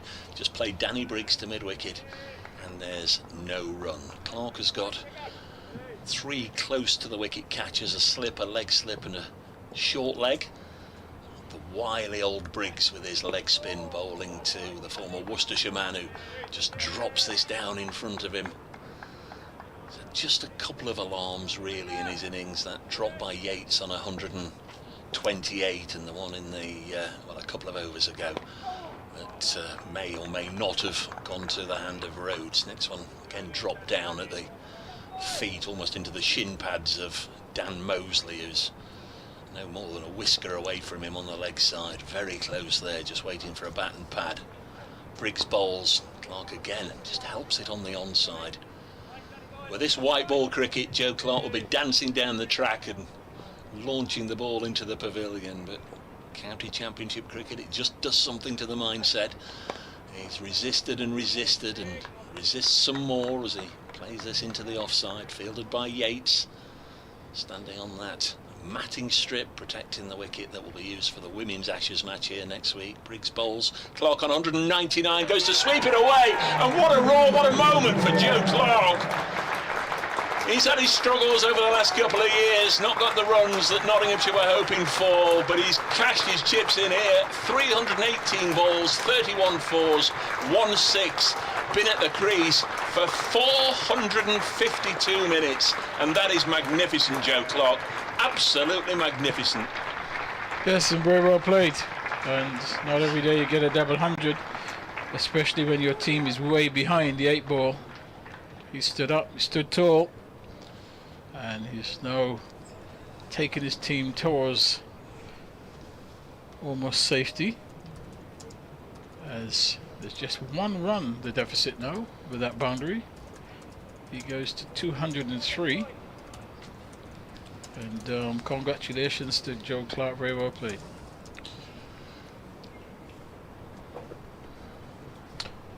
Yates round the wicket now, and this is turned into the onside by Harrison. We get an easy single. And another round of applause as the crowd acknowledges that every run from here is 1 run that Warwickshire will have to get to win if they bowl the opposition out. So it's all square. There has finally been a wicket at Canterbury. I'll let you know after this next delivery. Clark 203 as Yates bowls to him, and he's forward. Plays it back along the pitch, no run. Ben Folkes is out for 124. Surrey 437 for 4. They need 64 more to win. Dominic Sibley is still there on 121. Joe Denley it is who's broken that partnership. But 64 to win, 6 wickets standing. Yates bowls, and that's played up to short mid-wicket, and there's no run. And that looks like a Surrey victory. It does, it does, but what a good one it would be. Yeah, would be, wouldn't it? Yates in now and bowls, and that's driven firmly to short mid-wicket. Jacob Bethel does the fielding, no run. 416 for 6. Change in the field, the deep cover point comes up now to point. Mid-on, it's come a little bit closer as well. And this one is just played watchfully on the onside. Bethel once more does the fielding. The long off now comes up to a deepish mid-off as well. And this delivery is off the inside edge. He's looking to punch it in the offside. Ends up going to mid-wicket. Over completed at the end of that over. 416 for 6. Scores level. The cricket also. So let's get the latest on how Nottinghamshire are doing against Warwickshire and Trent Bridge. Here's Dave Bracegirdle. And we've just had a terrific moment here in this famous old ground as Joe Clark, for the first time in his career, has reached 200 runs. He's hung out there for 450 minutes over the course of the last couple of days and swept Danny Briggs away to reach that magical, significant figure. It's also meant that the scores are absolutely level. Notts beginning this second innings 416 behind. They are now 416 for 6, so every run from here on in is a run that Warwickshire might have to get later on in the day. Still the potential that Notts can get a draw from this. They're 416 for 6 with Joe Clark 203 not out. And of course, coverage continues on the BBC Sports website and app. And Sonny Briggs' first ball of a new over has been inside edge down towards the long leg boundary for 2 more runs. Rushworth does the chase and they're into the lead. Nottinghamshire. Harrison 21, they're 418 for 6. Bit of an unwanted stat for former Notts batsman Jake Libby today. Oh no. After getting out for 198 in the first innings for Worcestershire against Sussex, he's gone for 97 in the second. As Briggs is padded up to by Harrison, bowling as he is left arm over the wicket. So he's had a great match. He scored 295 runs, and Worcestershire are in with a chance of an unlikely win, maybe an outside chance, but he'll be really dissatisfied with the fact that he's got out for the wrong number, if you like. As this one is just steered short of the man at short leg, Dan Mosley. You hear of jug avoidance in club cricket, don't you? Is that double jug avoidance? Double jug avoidance, yeah. Alex Davis is squatting on all fours at slip like an angry 3-year-old as Harrison rocks back and cuts this for 4 behind square. He's up to 25. The shackles have been somewhat loosened, haven't they, with 10 minutes to go before tea, as Notts now start to open up a lead. They lead by 6. They've got 4 wickets standing, and it is not getting any easier to find a wicket out there. T says absolutely brilliant, Joe Clark. Brings into Harrison, pads up again, and there's no run. They've tried just about every trick in the book, Warwickshire. There've been some interesting fields that they've set, tried a little bit of the short ball theory, but they just haven't found a way to get any more than 2 wickets, both for Chris Rushworth. As Briggs bowls, and it's going to be padded up outside off stump again. Outside leg stump, I beg your pardon. Notts 422 for 6 at the end of the over. And we'll probably get in another 3 before tea, and suddenly you have the prospect of could even have a handshake at 5. Might not quite in that territory yet, but you never know. Gentlemen, we're being compared to the great Sir David Attenborough. Forever Dormo says the BBC and counties who allow BBC ball-by-ball commentaries to overlay their videos of play on their streams are to be congratulated. It might be the best thing that the BBC currently does, notwithstanding Sir David Attenborough, the various season watch programmes, Rev and Detectorists. So very select list there by Forever Dormo, but really appreciate your comments. Thank you very much. We know what his taste is then. But yeah, it looks like Dan Mosley's going to have a bowl for the first time. So you could say, the danger mouse in his natural habitat pokes his head above ground. Now, did this come because of the initials DM, or well, it's Dan, spelt and it looks Mousley. like Mousley, so it's not the greatest stretch for a nickname I've ever known. You know what I mean? 422 for 6. I can't remember Roland having a nickname. You must have had a nickname. Butch? At Middlesex, it was Hoover. That was Mike Selby's contribution. Was that hoovering up the sandwiches? They say it would be a heck of a nickname to have in a team with Mike Gatting's in, wouldn't it? No, in the field, it's related to fielding. Mosley's first ball is kept out by Joe Clark on 203. I guess the danger here is not that, in fact, not that any of us know what it's like to be 203 not out. Sorry, Roland. We already talked about his 197. Clark drives into the offside and we'll get a 4. There's been precious little sign of any misfields at all from Warwickshire in this magnificent innings, but who's the guilty man? Is that Sally? Yes. He tried to use his feet instead of his hands. He did indeed, right on the fence. It's the shortest side and it went to him quickly, but he slid, and as Roland said, it seemed to be feet before hands, and it got underneath him for 4 as Clark drives the next one away, and that might go for another 4 as Rushworth also puts in a dive. I tell you what, he's not only scoring runs here, he's making the Warwickshire fast bowlers dive around this Trent Bridge outfield, this parched Trent Bridge outfield with back-to-back 4s, and quick as a flash he's on 211, so ignore what I was going to say about maybe a dip in concentration having reached 200, because he's had 2 delightful deliveries to punch away there, and Mosley's figures are none for 8 after 3 balls. It's a very different skill bowling with a red ball in the Championship than it is the role that Dan Mosley fulfills in the T20 Blast, where he's been very effective. 2 3-wicket hauls this season, in each instance for just teens on the board. Mosley to Clark, and he pushes this back to Dan Mosley. Just wondering at what point Stephen Mullaney will think about declaration. Tongue very firmly in cheek, folks. But what an effort from Notts. 430 for 6. Mosley bowls worked onto the leg side by Clark. Again, though, you've got to go back to the first innings, haven't you? Bowled out for 155 only. It was a terrific effort from the Warwickshire bowlers, but where was this resolute, disciplined batting from Notts first time round? 430 for 6 at the end of the over as Clark blocks this one. 211 not out, and this partnership, one way or another, has snuck along to 69, a hugely important one. Yeah, the lead on to 14, so with every run, there's more time eaten up. But yeah, Dave's right, the outlier in this match is getting bowled out for 155, and that should never have happened on this surface, should it really? True, but you also have to give credit to the bowlers. Yep. I thought they bowled really well.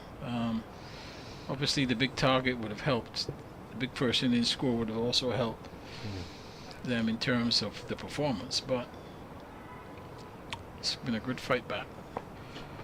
Briggs will continue, left arm over the wicket, and this first delivery is outside the leg stump, and what we've seen in the last few overs, the batsman just pads it away, knowing full well he cannot be out LBW when the ball pitches outside. So Harrison, his contribution has been a good one as well, and he's forward now and has to defend a ball which is wicket to wicket, goes back along the pitch, and Briggs does the fielding. 430 for 6. Briggs left arm, he's bowling over, and that's met with a forward defence once more, goes out. Short cover, there's no run. Slip, leg slip on his knees, praying, and a short leg, as this one is outside the leg stump, and he plays no shot, taken by Burgess down the leg side. It's called as a wide, I think, Roland. It's been called as a wide. A wide? That's a bit, didn't look that wide, but just padded away once more. You don't know if Briggs maybe should go around the wicket and try and at least stop the batsman from padding it away. You don't know if the umpire said to the bowler any more there, and I'll call you. Yeah, and he's playing this one on the offside, off the back foot, can't beat. It's not in extra cover. It's not in Warwickshire's interest to be bowled in there to that extent. It's a bit like when a team gets warned for time wasting in football when they're losing. That was really, they're being wided for that. Briggs bowls, and this is forced off the back foot. Goes straight to extra cover. A bit of a misfeel. He probably bounced off his knee.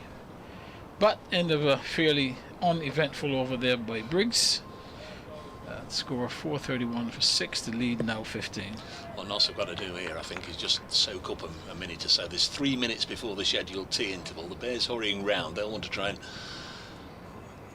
race through this over just so they can get another one in, I'm sure. Although probably they, along with Notts, will be glad to get in the dressing room. I'm not sure they'll bother actually too much, because what they want now is to rest the bowlers. I think they'll want this to be the last over as much as anything, you know, Dave, because it didn't change how many are left in the day. And I just think they want to recharge their batteries for 20 minutes, have a talk about whether there's anything else they can do. It's interesting how big an input, you know, I don't see Warwickshire that much, how big an input Alex Davis has. Is the, you know, you've said he's the vice captain. He's always in the ear of the bowlers, isn't he? Whoever's bowling. Lots of ideas. He's a busy cricketer, and by that, not just physically, but mentally, he's very busy and very much involved. The 4 games that he's captained in the T20 Blast, he's captained the side excellently this season. As Clark awaits the first ball of a new over from Dan Mosley. I think both teams successfully managed to use up 60 seconds before a ball was bowled. I think it was in everybody's interest, and Notts have got themselves into a great position now to try and save this game. 15 ahead, still 4 wickets to go, the wicket's still flat. Mosley's next delivery is just blocked up towards mid-off, and in the end this flat surface could well prove to be the winner. Oh, Dan Mosley is giving the umpire the ball.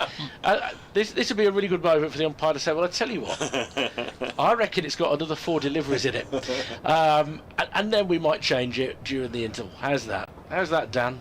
It would have been so cricket if they'd wasted 7 or 8 minutes there, wouldn't it? As he fires one down the leg side, and it's parried by Burgess.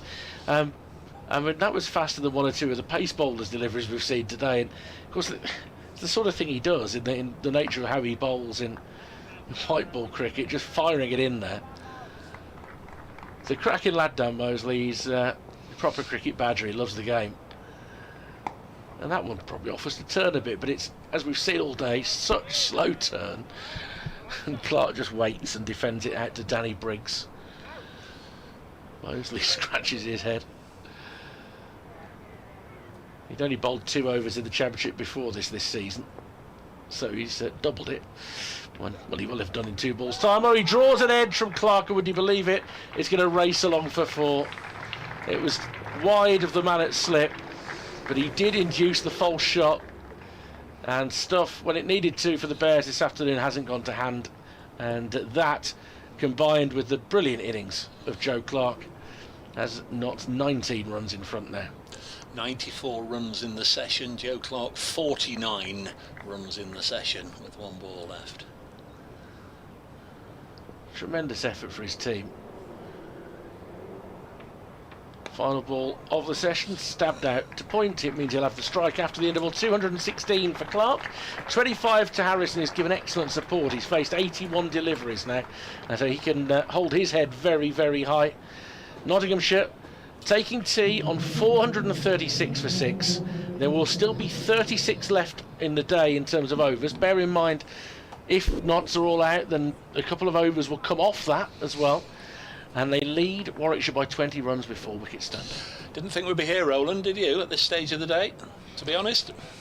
Well, not yesterday, but from this morning it became very evident that we were going to be. That this pitch had not changed at all in terms of the assisted spinners.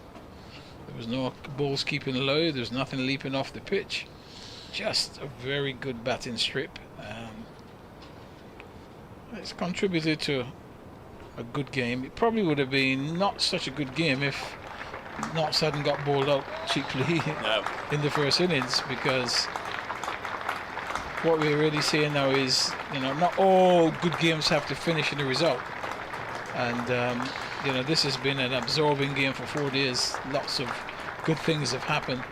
And if Notts were to save this game, then I think spectators would have watched an excellent game of cricket. Joe Clark at the crease for, if I'm doing the sums right, 7¼ hours for his 216 not out, 355 balls faced, 34 fours and 1 6.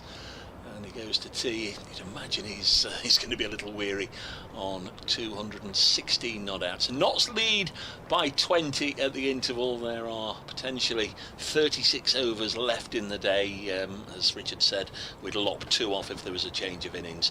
We'll see what happens when we come back in 20 minutes' time. Thanks to Richard Wilford and to Roland Butcher, and to you for being with us and sending in your communications. We'll have a little break, and when the players return, we'll return. Until then, from the team at Trent Bridge, a very good afternoon.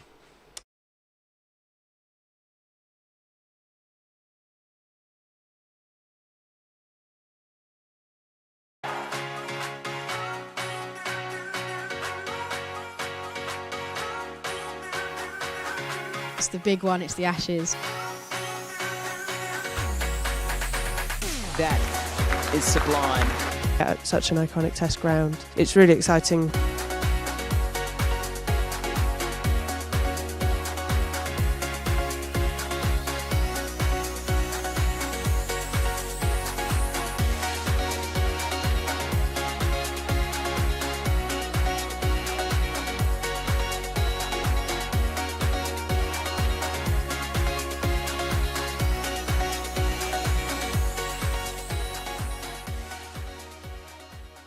The blast at Trent Bridge is so much more than cricket.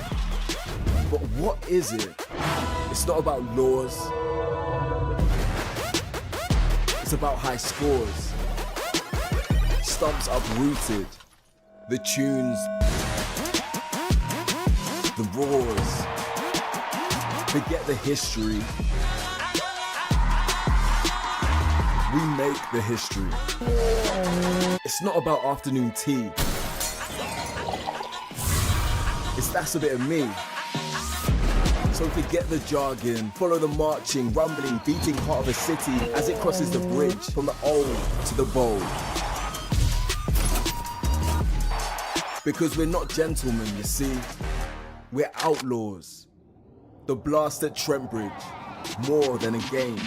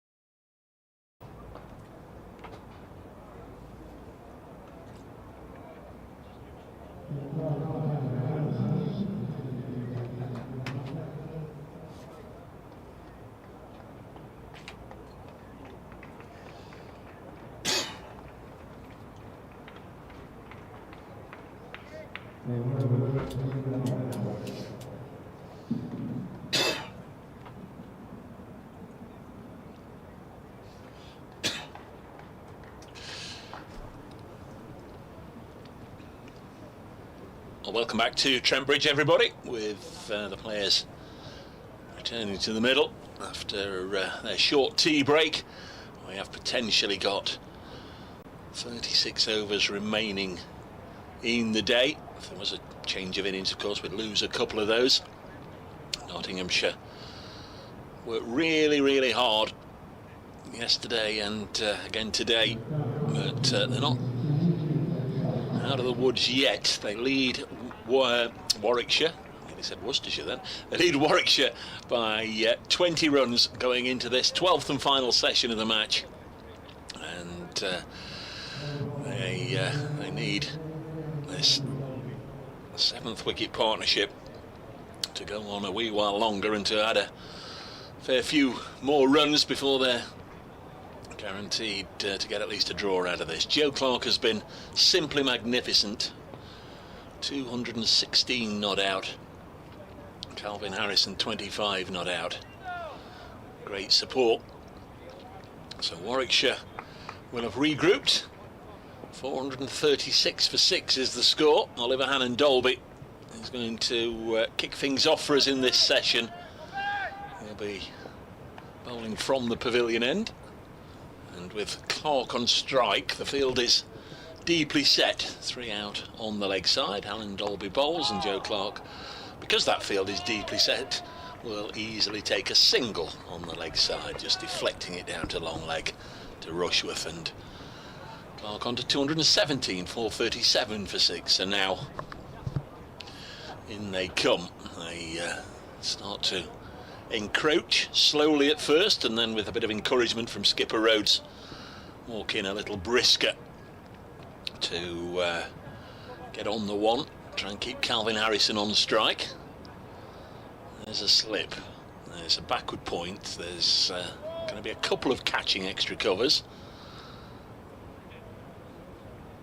Another extra cover save in one, catching mid-wicket, catching shortish mid-on as Hannon-Dolby bowls to Harrison on his pads, and he'll deflect it down to long leg. So carbon copy of the previous delivery, and the field will go back to where it was set.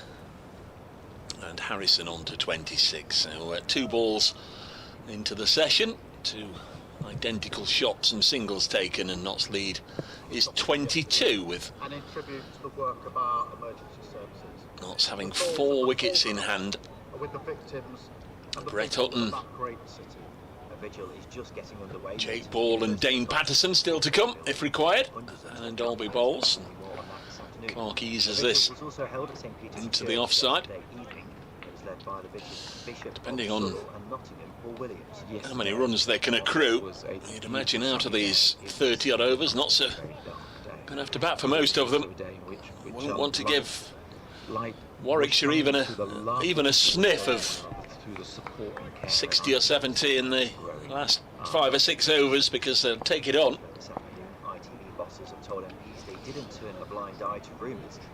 3 balls, 3 singles. Hannon-Dolby in now to Calvin Harrison. Let's this harmlessly go through to the wicketkeeper Michael Burgess. The biggest mobile phone service providers have announced their intends to merge. The deal, which will be Vodafone and Three, will see them become the largest provider in the UK. And finally, in cricket, Notts are in county championship action on the 4th day of their match against Warwickshire. Dave Bracegirdle is at Trent Bridge. And Nottinghamshire have just started the final session of this match. They're 439 for 6, leading Warwickshire by 23 runs. Joe Clark has been their hero up to this point. A magnificent 218 not out. He's got great support from Calvin Harrison. Earlier in the day, Stephen Mullaney made 48, Tom Moore's 25. Still 35 overs to go in the day. Can Notts get a draw? They're 439 for 6. Cheers, Dave. Nottinghamshire's weather tonight will continue to be dry with light winds, lows of 9 degrees Celsius. Tomorrow will be another settled... Just a dot ball there as we did that update for BBC Radio Nottingham. One ball left in this over that's delivered 3 runs. Harrison on strike. 3 fairly close in on the offside. Next ball on its way and Harrison will keep it out. 3 singles to begin the over, 3 dot balls to conclude it. And that lead is 23 and the partnership stretched to 78 with now a maximum of 35 overs remaining in the day. But as we said, if there is a change of innings, we'd have 2 of those lopped off as Richard Wilford comes back to join me. Yeah, I've not been lopped off, not just yet. But it's sort of a last sortie here from the 2 new ball bowlers. Ollie Dolby having just bowled that over. Chris Rushworth into the bowl this one. If they don't make a breakthrough the next 5 or 6 overs, Nottinghamshire are going to achieve what would be an outstanding draw, because as much as they dug their own trench a little bit to get some good bowling in their first innings, they didn't bat anywhere near as well as they needed to, but they've been carried forward by Joe Clark, and everybody else has performed so well around him. Clark will face Rushworth, and he gets the inner half of the bat onto this. It goes out behind square leg for a single, chased down by Dan Mosley. 440 for 6. And it really has been a case of partnerships, hasn't it, when you look at it? The 4th wicket and 5th wicket were both exactly 100, and another stand of 75 for the 6th, and now 79 for the 7th. And that is what they needed at the outset of the day, was for partnerships to be extended. And at no point have they fallen into that problem of losing 2 in quick succession or opening up both ends. And that's largely because Clark has carried them on his shoulders, but good support along the way from Mullaney, Moores. And now Harrison has been tested, but survived. Close catches in front of the bat here, but he just gets nicely up onto his toes to defend the ball outside off stump into the field. So a slip, a point, a very short extra cover, a not quite so short extra cover, and a more orthodox extra cover is mid on, short mid wicket, square leg is in front of square, and deep square leg is the other fielder, Ollie Dolby, in that little bit of shade afforded just in the corner by the Batman scoreboard at Trent Bridge. And Rushworth hurtles in once more, bowls it short of a length. It's clipped round the corner towards Dolby, who will pick it up and allow a further single. 441 for 6, the lead to 25, and the more that ticks up for Nottinghamshire, the closer they will get to the finishing line. Yeah, got a little tardy with the correspondence. Thank you everybody that sent messages in. Nigel King, heroic effort from Joe Clark, really well played. Hedley Harrison, please let this be the turning point for Joe in the red ball format. He is a serious talent. A few more. Rushworth bowls once more to Clark, and again he's on his toes, got the wicketkeeper up behind the stumps, but he defends it out into the offside, and there's no run. Mike Brown, an I was there moment, if ever there was one, and he's there because he's in the ground. Charlie, this is a phenomenal effort from Joe Clark. Class batter, yes, but the mental strength and fitness to do it in this weather under that pressure too. He's a brilliant player. Keep going, Joe. Thank you, Charlie. Rushworth showing good energy from a man who's bowled a lot of overs in this heat. Bowls outside off stump, steered down towards point by Clark for another single. 220 he's got.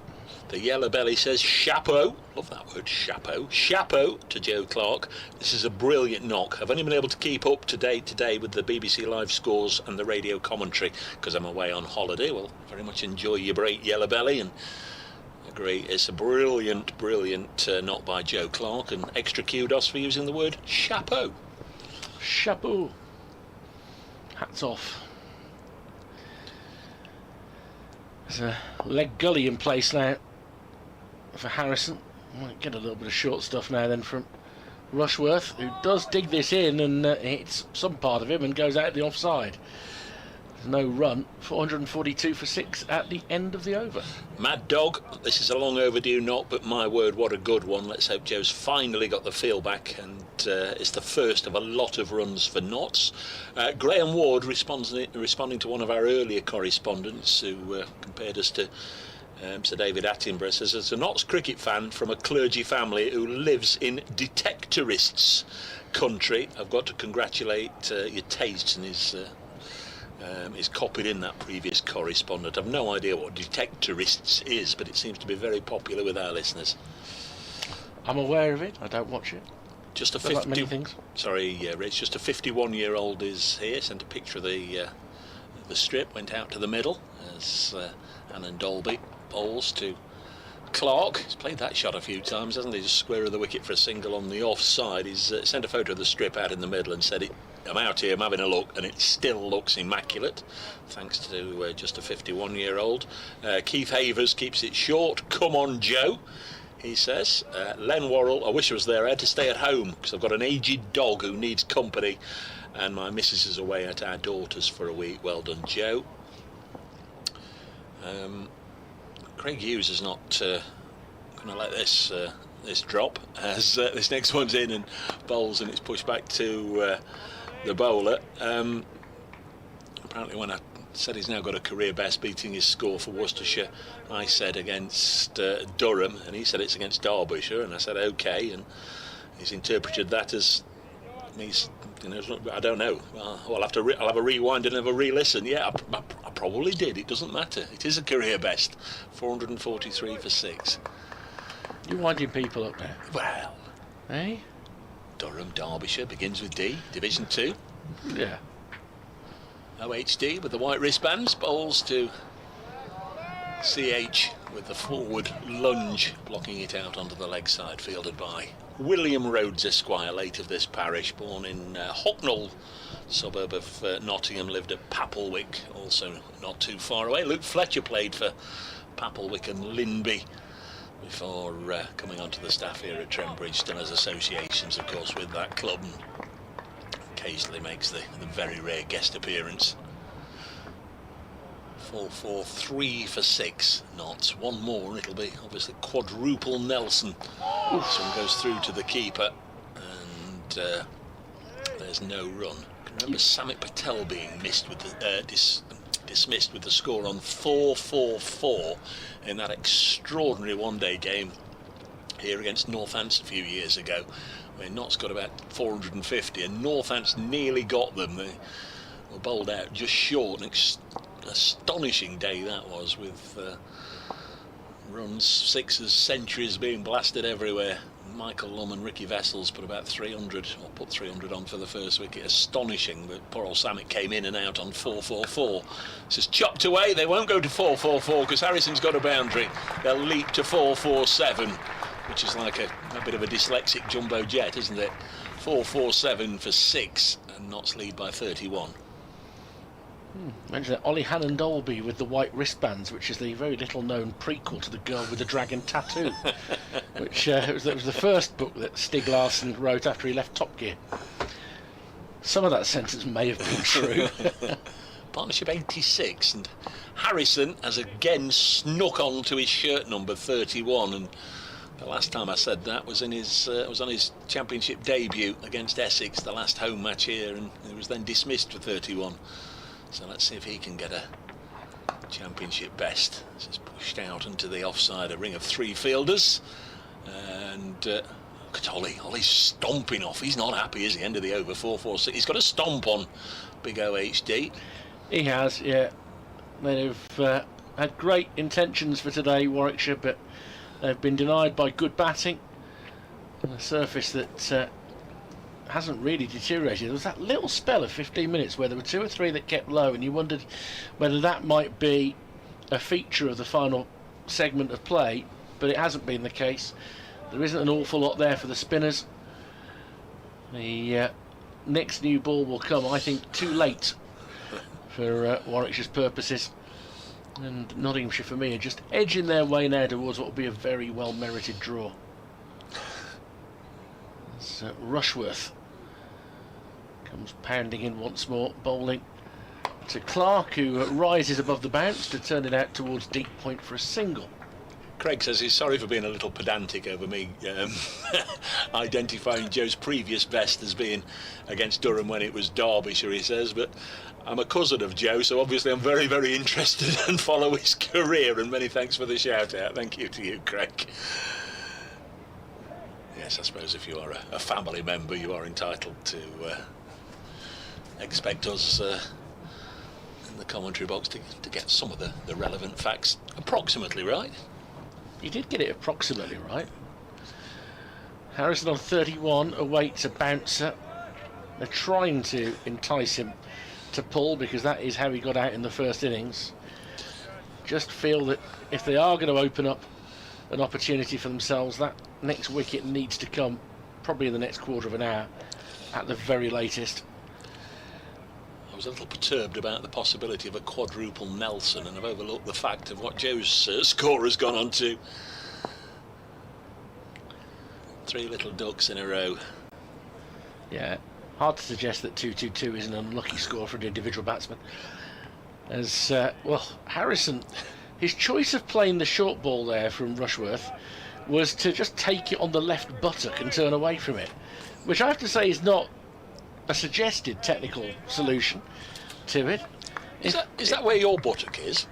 I thought it was a little higher than that. Did you? I'm not sure it was. I thought it was on his buttock.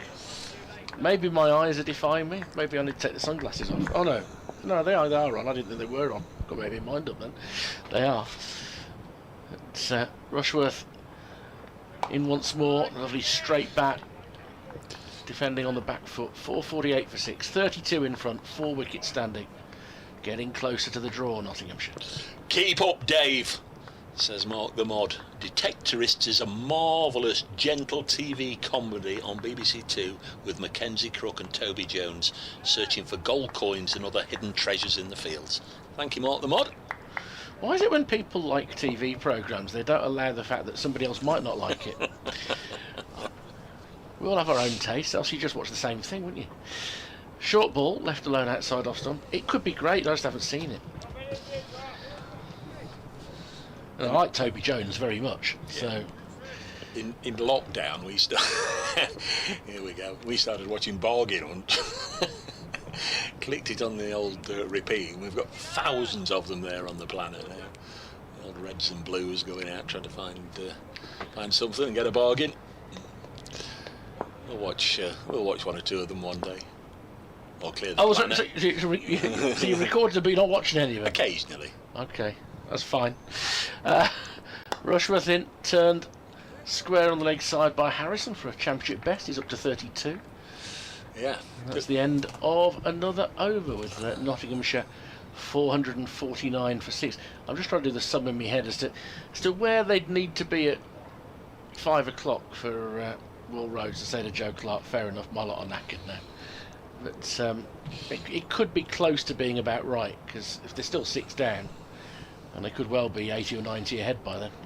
So where are we? 4:15, 32. Well, it's going to be 5:15, isn't it? We've got to get until the start of the final, until there's 16 overs remaining. That technically becomes the final hour, whether it's 5 o'clock, 5:30 or 6 o'clock or whenever it is. So when there's 16 remaining, that's when the final hour begins, and it's at that point that they can bang it on the head. But I wouldn't have thought Notts would be that far in front by that stage. It's Hannon Dolby bowls to Harrison, pushes it pleasantly into the offside. There's no run. It does slightly complicate things, but there's a slightly greater bit of latitude because he's still only in the 3rd innings of a match as well. But anyway, that affords you a 10-minute window ahead of that. But yeah, they're probably not going to be in that situation then. But I'm saying in the best case scenario for Notts, that's how soon they could find themselves getting over the line. And you don't sense there's a lot of belief left in the visiting attack now, having worked so hard for so long. And Dolby, the stomper, balls to Calvin Harrison. Just looking there, Calvin Harrison did play, as I said, a little bit of first-class cricket at university. His highest first-class score is actually 37, so he's very much in that ballpark. 2 matches for Oxford University at first class level. Of course, the game here where he scored a century for Oxford University a couple of years ago was just a pre-season friendly, didn't have first class status, which is a shame for him. And then Dolby Bowles, driven square of the wicket on the offside. Ethan Brooks doing the fielding. 4-4-9 for 6. Now Henry was in the squad for this, wasn't he, on the first day? He was. Henry Brooks, yeah. So his short loan to Derbyshire was exactly that, just a very short. It was a 2-match loan. Wouldn't rule out the possibility of another one at the tail end of the season, but he is very much part of the T20 Blast squad, so he's probably been back either at Edgbaston or Portland Road practicing his white ball skills for that, whereas Ethan Brooks, who's here, won't be involved. Will be in the 50-over competition though. 4-49 for 6. Blocks this one. Calvin Harrison's 2 first-class matches for Oxford University are Oxford Marylebone Cricket Club University. The first one, where he got his 37 not out, was against Middlesex, and that was at Merchant Taylor's School. And then at the Parks he played against Hampshire. They were both in 2019, and no first-class appearances until last month when he made 31 here against Essex, and obviously has kept his place for this match. 4-49 for 6, and Dolby bowls to Harrison. That's a straight bat, isn't it? It must be absolutely frustrating Hannon Dolby. Oh crikey, there's brilliant stuff out there between Harland and Grealish. Harland is Hannon Dolby, Grealish is the skipper Rhodes, and they were playing keepy-uppy between themselves, and a little pass to you and then back to me and back to you, and then in 2 or 3 overs time they'll be saying, umpire, this ball's damaged. Yeah, but I think it shows a little bit of where their mindset is now. It's good skills. I'm not sure where Jack Grealish's mindset is right now. Some of the pictures of him this week, his mindset might be distinctly scrambled. 4-51 for 6, the lead is 35. Scenes not seen since England won the Ashes in 2005. Next ball on the leg side, Harrison will just dink it away for a single. 4-52 for 6. Yes, Andrew Flintoff and Kevin the Badger Peterson, they celebrated certainly to the full, didn't they? Yeah, they enjoyed it, they'd earned it. OBE's all round. So is that a cocktail? What have we got left? 1 ball left in this over, then 31 overs it says on the board. Knots aren't there yet. Hutton, Ball and Patterson will all, I'm sure, be either ready to go, or certainly the first couple of them will be sat with their pads on. This one's just pushed out into the offside by Clark, who remains 2-2-2 not out. 452 for 6. That's at tea, he was just shy of 8 hours at the crease, so I would imagine that has come and gone. An 8-hour knock. That's terrific stuff from Joe Clark. See, Dominic Sibley would admire that, but he'd feel that Joe was scoring a bit too quickly. But Sibley has played a wonderful hand for Surrey in their run chase, but they have lost another wicket against Kent. They're 480 for 5, so they only need 21 to win. Chasing 501. Sibley is still there. He's been batting nearly 140 overs, and he's 128 not out. It's exceptional, absolutely exceptional. Harrison on strike to face Rushworth, guides it out into the offside. It's picked up in the covers, and there's no run. And it's, I think, you know, I know you're very cautious, but it's petering away, this, isn't it now? It is petering away. You know, a wicket would lift things briefly, but they're trying a bit of everything. Burgess is going to stand up to the stumps now. I don't think Harrison is exactly leaving his ground, so takes sole responsibility for saying what a good day for Warwickshire this could be. They could be the only one of the top 4 that wins. Rushworth back of a length, and well, did he get a touch on that? Because it was then parried down by Burgess, and the reaction behind the stump suggests that if that had stuck in Burgess's hand, there could have been a wicket there. And not the umpire's reaction, Peter Hartley suggests maybe not, but I wonder if that was a 1/10 of a chance, because it would have been an incredibly difficult catch. when you're standing up to the stumps. All the spectators has thinned out again at this stage of the day, understandably. As Rushworth bowls back of a length, and he rides the bounce well on this occasion. Harrison defends it out into the offside. It's good effort that, to get it up chin high from Chris Rushworth. We're in the 64th over of the innings. That second new ball, well, if that does come around, it may just be too late for Warwickshire. Didn't believe that Notts would be that, well, this far in front by this stage of the day, even with a positive outlook. But they have managed to advance their overnight score of 267 for 4 to 452 for 6. Yeah, it's less than 3 and over. They've just been watchful. They haven't taken undue risks. As Harrison digs out a fullered ball, he's going for the Yorker. Rushworth pops out into the leg side, and there's no run. Just feels like it might be a final effort on the part of Rushworth here. And his 26th over of this innings, his 42nd of the match. And Dolby's also bowled 42. So they've put a workload on their shoulders. Neither of them are likely to play in the T20 between now and the Essex away game in the Championship, which is next up for Warwickshire. Rushworth in, short ball. Oh, he's got a top edge here. Is it going to carry to Hannon Dolby? He's underneath it, and he's put it down. Crikey. Hannon Dolby has put it down in the deep, and that was the moment, surely, where it goes through the hands of the fielder, and Warwickshire's chances of victory may well be gone. They've gone through for a single. It was in the air a long time. He had a bit of ground to make up to try and judge it, but having got 2 hands on it and looking to repeat the exact self-same dismissal that Harrison had in the first innings, it was spilt. Just seeing it again, and just slightly to his left, wasn't it? Thrust his both hands just slightly to his left, trying to take it on the move. Little tricky, but fully expected him to pouch it. Clark rides the bounce and drives off the back foot for 4 more. The lead is up to 41, still 4 wickets standing. Hannon Dolby can't quite believe what he's dropped to the deck. Happy to go and talk to the people of Coventry and Warwickshire, but Notts, I think, over those last 2 balls have again significantly increased their chances of surviving this one. So relieved I can put my feet down. He's gone from double Nelson to 226. England have named their starting 11. It's common knowledge, it's part of a media release from the ECB.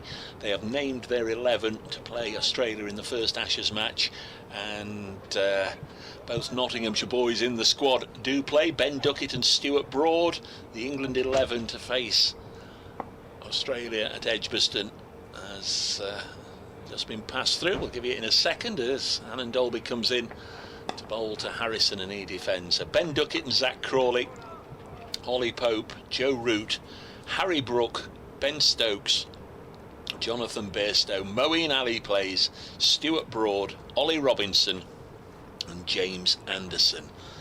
Broad, Robinson and Anderson, the 3 frontline quicks, and a recall for Moeen Ali. So England very forward there in announcing their squad a couple of days before the match begins, or announcing their team rather, as Harrison plays this on the leg side. Life in the previous over when he was on 33, took on the hook, and Oliver Hannon Dolby down at long leg, just in front of the Batman board, moving to his left, both hands to it, comfortable, watched it all the way. Just didn't seem for a fraction of a second that he was going to spill it, but slipped from his grasp.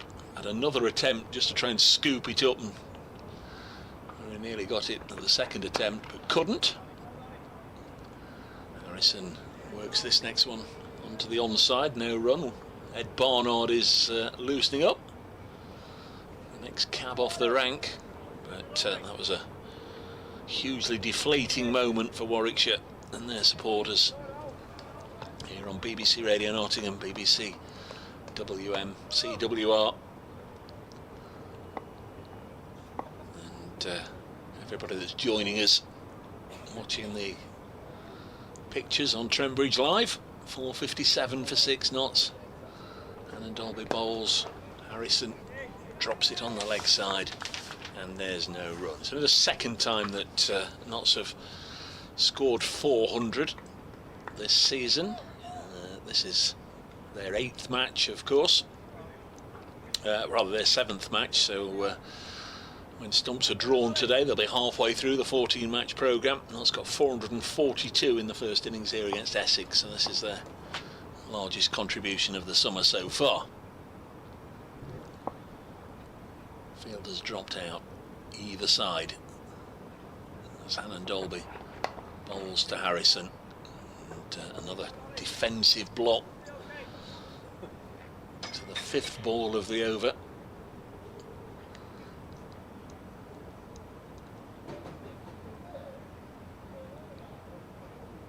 So 29 overs will remain after this one.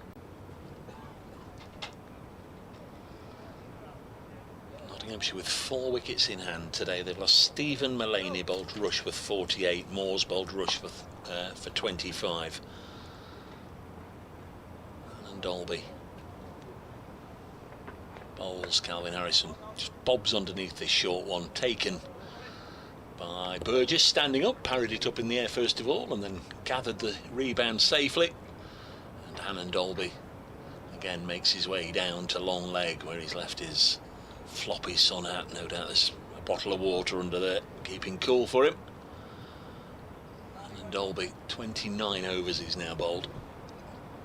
And it is going to be Ed Barnard to replace Chris Rushworth from this end of the ground. Barnard wicketless in this second innings. Figures of none for 48 from 15 overs. Took the first wicket of the match on the first morning, that of Ben Slater.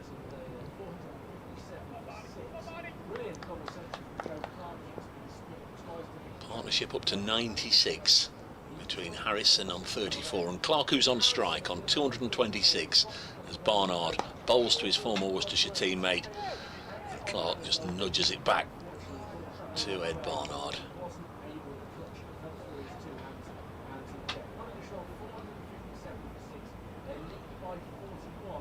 We'll have 12 overs after this to get to the 16 overs left mark, and at that point then we enter the final hour of the contest. As Barnard bowls again, Clark drives, Rushworth drops to his left and makes a good stop, and it's 4:58 for 6 in the 146th over.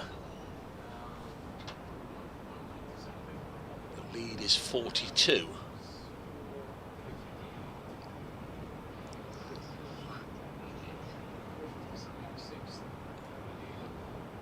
Clark on to 227. Calvin Harrison has 34.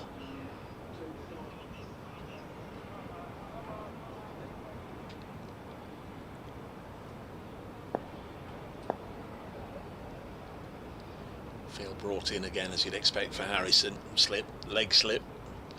Close catches either side. Harrison resolute, happy to block.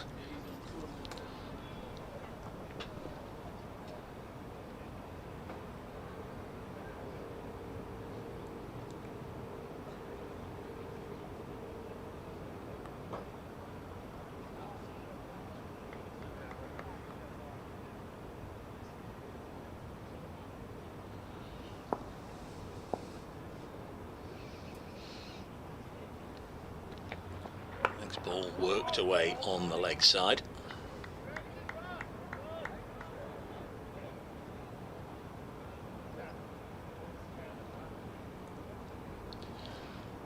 .458 for 6 is the score.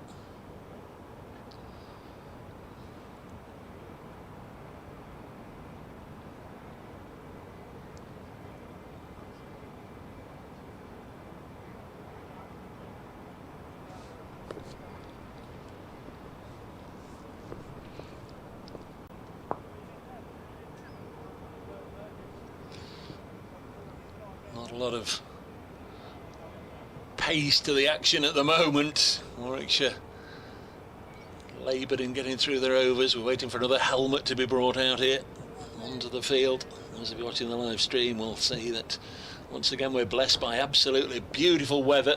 Clear blue skies over Trent Bridge all day. Just that interruption on the second evening as the thunderstorm got closer and closer. Rumblings of thunder around the ground, flashes of lightning, and we lost 22 overs, 8 of which were made up yesterday. But it's been glorious conditions throughout otherwise. So another helmet brought out, another man in at short leg as Barnard bowls a bouncer, and it goes through to the keeper. 458 for 6, Harrison 34, Clark 227.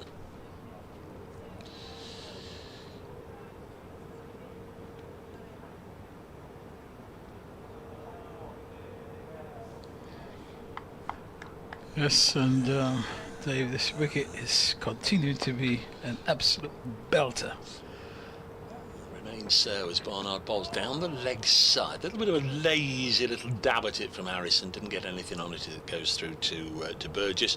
I'll be perfectly honest, Nigel, who sent a query in, I'll need a day or two at home to tell you the answer to that. Dave, what's the highest second innings score Notts have ever scored and not won a game?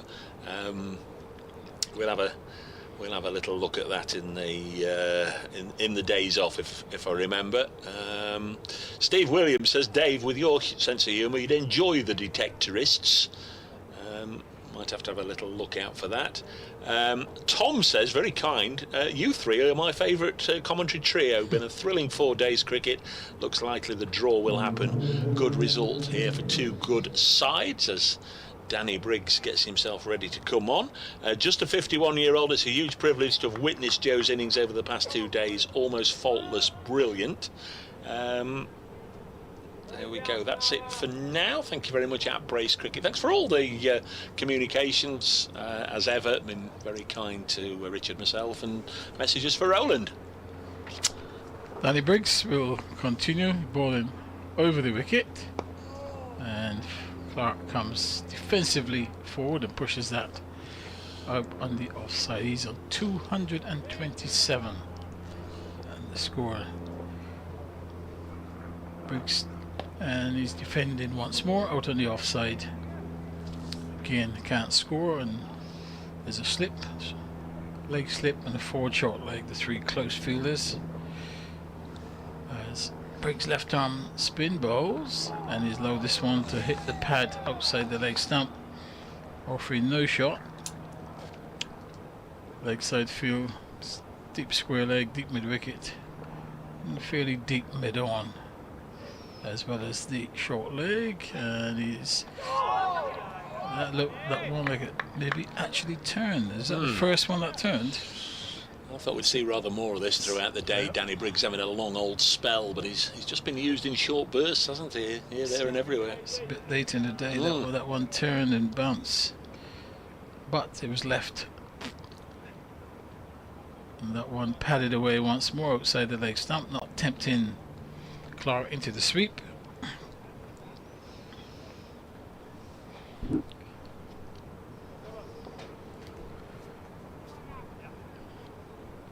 The cover point comes up now to save one. Deep square leg stays in position.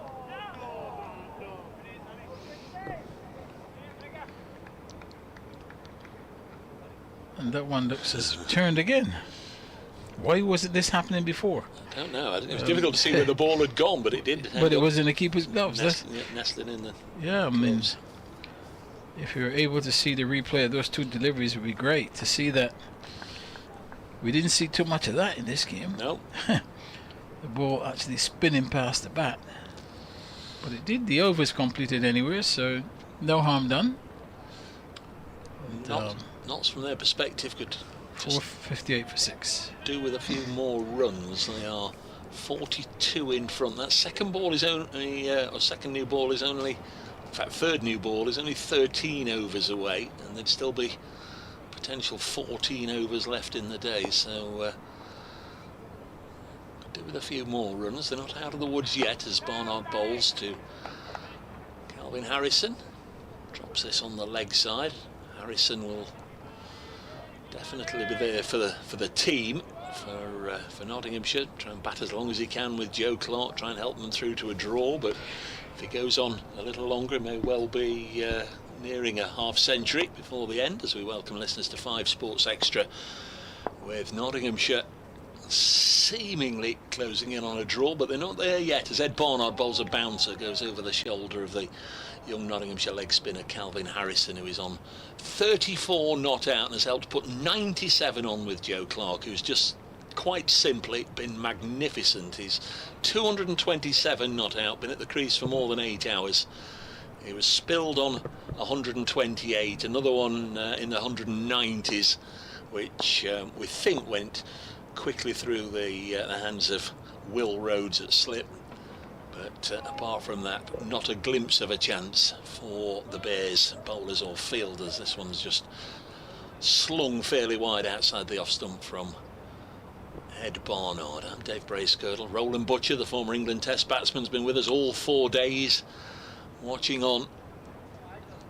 He weren't in favour of the follow-on when it happened yesterday, lunchtime, Roland, and you've given your reasons throughout the game here. It's been very tough for Warwickshire bowl now to Harrison, and he blocks it out onto the offside at the time.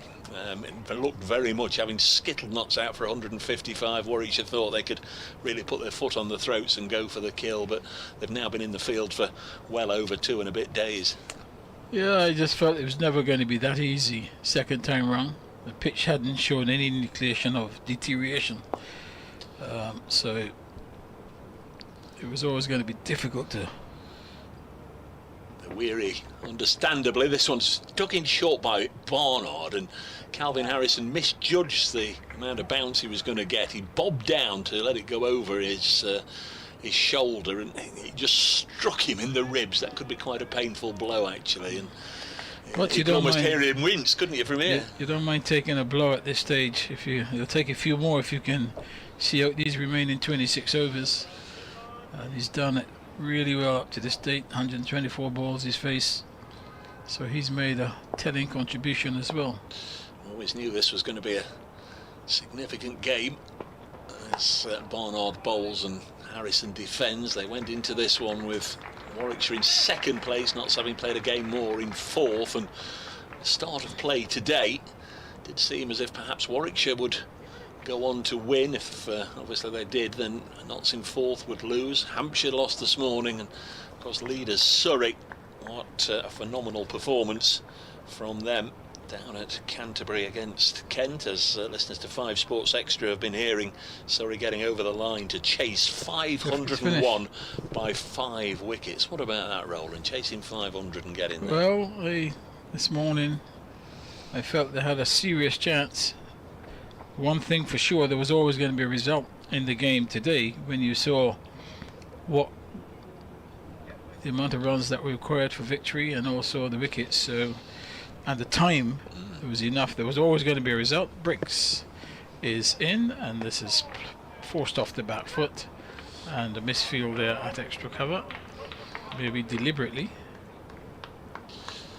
Listeners to 5 Sports Extra should be aware that just before you joined us, Calvin Harrison was spilled on 33. He did take on a hook shot of Chris Rushworth and the safe hands of Oliver Hannon-Dolby down at long leg. He's patched a couple in this game, got underneath it and inexplicably spilled it. I don't know if that was another sign of weariness or just took his eye off the ball or just one of those things, but it was a bit of a reprieve, and when that went to ground you felt, well, maybe that's it for the Bears. And this one brings Harrison forward, plays it back along the pitch. He's still on 34. Clark is on 228. 459 for 6. Briggs ball. Ooh. Again, that one turned and bounced just out of the rough. Just all of a sudden, the last over 2, seeing 1 or 2 things happening from over the wicket. Ball just turning slightly. Briggs in, bowls, and he's forward. Hannah Dorby does the fielding. 4:59.46. The lead is 43, and this delivery brings him forward. Quicker delivery. And a stifle appeal by Briggs. A lot of bat in that as well. And relaxation of the field once more. As extra cover goes deep, backward point goes deep. Briggs ball, and this is driven sweetly through the offside. They'll get at least one. And that was the final delivery of the over. So he will maintain the strike. And at the end of the over, it's now 460 for 6. Slightly worrying thing for Nottinghamshire and for Calvin Harrison and Joe Clark is they've now put 99 on together, and the reason I say that is the fourth wicket put exactly 100 on, then the wicket fell. The fifth wicket put exactly 100 on, and then the wicket fell. Well, this one's now put 99 on. I've got a great stat here, a truly great stat, and I'm indebted to the Nottinghamshire Heritage team for passing it to me via the media team. Joe Clark's 200 for Nottinghamshire is the 100th occasion that a Nottinghamshire batter has scored 200 in first-class history. So I'll read that again so it makes a little more sense. Joe Clark's 200 is the 100th time a Nottinghamshire batter has scored a double 100. Yes, and a timely one too. Couldn't have come at a better time. Not just for Joe Clark, but certainly for Nottinghamshire. They were, after the first innings, they were steering down the barrel, but they've stood up tall and at least look as if they're gonna get a draw out of this game. Just seen 2 overs from Dan Mosley so far in this innings. Went for 13 runs, and the part-timer is in again. I don't know if it's been unfair to call him a part-timer. He's only bowled 2 overs in this match when the Bears have been in the field for such a long time. 460 for 6. He did impress with the white ball against Notts Outlaws at Edgbaston a couple of weeks ago. Call him Danger Mouse, as we've been hearing during the course of the match through Richard Wilford. Bowls to Calvin Harrison, who blocks this. Remains on 35, 2 away from equalling his career best score in first-class cricket. Got 37 not out a couple of years ago when he was still playing for Oxford University. That was in a match against Middlesex. This one is just turned to mid-wicket, fielded by Will Rhodes, the Warwickshire skipper, who was born in Nottingham. Won the toss way back on the first morning, Sunday morning. Seems almost a lifetime ago. Seems to have been a very, very long week. We've been blessed with gloriously warm, pleasant, sunny conditions. Mosley, quicker ball than Harrison, will turn it out to deep square, and that is the century partnership brought up, the third one of the innings. And this one has come from 209 balls. It's mainly been dogged resistance and watchful defence between Clark, who contributed 55 of those runs, Harrison 36, the rest obviously made up with an assortment of extras. But it's a terrific job they're doing. Notts now lead by 45, and the board says there are 24 overs to go after this one, and we'd lose 2 overs if there was to be a change of innings. Mosley in again and defended, but Notts have 4 wickets in hand. It's got to happen. I think, Roland, if it's going to happen for Warwickshire, it's going to happen fairly soon. They need those 4 wickets, and they'll still need enough overs just to get the runs. They're not quite at panic stations yet, don't quite need snookers yet, but we'll be getting towards that point before too long as Mosley comes in again to Clark. Just bangs that one in short of a length and forced a point. Not entirely sure what he's trying to bowl, because he's coming off 2 pacers and almost trying to bowl a bouncer there, which Clark was having none of. 461 for 6. Yes, and Clark. Both of these batters here looking very, very easy at the crease. Should be seeing the ball well now. Clark certainly has been there for the best part of a day and a half. Harrison's faced 134 balls, so he should be seeing it quite well. He should have the pace of the pitch, pace of the bowlers, everything going very much in their favour in terms of saving this game. Well, look what we've got here. Look what we've got here. Yeah. New bowler, it says on the big screen here, and the new bowler is the Warwickshire wicket-keeper, Michael Burgess. Well, that pretty much tells you everything you need to know. Well, is that the cricket equivalent of a boxing trainer throwing in the towel, Roland? Well, I don't think this is throwing in the towel. This is just trying to do something different and hoping that the batsman will relax their concentration against a non-bowler. And then if they can pick up a wicket, then they'll spring into action again. So, you know, the batters have got to concentrate hard. Rob Yates has got the gloves on, by the way. Yep, and that's shortish delivery, and we'll get a single here. Throw, bit of a hesitation, but they'll get it. Throw came into the keeper. Yates whips. I can tell Yates is not a regular keeper because he takes two of the stumps out and not just the bills. It's a good sharp return, but in the meantime a single taken. So Harrison goes to 37. It brings Clark on strike. So Burgess, 72nd first class match. That was the first ball he's bowled in first class cricket. Right.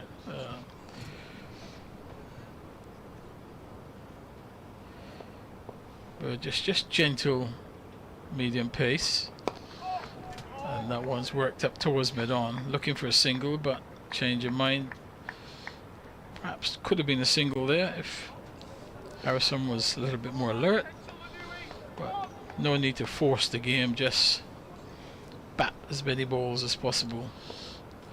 Beg your pardon, he has had a little bowling spell before. Burgess with a slip in place and bowls. And there's a bit of a shape there as that one's pushed into the offside by Clark on the forward defensive. And really, Warwickshire have tried everything. They've tried every bowler. They've tried the off spinner. They've tried the left armour. Still can't break through. As this one keeps a little bit low, and it's well watched by Clark as he defends to extra cover. And Anand Dolby in his unaccustomed position now at extra cover, taking a bit of a breather from the deep. Does the fielding. And good delivery. He's defended up to mid-off, solidly into behind that one. Joe Clark. 228. Not out, Joe Clark. And after this final delivery, there were just 23 overs remaining. Lead now 46.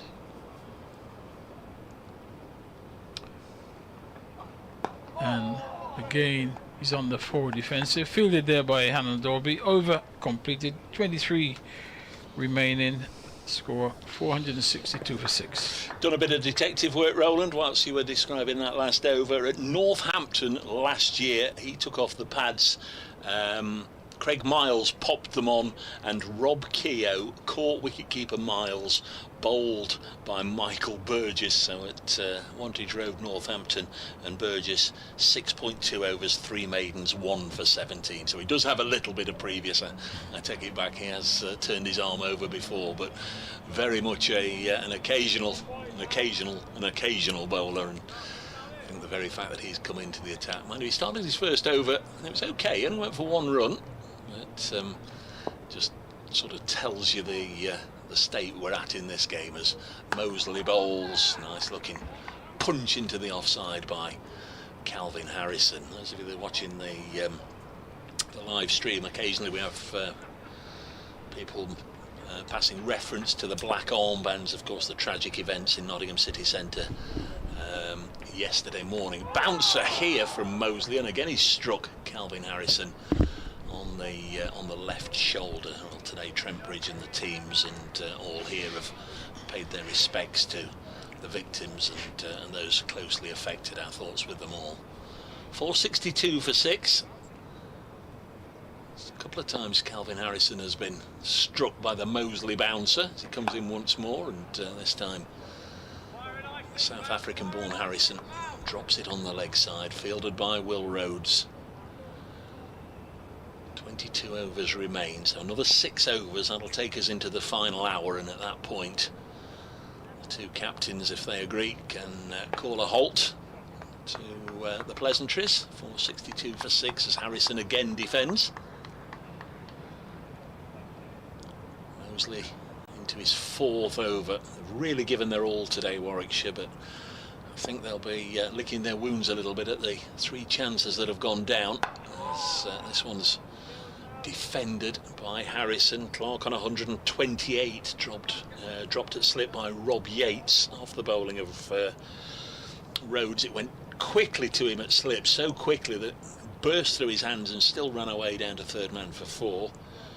And then in the 190s there was a snick by Clark off Danny Briggs, and again went through the hands of Rhodes at slip, went also very quickly. And then Harrison on 33 was dropped at long leg by Anand Dolby off Rushworth. Moseley's going round the wicket, trying to be even more intimidating, but he's got his line wrong. And Rob Yates, stood back by a pile of helmets, catches it in his shiny white wicket-keeping gloves. It remains 462 for 6. And we inch closer to an outcome that certainly didn't seem possible yesterday lunchtime when Warwickshire enforced the follow on. They'd rolled through Notts with ease, 155 all out. The first innings lead for the Bears was 416, stuck Notts in again, and you thought it'll only be a matter of time, but Joe Clark, with a little bit of help from his friends, has defied all cricketing logic and appears to be guiding Notts to a draw, but they're not there yet, Roland Butcher. Burgess will continue, just a few steps in and bowls, and that's dabbed into the offside, and he'll take the single.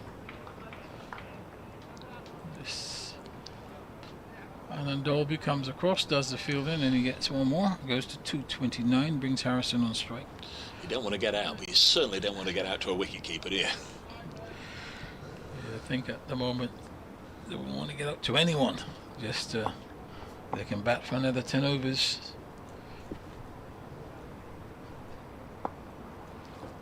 Just checking the field on the leg side.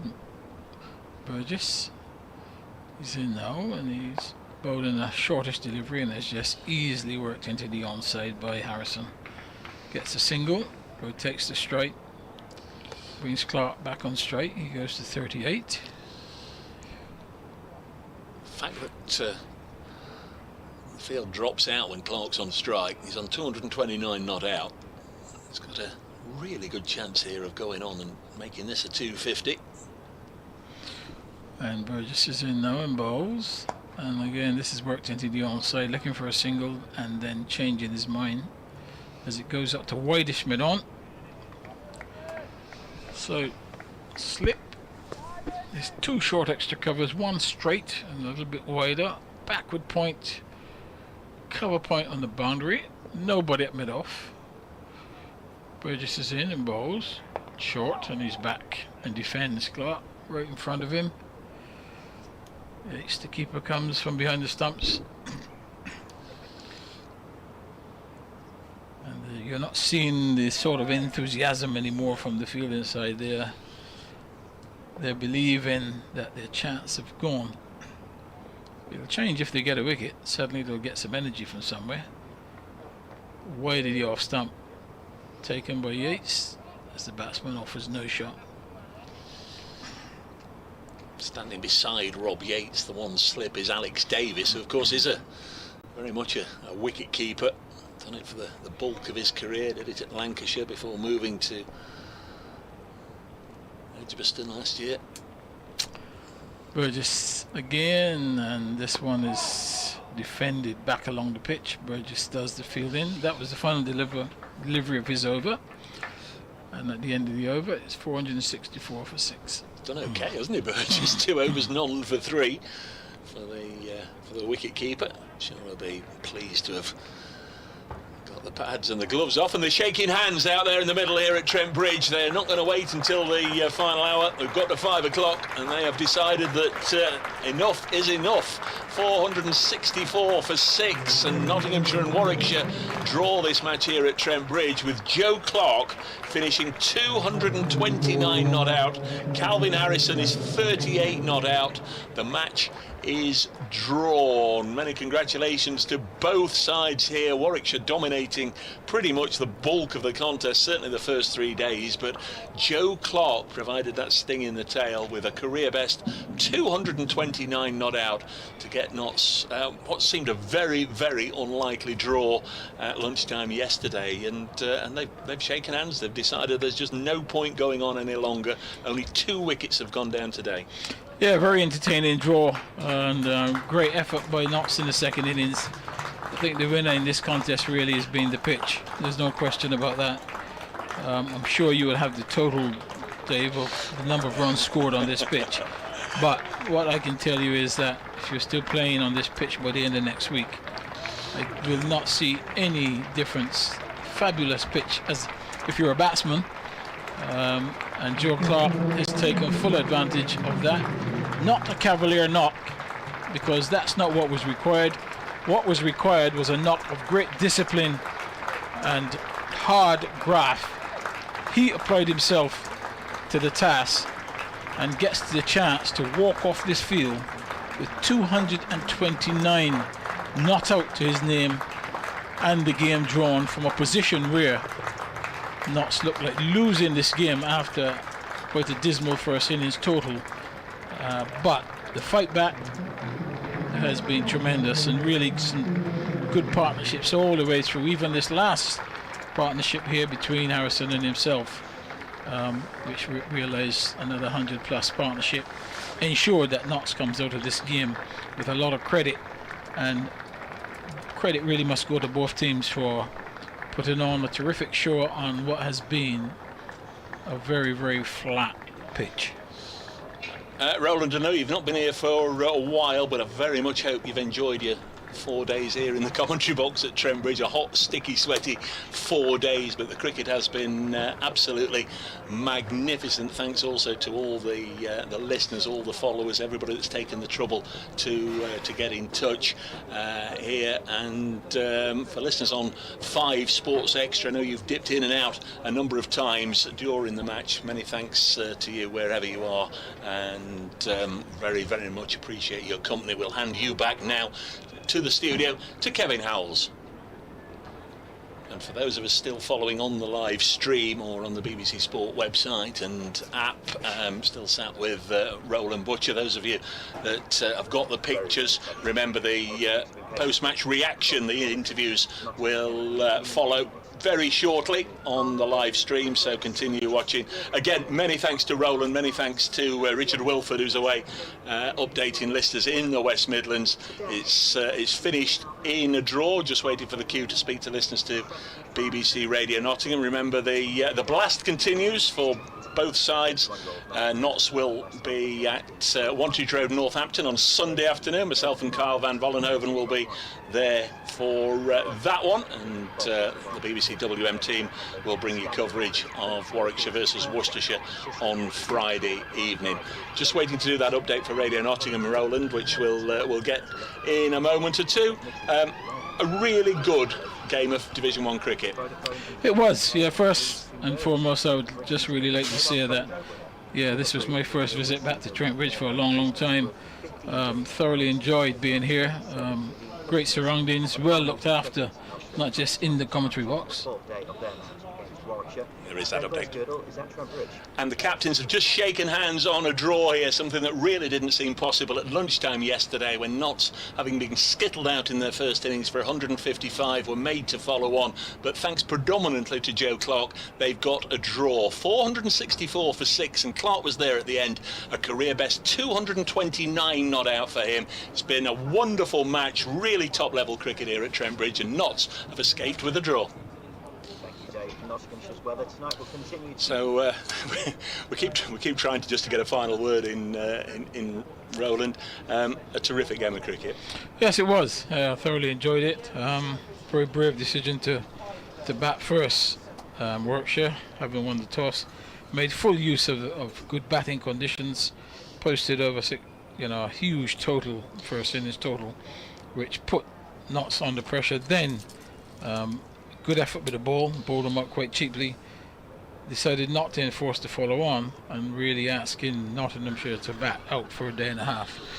That they did, and did it with ease actually, because they've only lost 2 wickets today in almost the entire whole day, the final day of the match, which normally you see some deterioration in the pitch, but to lose only 2 wickets on the final day suggests to me that the surface was an excellent one, and also the effort and concentration by the batters ensured that this game did not go in the favour of Warwickshire. They'll be disappointed because they made all the early running, but at the end of the game it was a terrific game of cricket and a good advert for the game. Wish you well on your travels. I know you've got lots and lots of trips coming up as a West Indies selector. You've got 1 or 2 more matches in the county championship. Hope you enjoy those. We very much enjoyed your company this week, and from all the listeners, really appreciated your company, your commentary and your thoughts. Same goes for Richard Wilford. Very much enjoyed being with him over the 4 days. And for all the listeners, many thanks as we leave you from Trent Bridge with the news here that Notts closed on 464 for 6. This match has been drawn.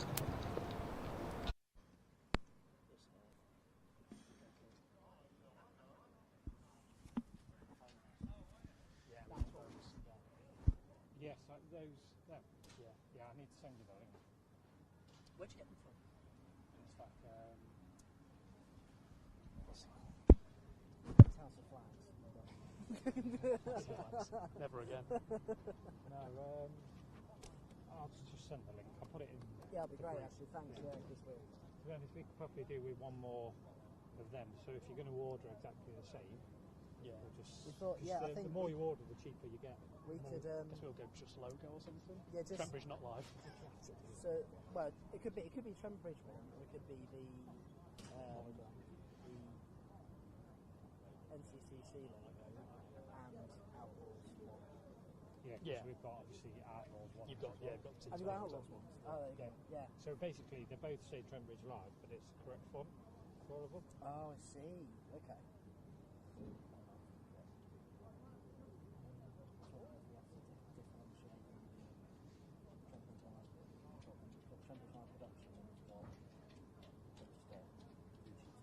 Yeah, slightly weird if it's not live stuff. Yeah. Yeah, if there's a deal on. Yeah, without that. Rather take Clarky live on this one.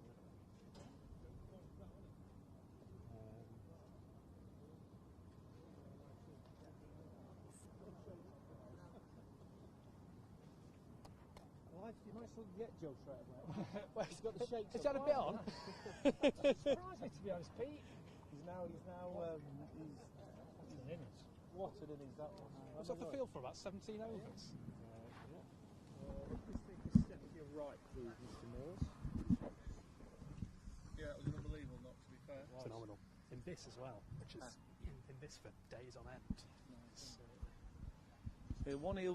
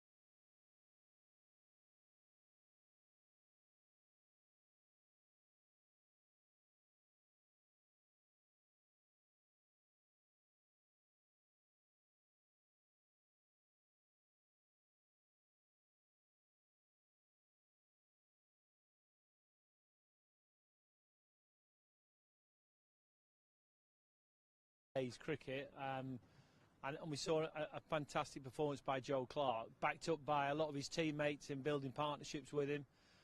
Credit to Warwickshire. I mean, I thought they went at it brilliantly actually for a really long, hard stint for them in the field. But yeah, it was a fantastic innings by Joe, and it's meant we've come out with a result that'll make sure that we can stay somewhere in touch with that top of the table. On Joe, what did that demand mentally and physically? I think, he was off the field for all of 17 overs before coming back out for that second innings, and in these conditions and with that total on the board as well, it must have been pretty challenging. Well, the first thing you need is belief, because we were so far behind after first innings. We were 400 runs behind, and you've got to break it down. So I think Joe did the most important thing you should do as a sportsman, really, and then keep it really simple. Just play at each ball and be present and really stay in the moment. So he did that yesterday. I think what he did today, was he started again. He set it up mentally in his own head. He was going to start another innings, which he did. To bat 5 sessions and walk off not out, I think for anybody, it's for the select group of players who can do that. And Joe's now joined them. We sometimes see it in the subcontinent. Doesn't always happen in England, but it's something he should be very proud of. What was the mood like in the dressing room this time yesterday? Oh, I think it was buoyant. We came in this morning with a clear picture, as we did. I think when you we had 2 very poor days, the first 2 days of this game. Make no bones about that. So we put ourselves in a position where we were a long way behind the game.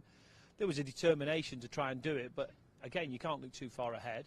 I think 4 down overnight. You come in today that if you can get past that second new ball, we're going to have a chance on a pitch that was always getting easier to bat on as the game went on, really. I thought credit to Steve Burke, so it was a fantastic cricket pitch.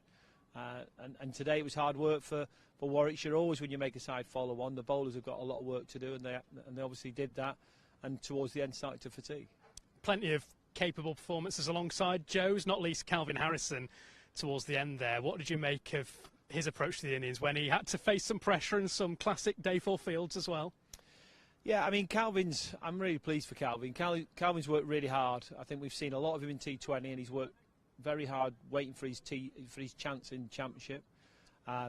He certainly bowled well, and that was a key innings. He played well in his debut in the last game, but this had some different challenges. They used the short ball tactic at him. He got out in the first innings to it, so he knew he was going to get it again. And I thought he handled himself really well, actually.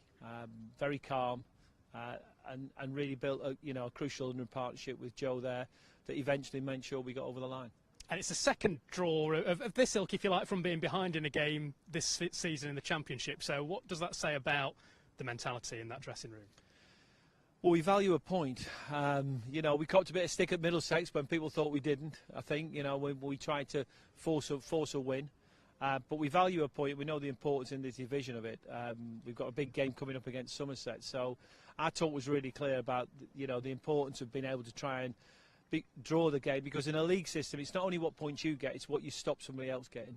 And I think so in a game like this, it's a 21-point shift with Warwickshire. Really, we get an extra 5, they don't get the 16. So. We were clear about what the goal was. To actually achieve that means you need some exceptional performances from individuals and also a collective group effort, which I think we've seen with the bat in this game from the first guys from when Slater and Hamid walked out and just to start the second innings. And it is Somerset next in the Championship, but back to T20 before that. It's been a couple of weeks of competing formats. How have you juggled those priorities as a group? It's been busy. I mean, it's always busy. This is the busiest time of the season for the next sort of 6-7 weeks. We're part way through it. We had a busy first part of the T20. We had 9 games in 15 days, which was more than most, I think.